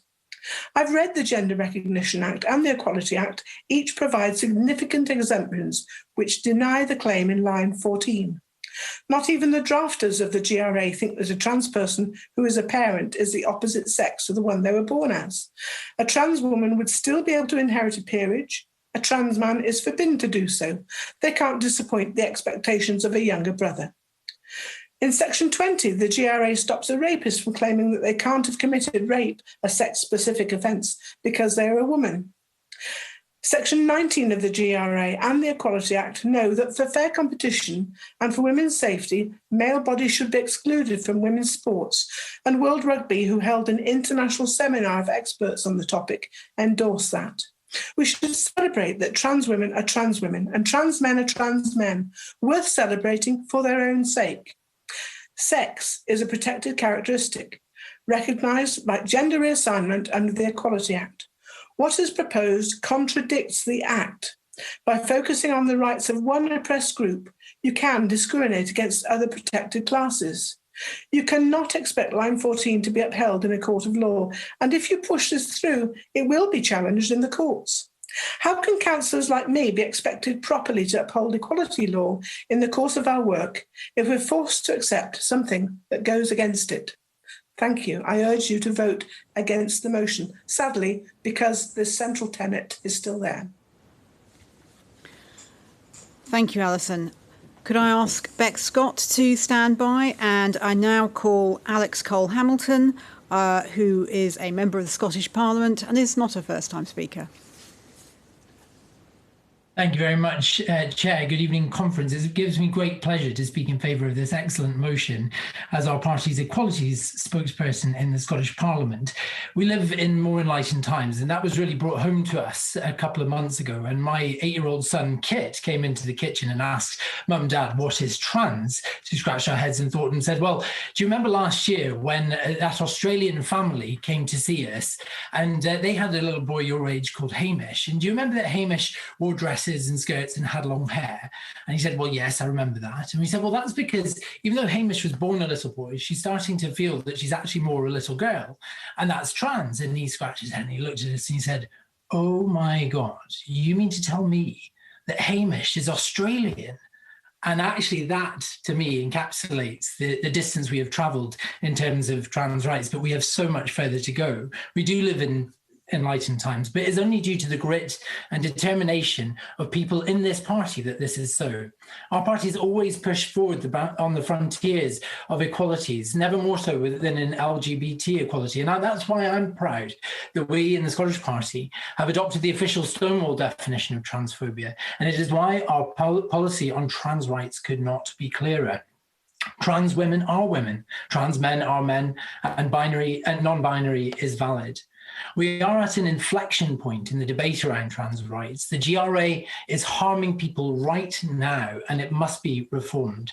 But the Tory government at Westminster and the SNP government at Holyrood have both removed its reform from the legislative agenda, ostensibly to make way for the coronavirus emergency.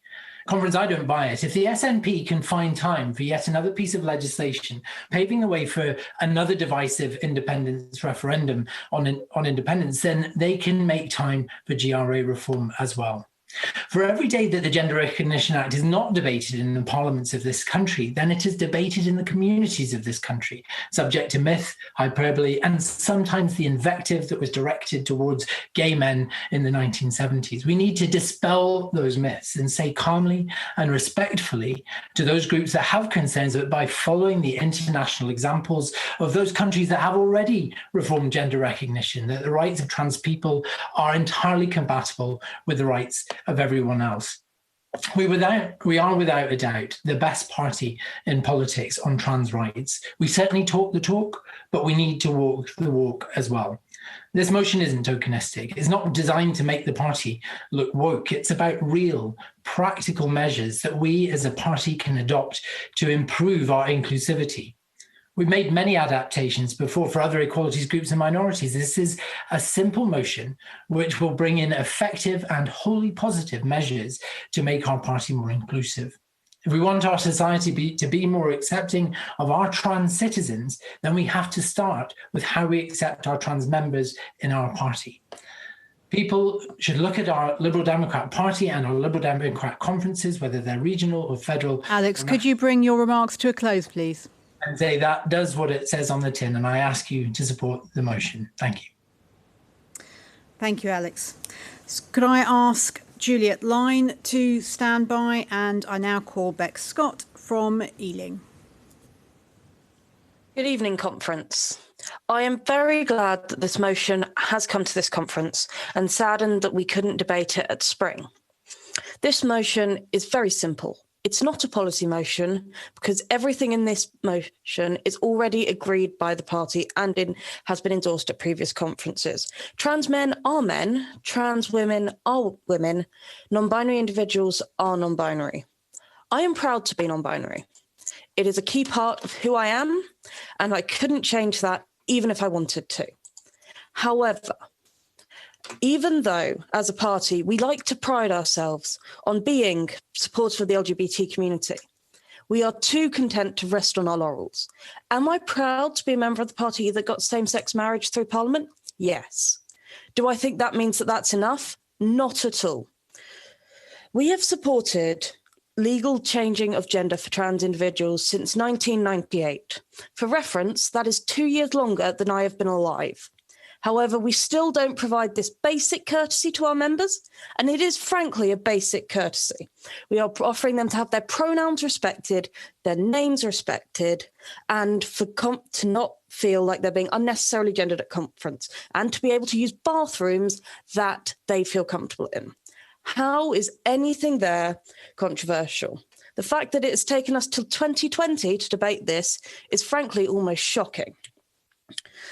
I can't explain to you, if you haven't experienced it, what being misgendered feels like. It's not something I can put into words.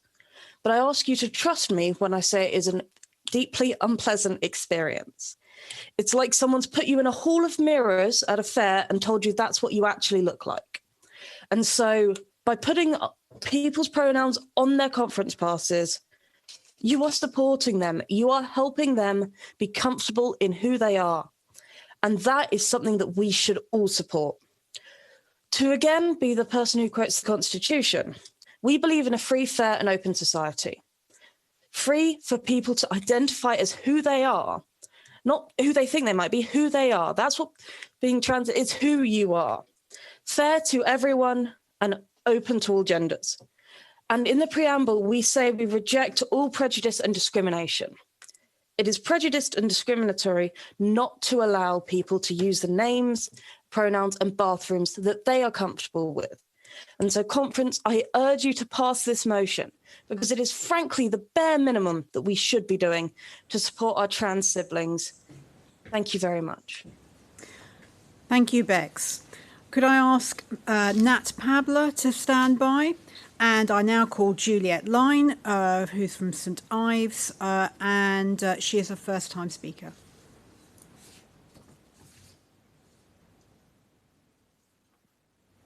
Hello, thank you for inviting me to speak on this motion.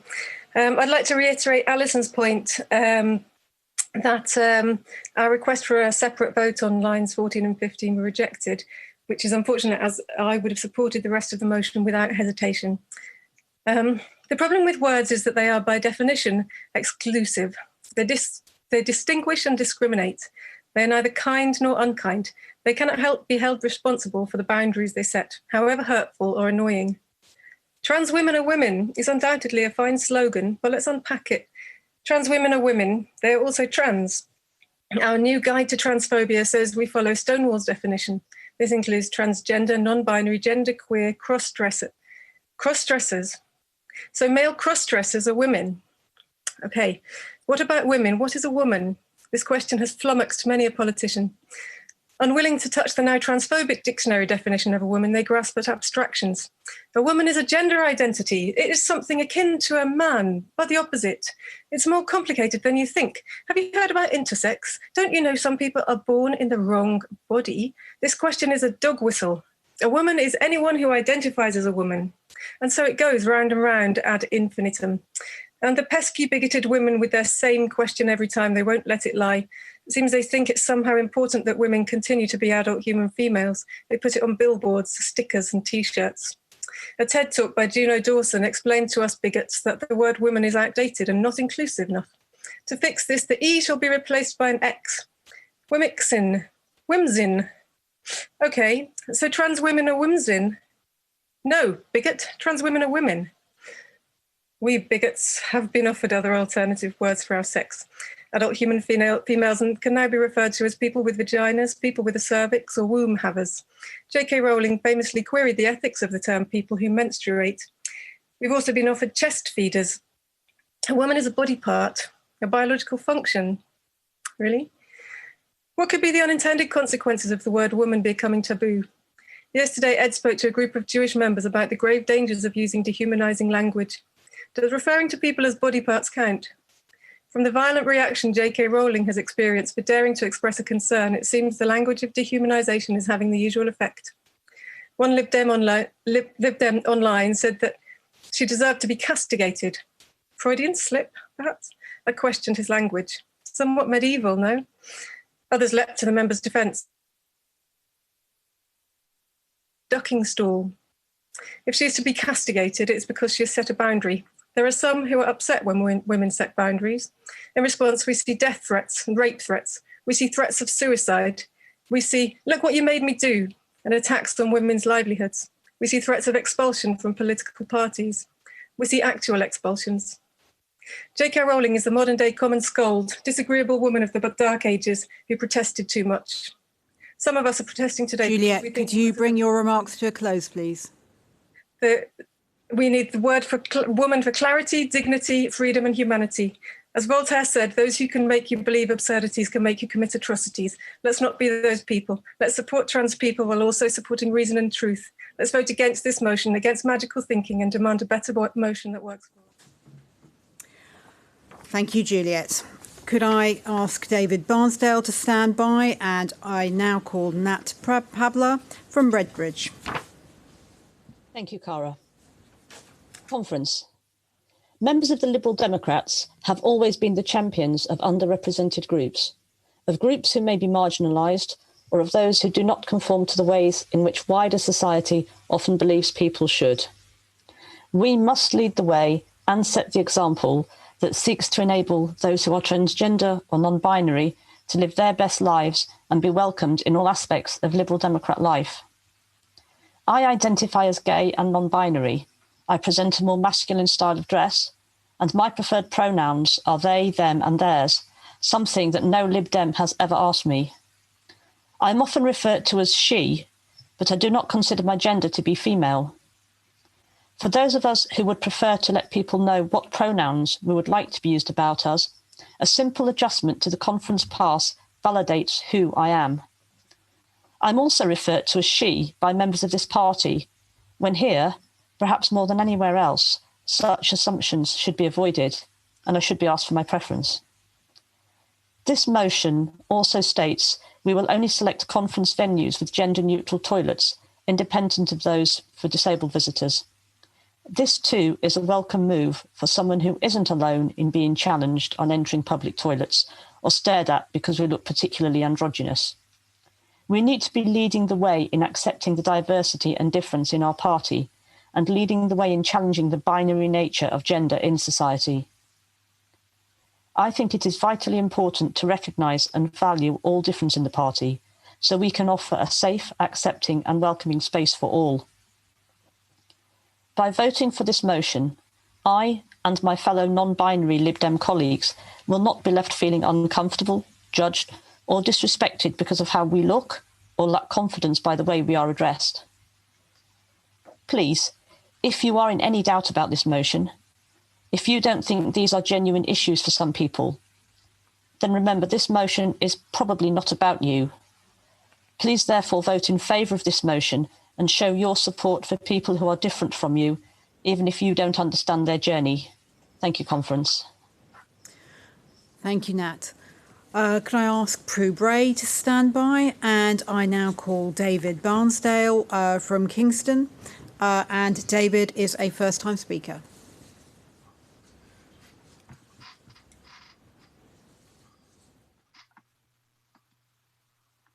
I know.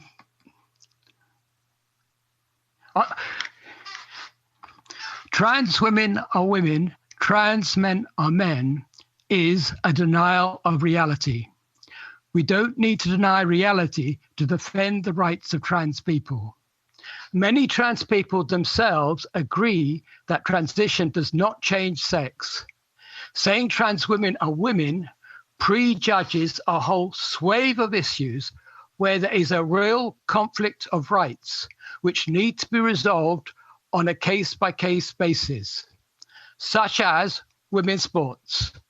I think the evidence is that even with testosterone blockers, trans women will dominate women's sports. I'm no expert, but I am sure that this issue must be decided on the evidence. And World Rugby sought the scientific medical evidence and found it compelling that what was at risk was not just fairness, but safety.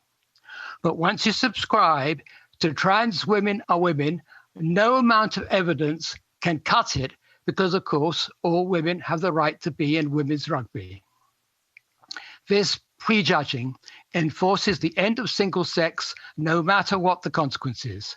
And that is only one issue where this formula rules out any examination of the evidence as to what will be the result. I have no problem with the rest of the motion. If it had been possible to take it in parts, I would have been in favour of the remainder, but I have no choice but to reject the motion as a whole. This is not a simple business motion. It could not be more fundamental. It commits the party to the idea that what we wish the world to be is more important than material reality. It is a total break with the traditions that our party comes from. If you are in doubt, if you are uncomfortable with telling a woman on the doorstep that women are just a collection of people who identify that way, please vote against this motion.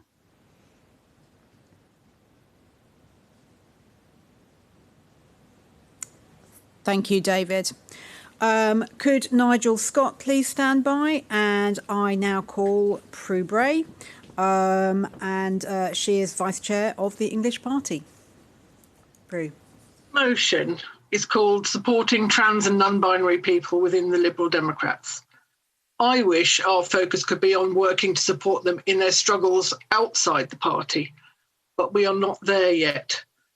This motion is about internal party matters and asks conference simply to confirm that it believes that a trans woman is a woman, a trans man is a man, and non-binary identities are non-binary.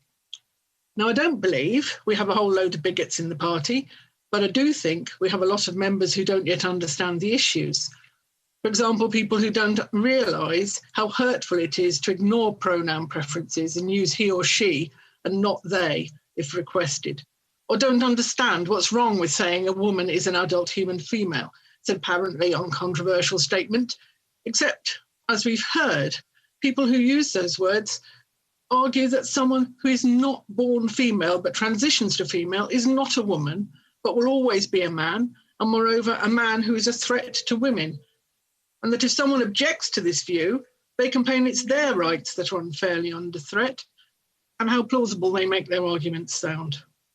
Imagine how exhausting, demoralising, enraging, frustrating, and just plain frightening it must be to have to spend your life constantly defending yourself against people who don't believe you have a right to be who you are. Of course, people will have genuine questions about gender identity, and people will make genuine mistakes in mislabeling people, for example. A mistake is a mistake. Repeatedly doing it, especially when it's been pointed out to you, that's different. That's why I'm pleased that the party's newly adopted definition of transphobia recognises that a disingenuous, feigned ignorance of trans issues is a common tactic of committed opponents of trans rights. There are debates yet to be had about external-facing party policy on trans and non-binary issues.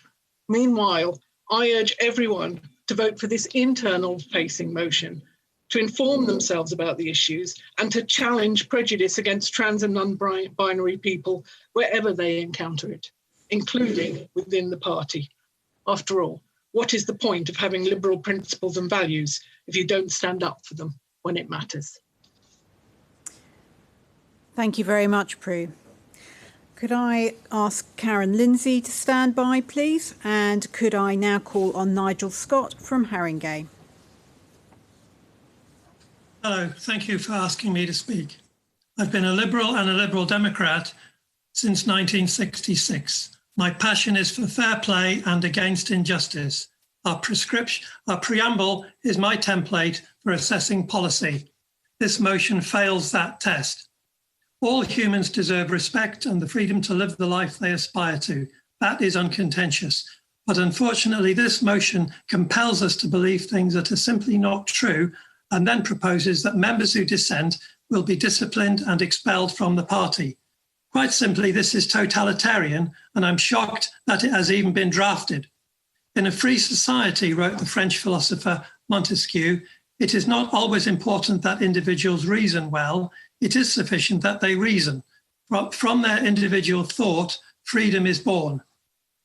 Without free will and the power to reason, we cease to exist as valid beings. Compelled belief is inimical to freedom of thought. The lines "trans women are women" are starkly relevant here. What is compelled belief? Well, in the novel 1984, George Orwell invented a language, Newspeak.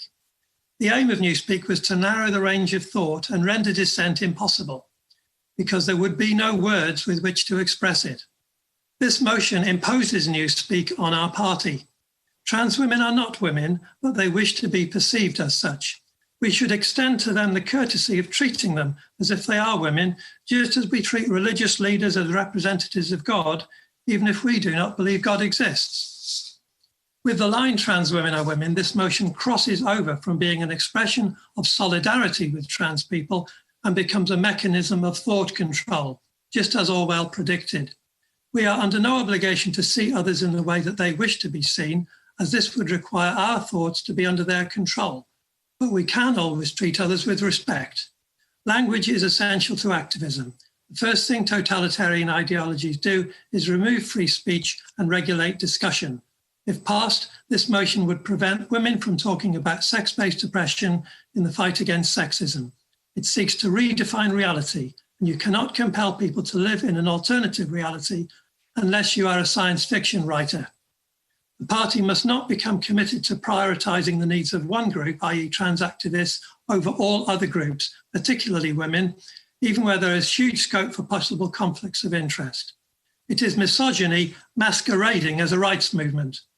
We will have no one to blame but ourselves if people begin to perceive us as a hardline trans activism party, as distinct from a party with integrity, which models liberal democratic principles by attempting to balance and negotiate differing sets of rights. If we can't practice what we preach, then what is the point of us? This is a secret ballot. Vote with your conscience, vote for compassion and reason, and please reject this motion. Thank you. Thank you, Nigel. Nigel was a first-time speaker. Could I ask Leon Devine to stand by, please?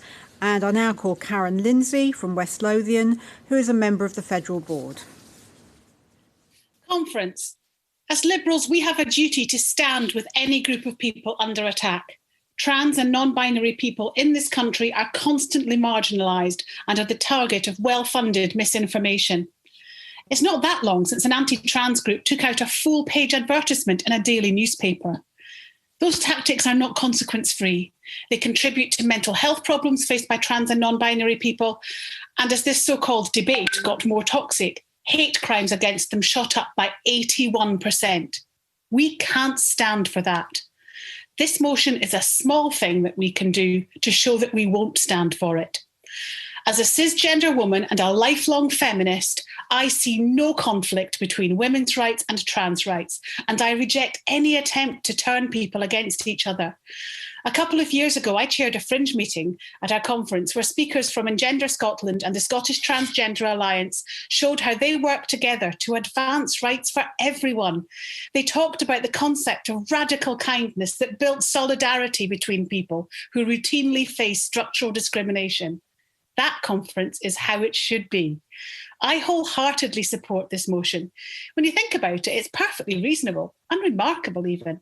The measures it introduces are a matter of basic courtesy that won't cause the party much trouble to implement, but it will mean a lot and make conference more accessible for trans and non-binary people. It's so important that we create a culture that shows them from the start that they are welcome, and putting pronouns and passes and cards helps to do that.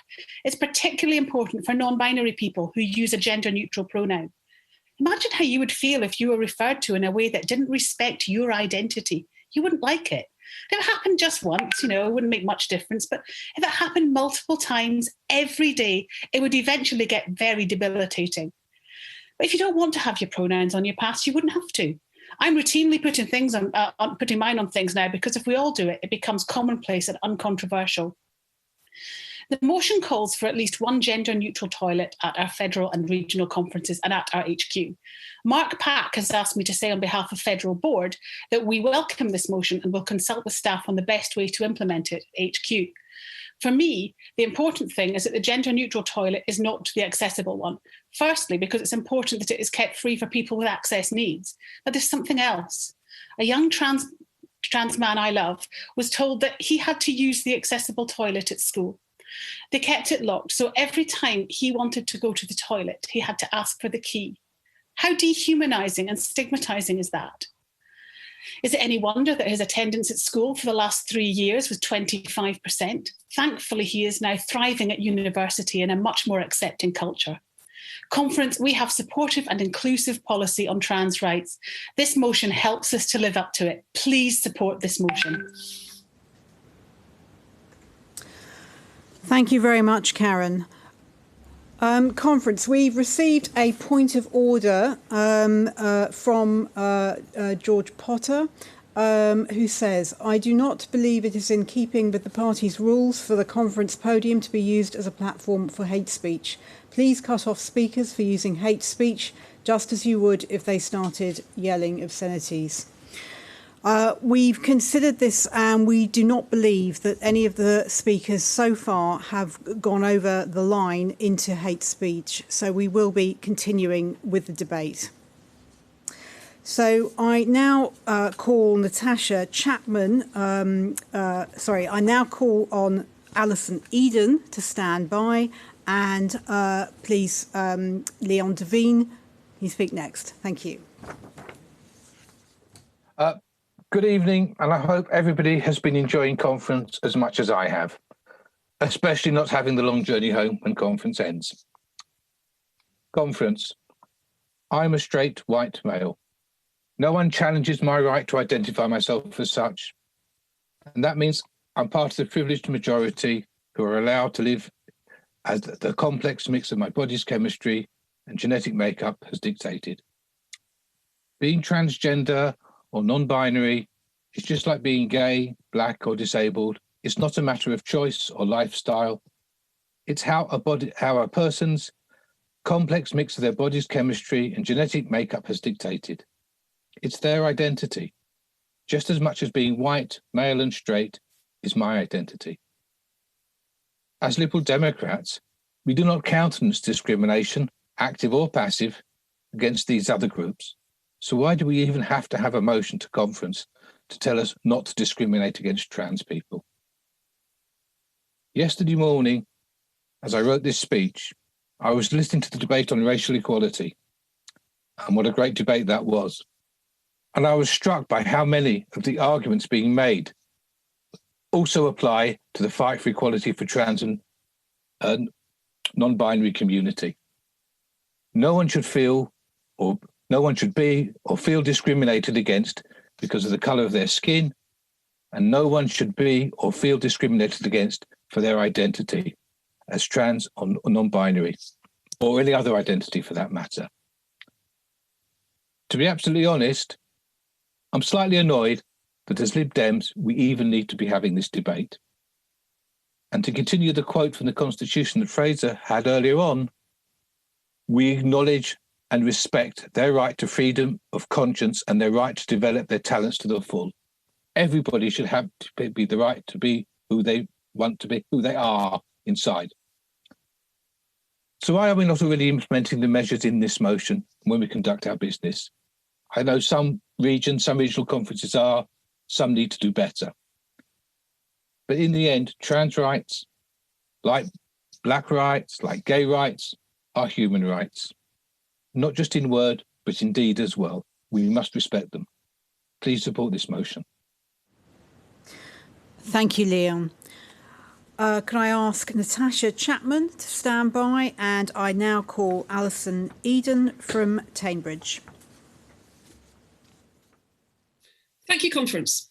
I write patient information. I've chaired NHS research ethics committees and I'm trained in ethical principles and informed consent. I know that words on the page must speak for themselves and need as little explanation or extra knowledge as humanly possible to be understood. That's why the test, write instructions for a Martian to make a cup of tea, is so good. It teaches you to define your terms. What, after all, is a mug? What, one might add, in the context of today, is a woman.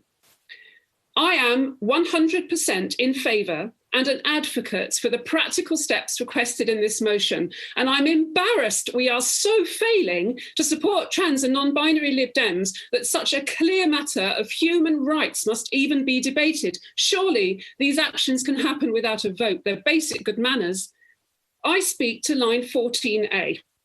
Now, I wear T-shirts that read, I can't breathe, Black Lives Matter, trans rights are human rights. These battle cries are clear. The phrase trans women are women, however, literally makes no sense. People ask, what is a woman? What criteria, if any, must be met to be trans? Where are people transing from and to, if anywhere? Is trans a destination? And so on. The statement, trans women are women, would baffle a Martian, and it makes little sense on the street. Ask strangers, not people we know, what it means, and you'll get blank looks. Slogans needing clarification are not policy. Now, at the same time that politicians are required to say trans women are women or risk deselection, the word woman is being lost from healthcare info. Data from Joe's Cervical Cancer Trust show that women don't respond to the word cervical, yet the word woman is being left out. And for the best of intentions, no doubt. But by removing the word woman from healthcare info, we risk death by dogma. So I'm concerned from a linguistic perspective only that the phrase trans women are women is polarising opinion needlessly. We're losing natural supporters of equality to a phrase that means different things to different people. So I seek a review of the language so we can improve understanding and bring people together where currently there is increasing and bitter divide. We need to discuss with love and respect the language of rights and thereby work to prevent deaths from dogma on all the many sides of this heartbreaking reality. So colleagues, please, 1, lobby HQ and just make lines 22 to 35 happen, please. And 2, vote down this motion to send a message that our adoption at line 14A of what has become a divisive diagnostic shibboleth, trans women are women, really does need some thoughtful review. Thank you.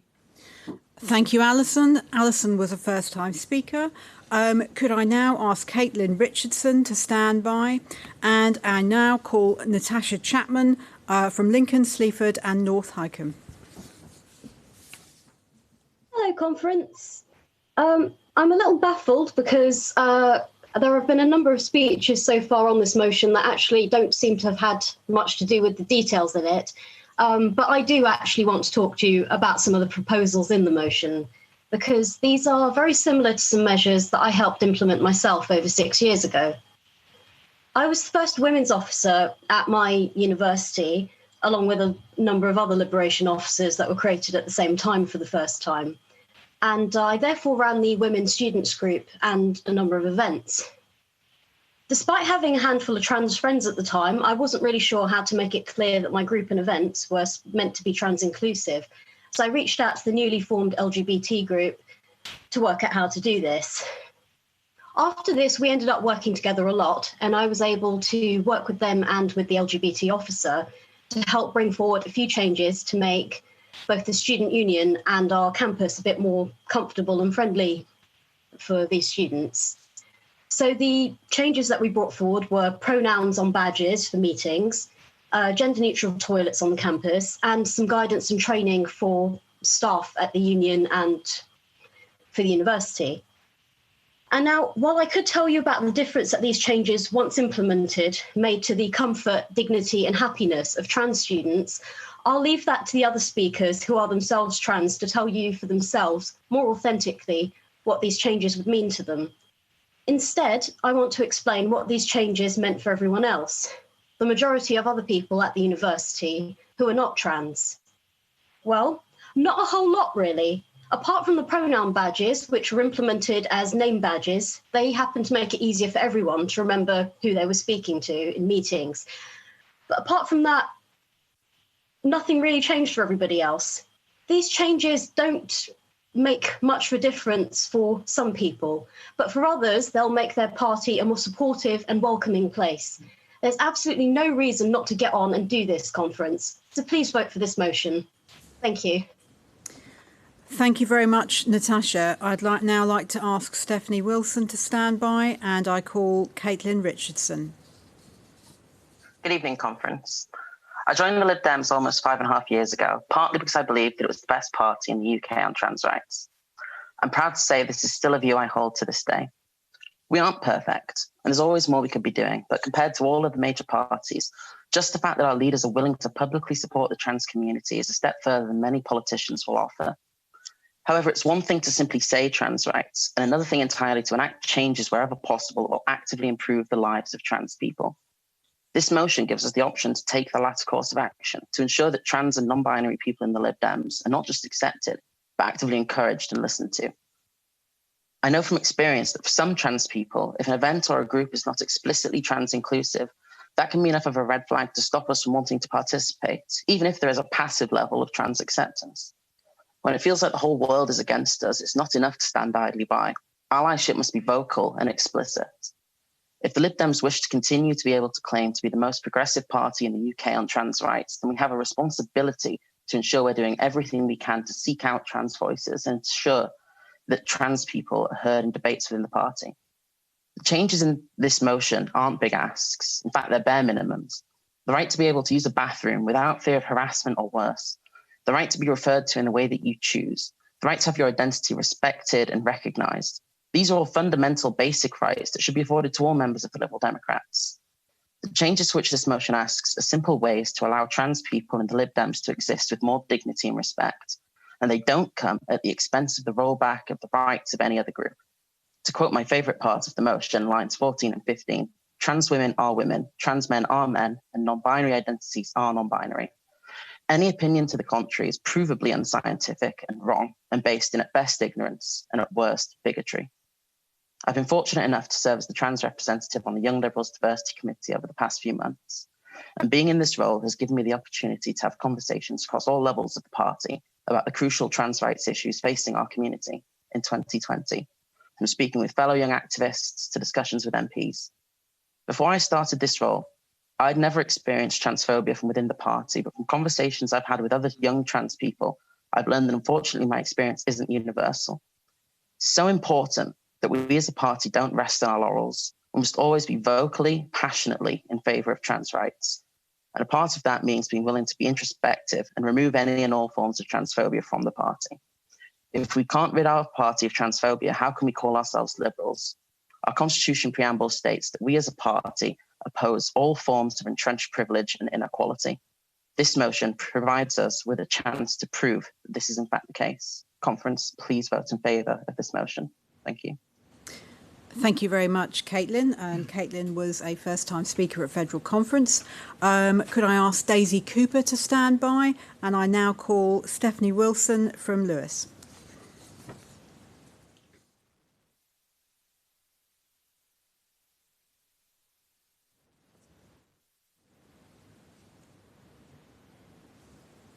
Me? Yeah. My issue is also only with lines 14 and 15.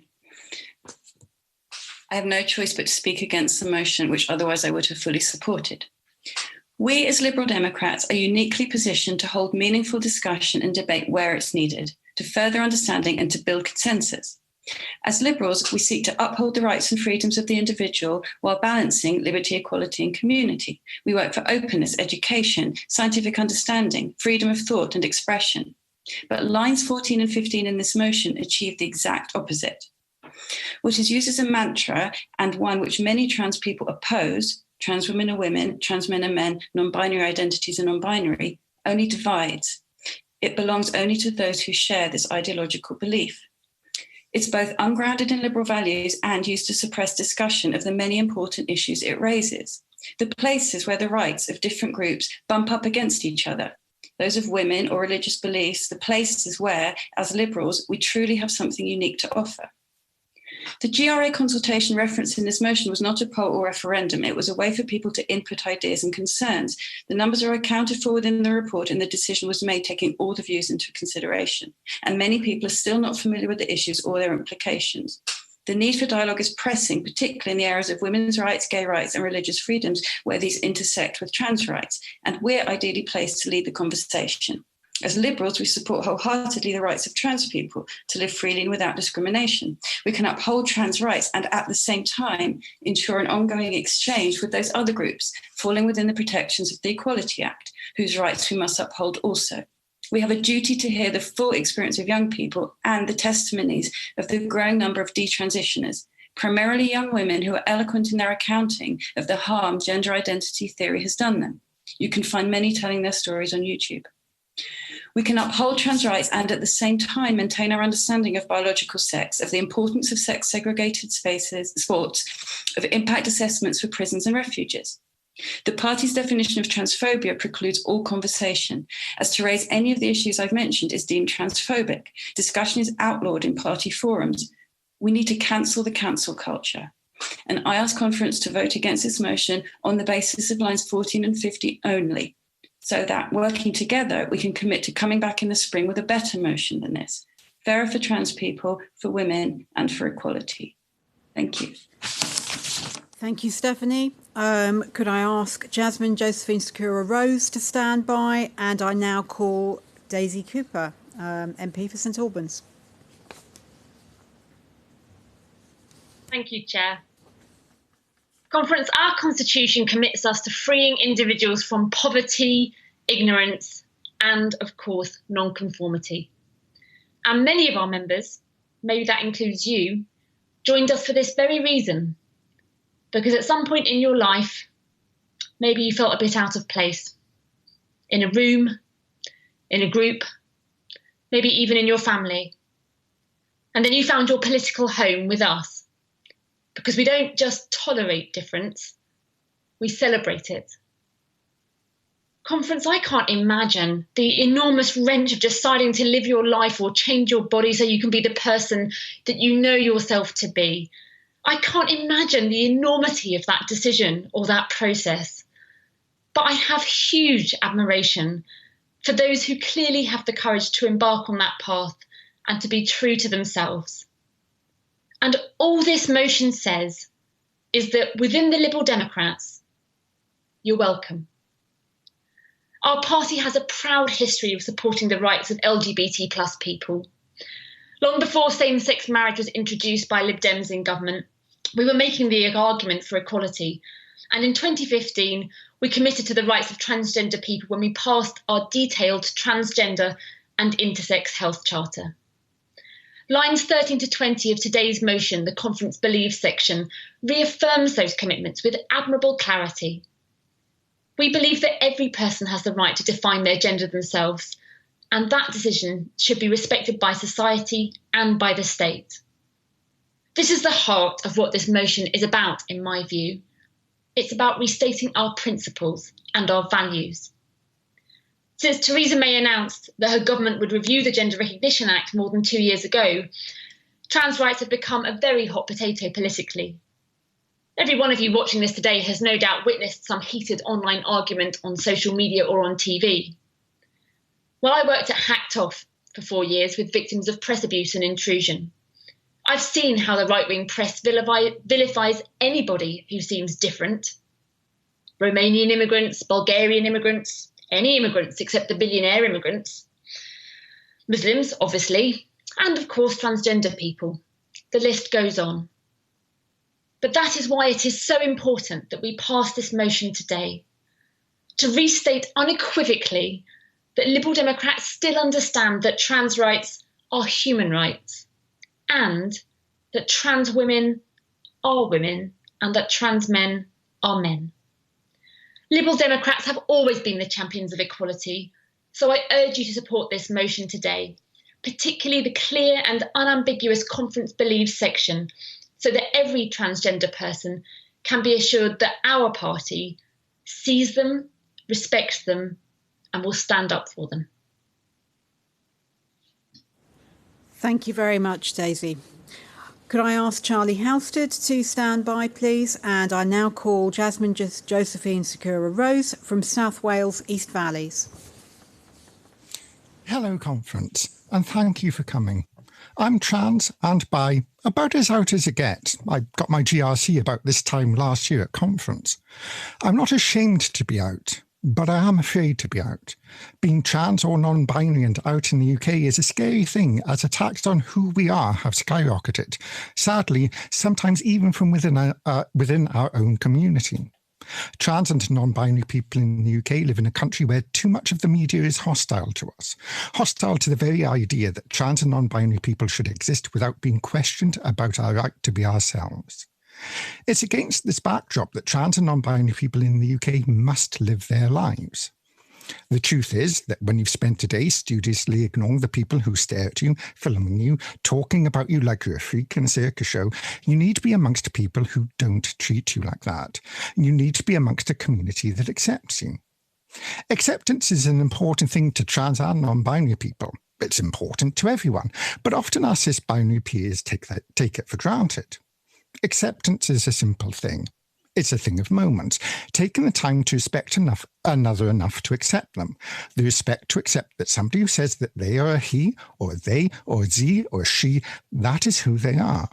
The respect and acceptance that is not for you to demand that another person cannot be who they say they are. It is not a belief to accept that a woman is a woman. It is not an act of faith to accept that a non-binary person is non-binary. It's just an acceptance of fact. Non-binary people are non-binary. Trans men are men. Trans women are women. We are accepted as ourselves and sheltered at the most vulnerable times of our lives, whether that is in hospital or seeking shelter from abuse. And yet, a third of the way into the 21st century, and here we are again with the right to use the toilets we choose to use, rather than being forced into using facilities that are imposed upon us, up for debate. Yet again, we find our dignity, even our very existence as ourselves, up for debate. Despite what some may claim, trans men aren't predators in disguise or hide predators amongst us. Trans men aren't confused lesbians who mutilate themselves, sterilise themselves, need protecting from themselves. And non-binary people aren't fake attraction seekers or people too naive to understand the difference between who they are and the gendered stereotypes of society. We aren't oddities. We aren't freaks. We aren't others to be treated as afterthoughts or not thought of at all. I am a woman, just the same as any other. We are people, just the same as any other person, as equally deserving of respect and acceptance. It is the third decade of the 21st century, and all we ask is that this is accepted and respected. Please vote for the motion. Thank you. Thank you, Jasmine. I now call Charlie Halstead, who will be summating on the motion, and after Charlie's speech, we will be moving to the vote. Hi. I'd hoped this would be a short speech because how long should it take to ask my fellow Liberals to do the decent thing for people like me? No time at all, really. It's important to remember that despite what some people may think, this is a very basic, humane motion with a very basic, humane request. Dignity and respect. All the trans people who've spoken for this motion tonight are asking for is to feel respected and welcomed within our own party.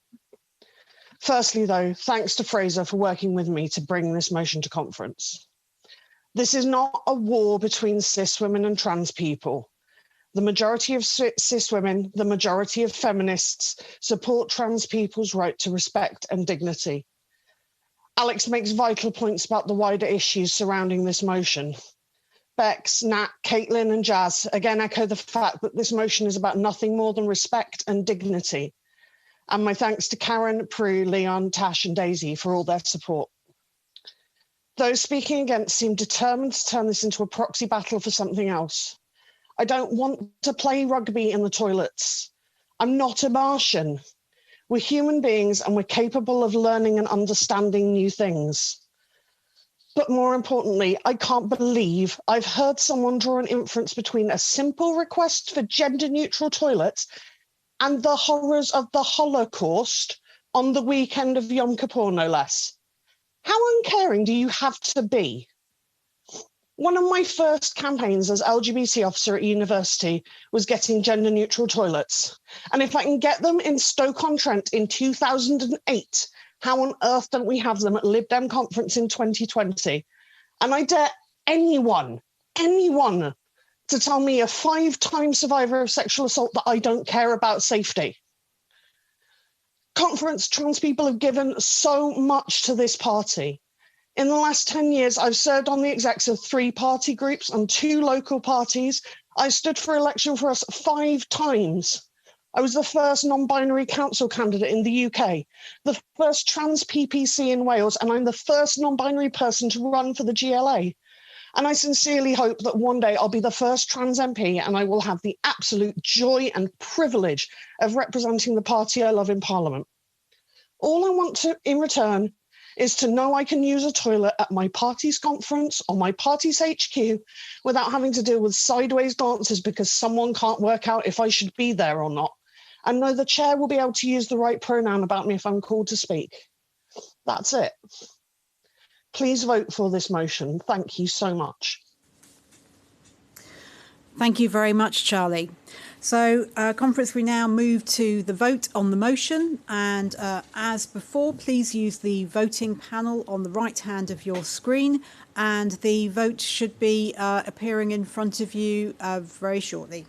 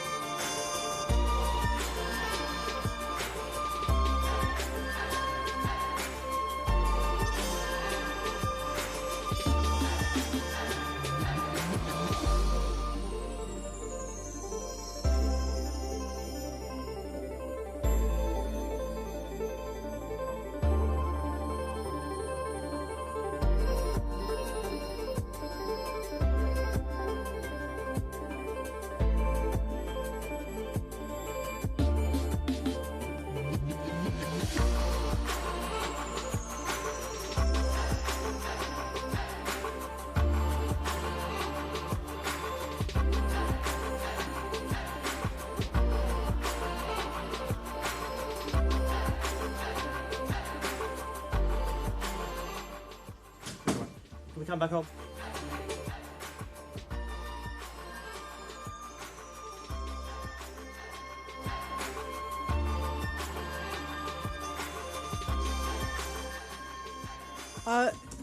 Great apologies. We have run the wrong vote, so we will be calling that back. That vote should have disappeared. That was the vote relating to the previous motion, F31. We will be displaying the vote for F32 shortly. Apologies once again. It will be coming up shortly on your screens.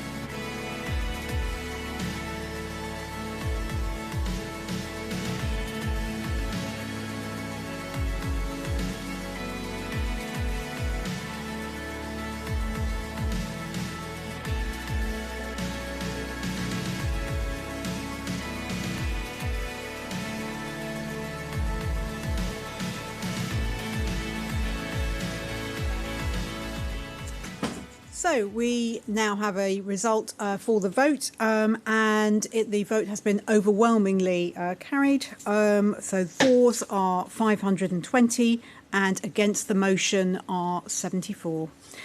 I'd like to thank my aides, Jeff Payne and Jenny Rigg, and we'll now move on to the party awards. Thank you.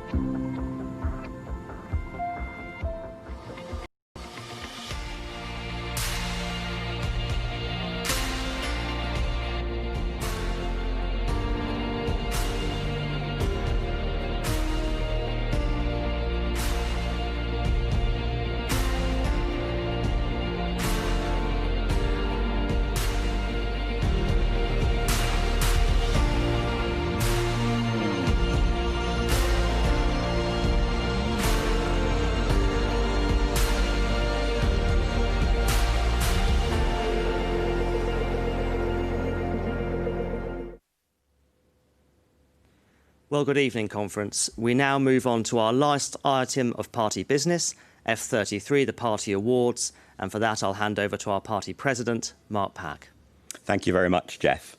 As we come to the end of our conference, it's time for something a little different, but no less important than the many excellent policy debates we've had. Our annual party awards might not have the glitz of the Oscars. There's no Hugh Jackman song and dance routine coming from me, you'll be very glad to know. But our awards are just as heartfelt. They're our opportunity to recognise and to thank some of the many stars who work so fantastically hard, often behind the scenes for the party and for our cause. We also have a new award this year to recognise the contributions of newer members, and this time every award winner will be getting a physical award to keep to help them remember our appreciation of their achievements. As it's a virtual conference, we'll be posting out those awards, but we will be being joined by video by each of the winners. So to that first award and the new one, the Bertha Bowness-Fisher Award.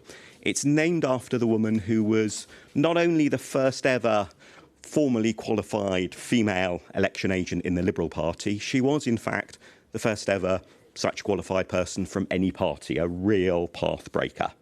And the award in her name seeks to honour any member who has joined the party relatively recently, within the last couple of years, but has already shown outstanding energy and commitment to their newfound political home. I'm delighted to say that the winner of this award for the very first time is someone who first got involved in their local party in the summer of 2019. She came to a policy event and actively participated and shared her frustrations about how the room was not representative either of the local area or of the country as a whole. But she didn't only point out the problem. She also shared her ideas on how they could be remedied. Later that year, stood for the local party executive, and since then has pursued many projects with relentless energy. As a result, her local party is becoming much better at truly reflecting all of the diversity in its local community and truly tapping the talents of everyone who wishes to support us in their area. So many congratulations, the first winner of this award, Simran Meiji. everyone. This has come as quite a surprise, but I'm really pleased to be receiving this award. I'd like to thank my local party in Tower Hamlets, especially Shelley and Graham, for always supporting my ideas, and Gareth for always finding the time to make them a reality. This is why I think it is important that we support our local parties and empower them to reach out to diverse members of our communities, to draw in new members with a range of talents, skills and backgrounds. Thank you and congratulations. The next award, the President's Award, is open to any party member elected to public office who has demonstrated particular excellence and commitment. It's been quite humbling to read the nominations about the decades of dedicated service so many people have given. Thank you, one and all. Our 2020 winner of this award has given years of commitment to anti-racism campaigning and equalities work. He was a founding member of the local Racial Equality Council, where he lives. He's worked extensively to build bridges with the police in the UK and to campaign for peace and reconciliation in Sri Lanka.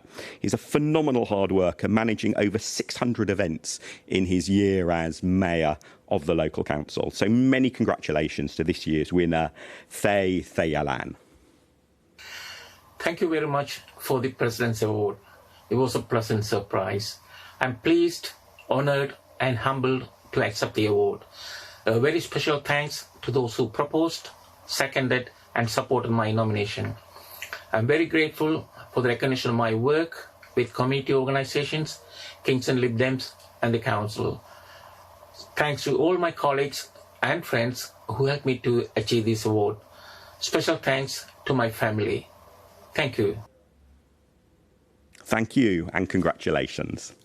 Next is the Harriet Smith Distinguished Service Award, open to any party member never elected to public office.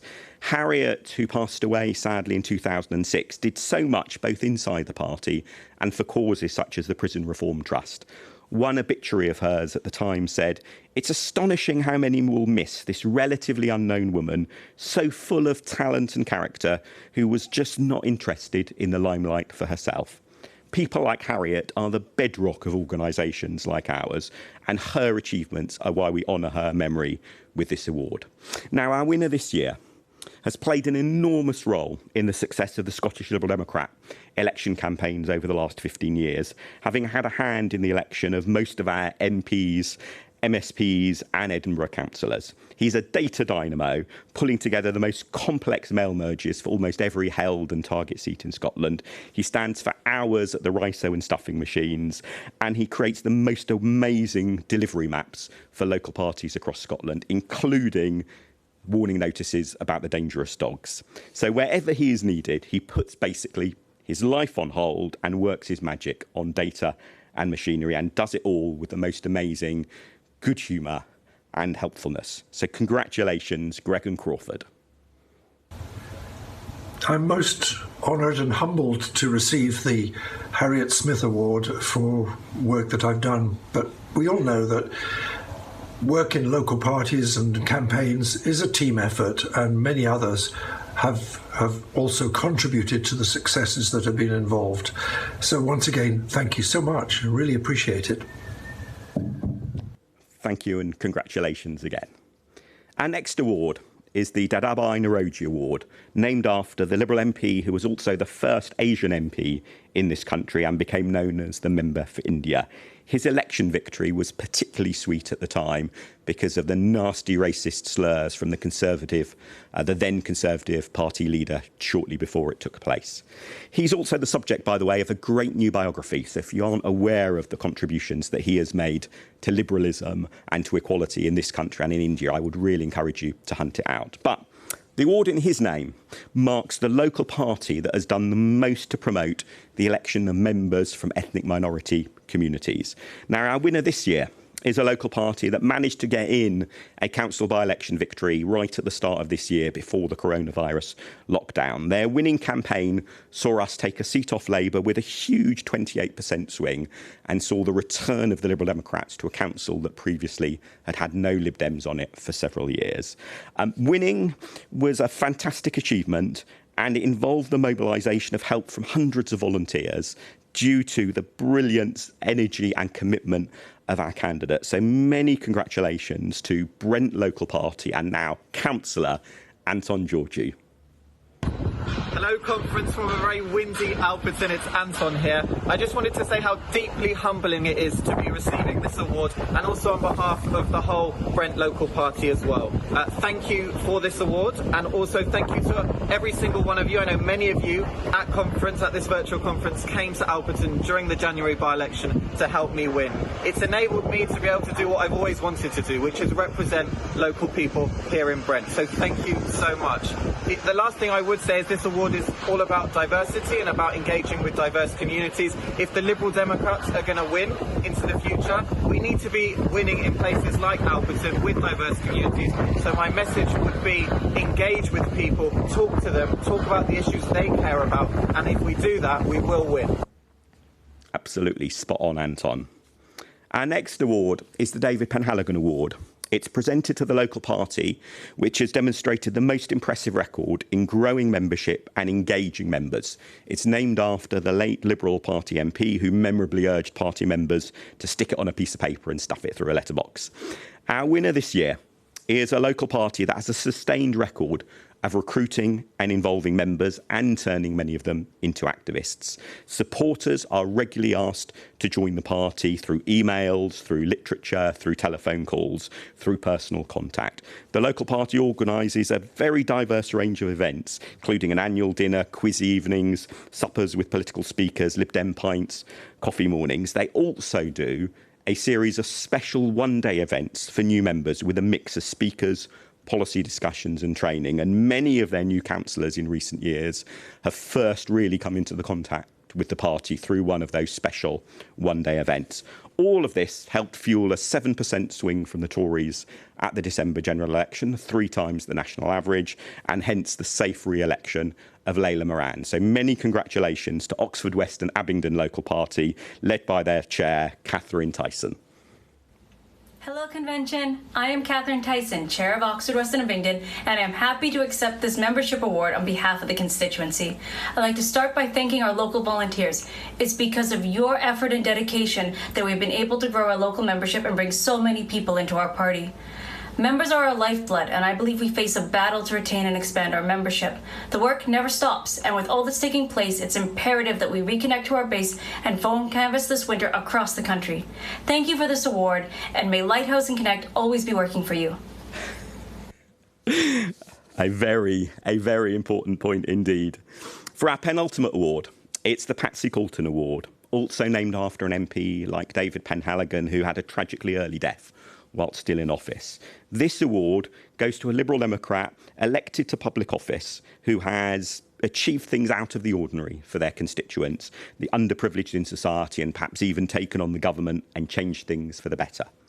This year's winner ran an MP's office for 8 years, but also secured election for herself as a councillor for 13 years and counting. With an Iraqi father and a Kuwaiti home, Saddam Hussein's invasion of Kuwait forced her and her family to seek refuge in Britain. Being elected as a councillor was a way of saying thank you to the community for taking them in. As she told me once, it's exciting and exhilarating to be able to give back to a community that took us in when we had nowhere to go and who welcomed us. Her campaigning has helped save local landmarks from development, created new bodies to get residents involved and have real power over what's happening in their communities, and protected youth services from Labour's cuts. So many congratulations to this year's winner, Councillor Anoud Al-Samarai. I'm incredibly touched to receive this award, especially when there are so many brilliant women in this party. Leading a Lib Dem council group for the last 10 years has had its ups and downs. A group of people who want to challenge and question authority in the establishment is not the easiest of leadership roles, but it is the best because it leads to healthy debate and better decisions. There have also been so many happy and fulfilling moments, from winning individual cases and helping people with their problems to great community campaigns. But I have only been able to help residents in Southwark and to keep our Lib Dem flag flying there because I have had incredible help from people in this party. from women and men who have inspired and supported me. There are far too many for me to mention today, but to each and every one of them, thank you. And thank you and congratulations, Anud. Our final award is the Belinda Airbrook Award, given to celebrate the efforts of people working for our elected representatives in their local areas, whether that's local party employees, political assistants to council groups, or people working in MPs' constituency offices. It's named after Belinda, who for many years was central behind the scenes to the party's successes in Kingston and Surbiton, including working for the council group and then being key to Ed Davey first becoming an MP. A generation of council support staff and party campaigners learnt from her, were helped from her, and found a friend in her. So our winner this year of the award named in her honour has worked for the Liberal Democrats or Liberal Democrat-run councils for most of the last couple of decades. That's included running our internal polling operation for the 1997 general election, absolutely crucial to us getting targeting so right in that election. Working in Liverpool as head of office when Mike Story and the Lib Dems ran Liverpool City Council for many years, and working also for the Lib Dems in Watford, one of our only 2 directly elected mayors. So many congratulations for your many years of hard work and service for the party, Mark Jeffrey. Hello, it was wonderful to hear the news that I won the Belinda Airbrook Award. One of the great things for me over the years has been that I've been able to work with some fantastic Liberal Democrat politicians and been able to help them put Liberal Democrat policies into action and give them support. So this means a lot. Thank you. And thank you, Mark. Before we close conference, a few final thanks to all of those involved in putting on such a great event for us all. I'd like to thank all of the team in our conference hub, the staff, volunteers and the colleagues from the teams at both Vivid, Broadcast and at Quirk. And also, of course, a special thank you to our British Sign Language interpreters. Our thanks too to the team at Hopin, the conference software supplier, who have helped us learn how to get the best out of their system. Thank you also to the conference and the policy teams, both those on the committees and the staff who work with them, and to our amazing stewards. It's rather different stewarding an online conference, but it's just as important. Of course, many other staff and volunteers have contributed in other ways too. Thank you to them all. And above all, thank you to you for watching, speaking, voting, reacting. This conference is here to give members a voice, and it certainly has. Over 3,000 members have come to this conference, and the vote totals in our debates have consistently been higher than we usually get in our conferences, a fantastic extension of our internal democracy. I hope you've enjoyed the fringes, learnt from the training and felt empowered by being able to take part in the debates. Thank you for your time. Thank you for your support, and I hope it's not too long before we can meet in person once more. All the very best for your campaigning and your health. Until then, back to you, Jeff. Thank you very much indeed, Mark. And can I add my thanks on behalf of the Federal Conference Committee to all of you for participating. We're delighted in the figures that we've had for those people who have joined us, who've voted, who've spoken, and who have participated. But this is the first time we've put on an online event like this, and we really want to hear how you found it. So after conference, we're going to be issuing an opportunity for you to submit your feedback, and please take it. We'd like to hear all of your comments, good and bad, because we really do want to participate and have as many people participating as possible in our conferences going forward. And we'd like to know what sort of events you want to see in the future to make that happen. So please do fill in the feedback. Thank you all, and we'll look forward to seeing you in the spring. Thank you very much.